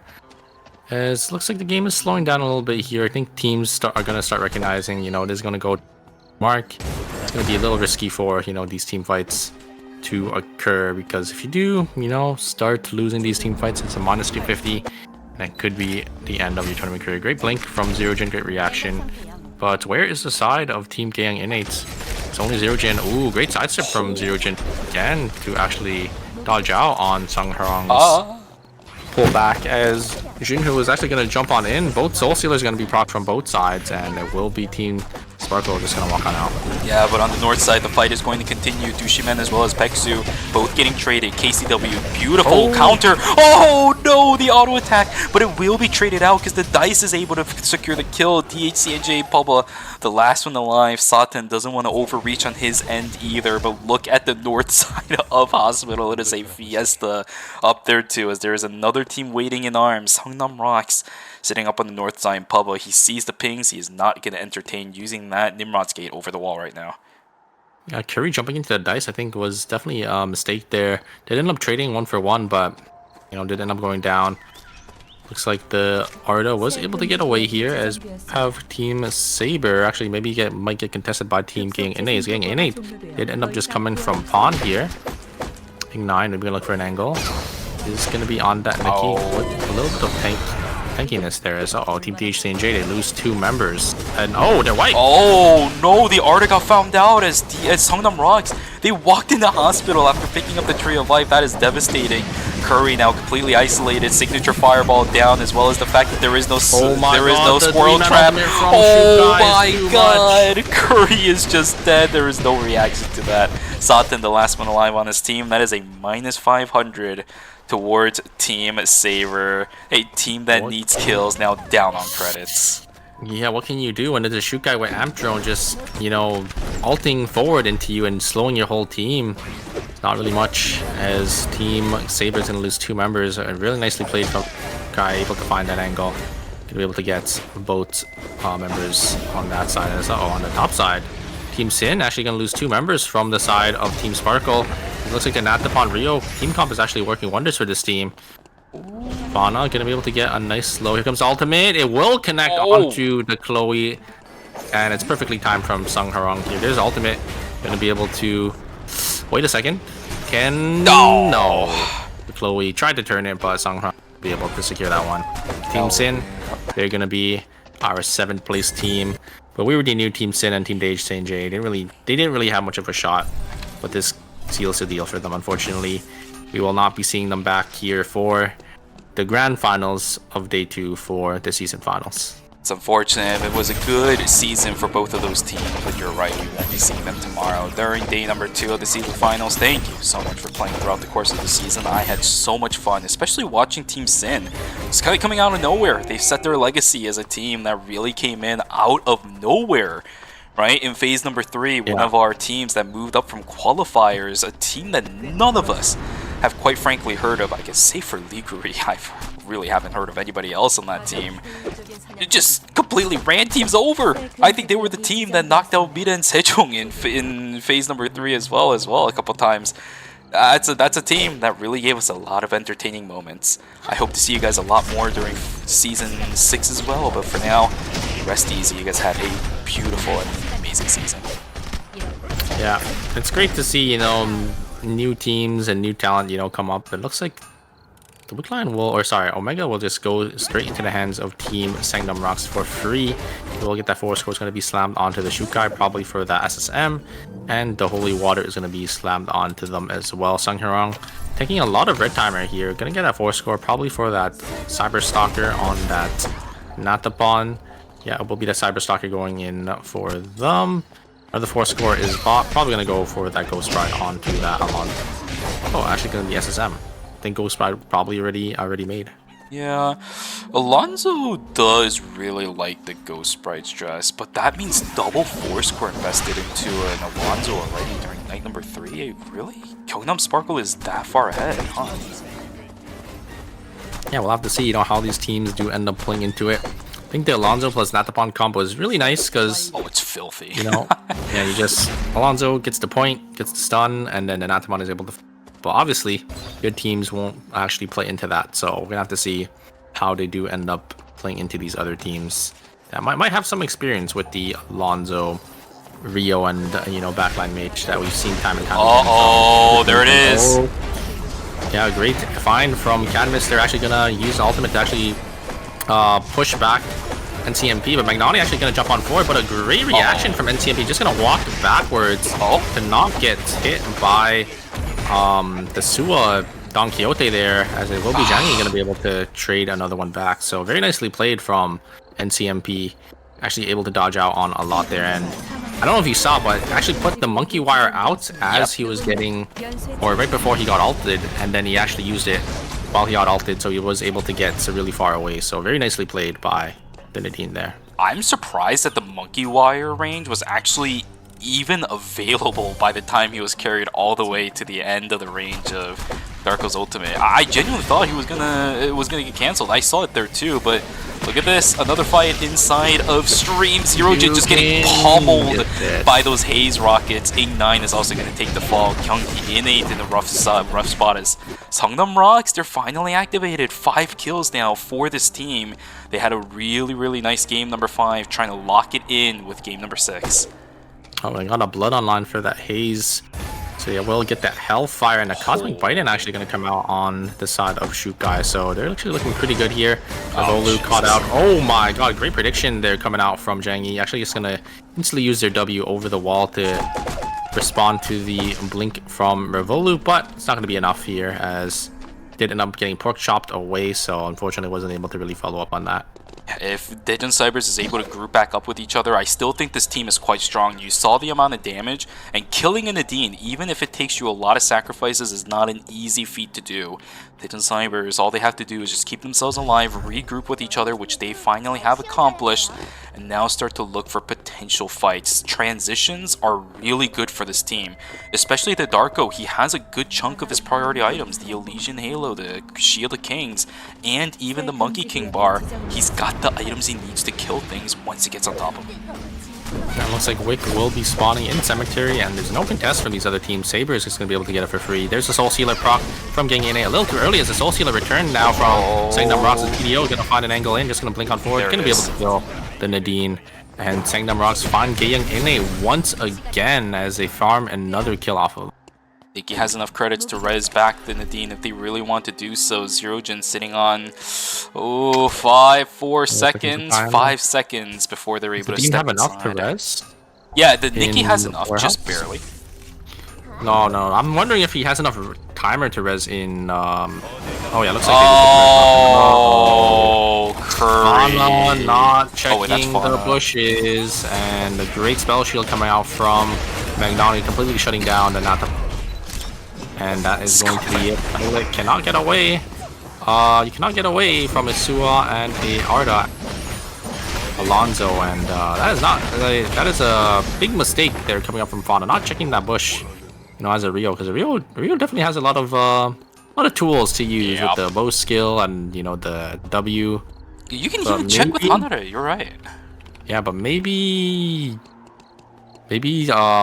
team the Young Cybers completely avoided the vision. Maybe started to escape correctly over the walls. Maybe that's why they got caught. Maybe team Sparkle thought they were safe because of the way team the Young Cybers maybe navigated. We can't really tell because it only showed the ending part where Fauna just didn't check the bush. But you always got to make sure you check those, even when you think you are safe. Yeah, just like that. Why not?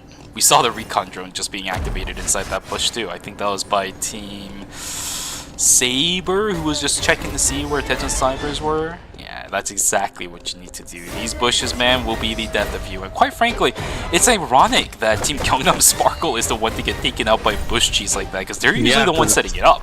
yeah, we've seen it, in the previous games where they're just all hiding behind like a little this, and this time it's Fauna is going to be the one that's caught up. Yeah. See, a lot of people in chat are already mentioning, hey, this is what it feels like to play a backlight ADC without that unkillable ultimate. Yeah, I think Fauna has definitely learned his lesson. It was a really good game from them, though. I will say, the Alonzo Nathapon Rio comp, even if it's just an impromptu composition that they're bringing out, they were pretty organized. Songpa Rong looks really good on the Nathapon, and able to find, all these picks, able to time his pullback perfectly. It looked pretty good, that's aside from the fact that, they got vision cheese from the bush, but that's just like a mistake that's really easily be able to be fixed.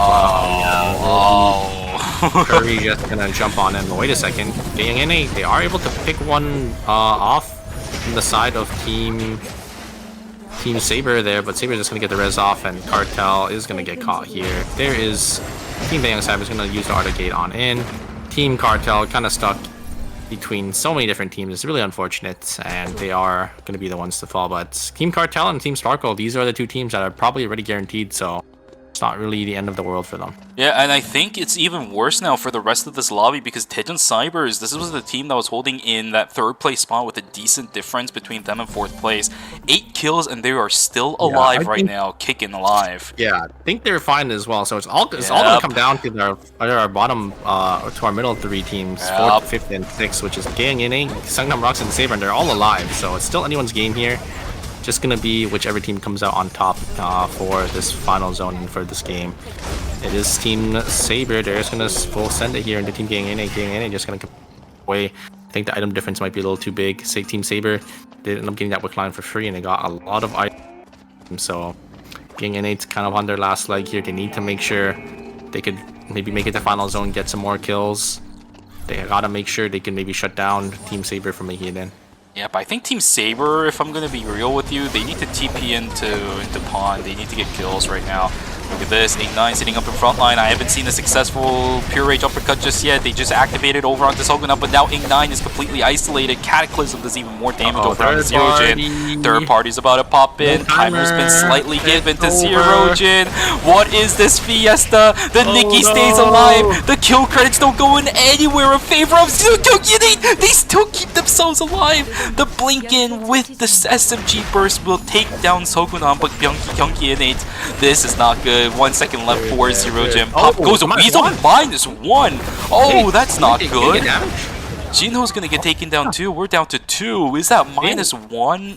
Uh-oh. Needed those points as well. I'm surprised he got -1. Did he not take damage out of Team Daeyoung Cybers? I guess not. As, yeah, Gang In loses 1 point there. It's just going to come down to Team Saber and Daeyoung Cybers. Team Saber is, I think if Team Saber is able to win this 3v3, they should punch their ticket into day number 2. Oh, that -1 might really hurt Kyungki NA. This team, man, they were so close. They could have tasted it, but it's just so far away. Tejan Cybers, they need to somehow stop Saber if they don't want that team duking it out in day 2 tomorrow. Revolut, they are just opting to run all the way into the red. I like okay, because this allows them to go on the south side right around where the Tree of Life is, right? Like, you're not going to expect this specific angle. You can expect the jump pad over. Yeah, and they're going to walk. They have no vision, man. So, yeah, Curry can't even see where they're coming from. Our team Saber don't even know. Here comes the engage. There is the jump in. They're going to find Curry here. But Curry is going to jump on away. Cadmus is going to get chunked down to half HP. Great respawn from Curry. As Magnani is going to get chunked here. Oh my god, you can't! You can't! They find Curry, and that's going to be it. Team Daeyoung Cybers, they will be the one to stop Team Saber from winning this game. And I think from even making it to day number 2, they just had it happen to them 2 times in a row with the gate. Oh, you can't do that. Art of cooldown for his unleashed power is so low that late into the game. They responded to the first one perfectly. They did everything to stop the kill, insta-kill onto the Nadine. They did it so well. And then you have to expect the second one, but they don't expect the second one. Darko gets a perfect flank, double knockup onto the Nadine and the Estelle. Oh my god, man. Yeah, it was very nicely played from Team Daeyoung Cybers. The knockup from Darko into the knockup from Suwa. Nadine had a bookmark on them wall, and that just sealed the deal for that Nadine. Once the Nadine dies, there's just not enough to kill a Suwa and a Darko as an Estelle and an Adriana. So that is going to wrap up our semi-finals for season 5 here. Yeah, gosh, a lot of teams are going to have to start taking notes. That is exactly the shenanigans that can happen with an Arda this late into the game. If you can't kill the Darko, if you can't kill the Suwa after a failed initiation like that, if you can't punish them immediately from the get-go, you have to watch out for Arda cooldowns. You really do have to. Even if it wasn't a Nimrod's Gate, I think if the Nadine walked into a dice combo, she was dead still. Right? Like, you got the initial part of the initiation down. Just no play Darko safe. ult, so yeah. Oh, it hurts. Once the Dark Alt is gone, they just had to make sure they play around Gate, but man, Arda Gate just coming down again. I don't really blame them. Like it's kind of hard to play around because Heat of the Arda can just moment. keep gating in. Yeah, and then they just found the Nadine once again. So the Young Cybers very nicely played on this team comp with the Arda, showing that the Arda Nimrod's Gate is strong with 2 dive characters if utilized correctly. And I think for that team as well, Suwa Darko is such a great combination because it causes so much havoc and chaos in the backline once the Nimrod Gate is successful, that typically most of the time of the backline is going to be spent trying to run away instead of effectively dealing damage, which allows the fight to reset just like we saw in Cemetery. And if the fight resets and the other team starts walking in again, well, they invested everything keeping their backline alive. We saw the Helitech stat being invested, the Monkey Wire being invested, the Blink being invested by the Nadine. They do it again. And you just do it again. Now they don't have access to that anymore. Like it's just so easy. Yeah, no Blink, no Monkey Wire. I mean, the Monkey Wire will probably Blink. I think Blink is quite the cooldown to have. Yeah. So you can't really, on react. And I think that, fortunately, I think that makes it so Team Saber doesn't make. Yeah, me too. I don't think the placement points are really going to be enough for them to overcome the point differences they had up against that 4th place team. Now, I mean, it's not guaranteed just yet. We don't know what the actual final score sheet looks like right now, but it was a 4-point difference, and I don't know if there was a 4 placement difference from that team to the other team. I think the kills were relatively the same. I think they all had about 6 kills, 6 to 7. Oh boy, it is going to be a very, very tragic end for some of these mid-range teams, man. 5th and 6th place, it's going to be close. It's going to be close. Game 6, it's just those one couple extra points. Maybe if I didn't -1 earlier, maybe if I picked up a kill earlier. Maybe getting in -1 affects them here. Oh, jeez, man. My heart. I can't take this anymore. I need the score sheet. This final game was way too much. My heart is already trembling. I still have another day to go with this, man. Oh, yeah. I'll be cheering you on. Unfortunately, I won't be here for the finals tomorrow. Yeah, I'm getting banded again, chat. Yeah, it is what it is. All right, Super. Let us take a look at what the score sheet looks like. There it is. Okay. Oh my god, a 3-point difference. If Saber won, they get in. Yeah, they definitely would have made it. They just had to win that final 3v3. And that is a heartbreaker. I know, Curry probably feels really bad now, but I hope, I hope he doesn't let it get to him.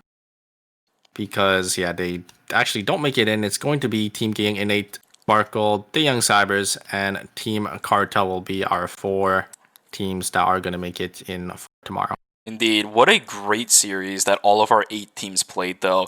Although I will say, top 3 teams definitely looked comfortable today, and that is a really good sign going into the finals tomorrow, I think, for these teams especially, because while day 1 is still competitive, now you have to deal with the teams that dominated throughout the entire season itself. You got quite the mountain to climb for tomorrow. You got all the juggernauts of Eternal Return competitive with Mirai Sejong, you got Asher, got Sad Hands' team. Yeah, Auto Arms and now Sejong. And, oh my god. And BNK Theorex as well. So, 4 really, really good teams coming in for tomorrow. And these teams, I'm kind of curious to see, how they shape for tomorrow's bracket.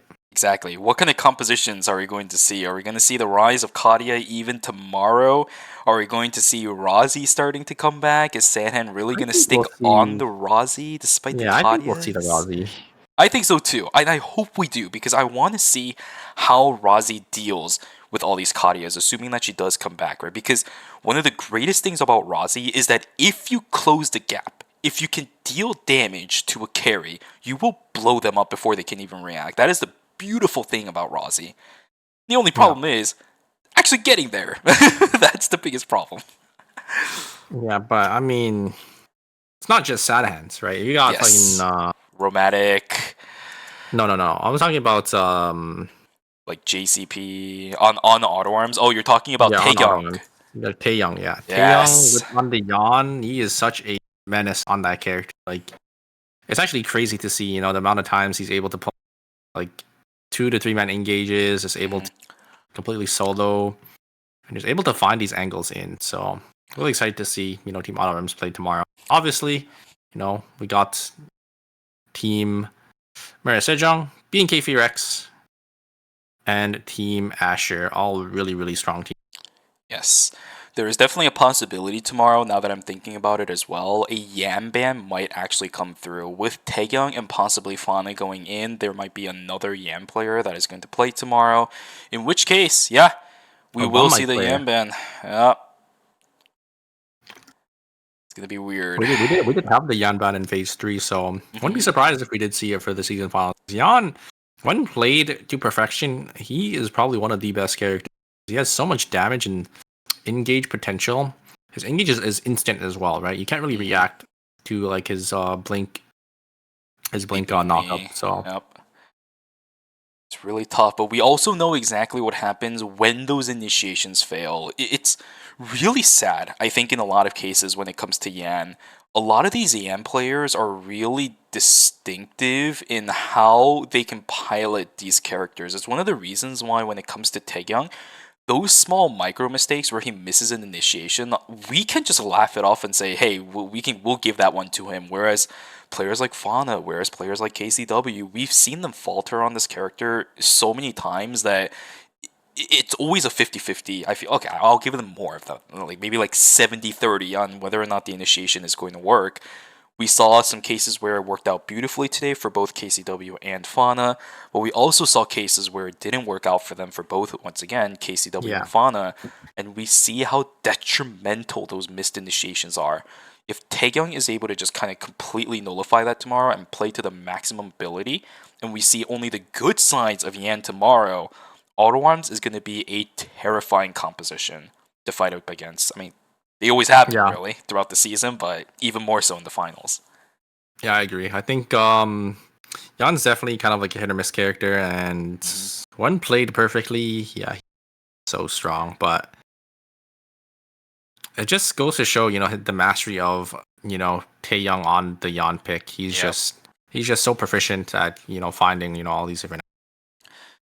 And even if he can't play the Yan, we know he has other picks to go off of. It's not as impressive as his Yan, but that is like a whole different category of impressive when it comes to a character, especially considering the fact that Yan is also a very flashy character as well. Yeah.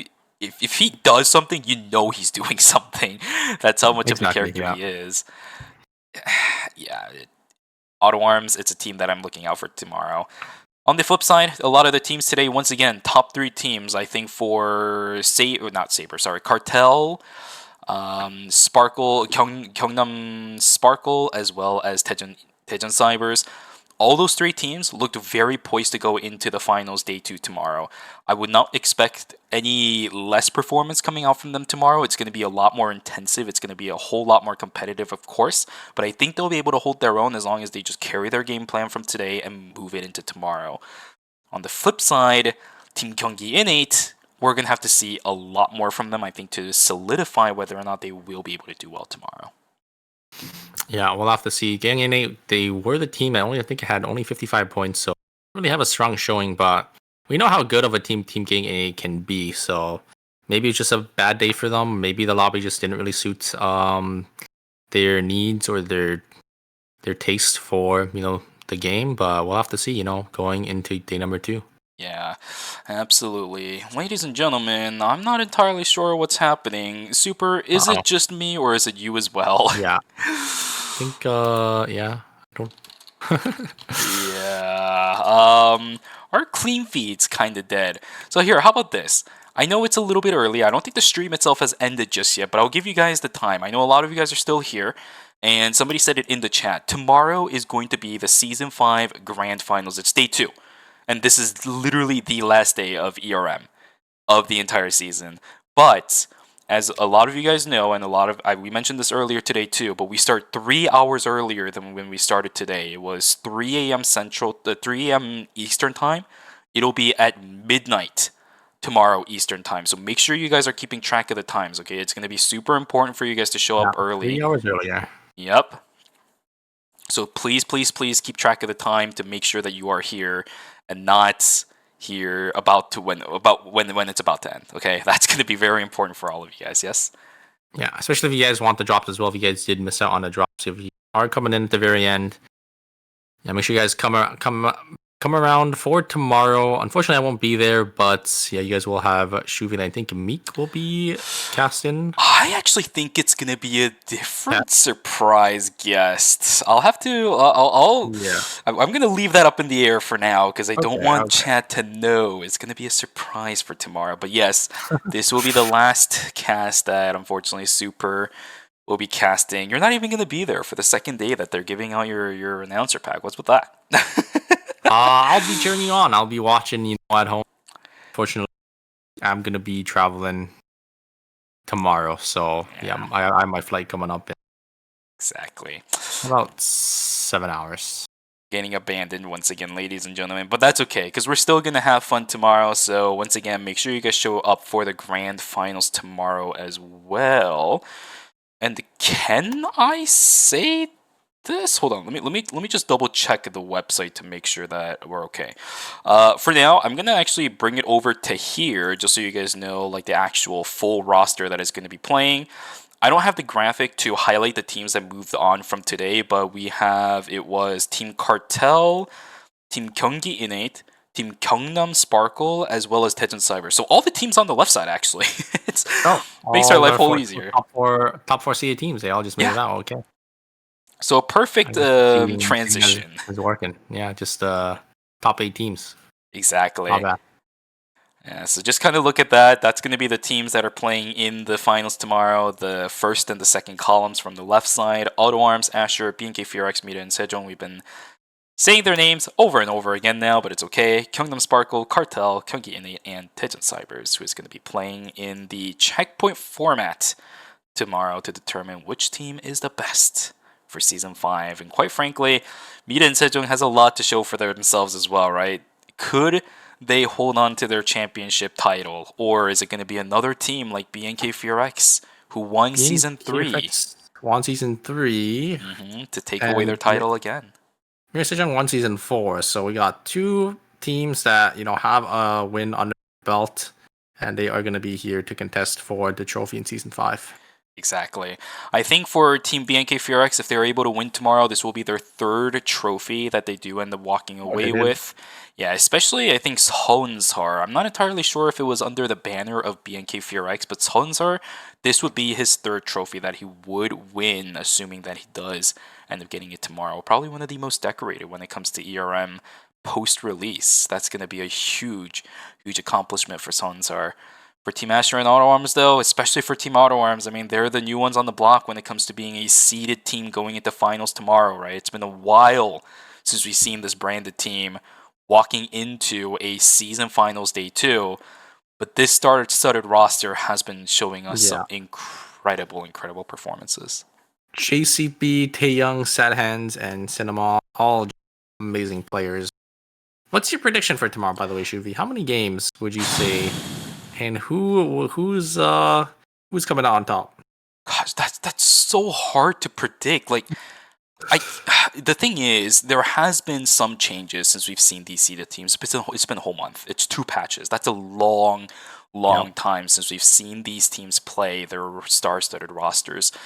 Have we seen a lot of changes for the characters that these players play? Yes, right? We talked about the Nadine today.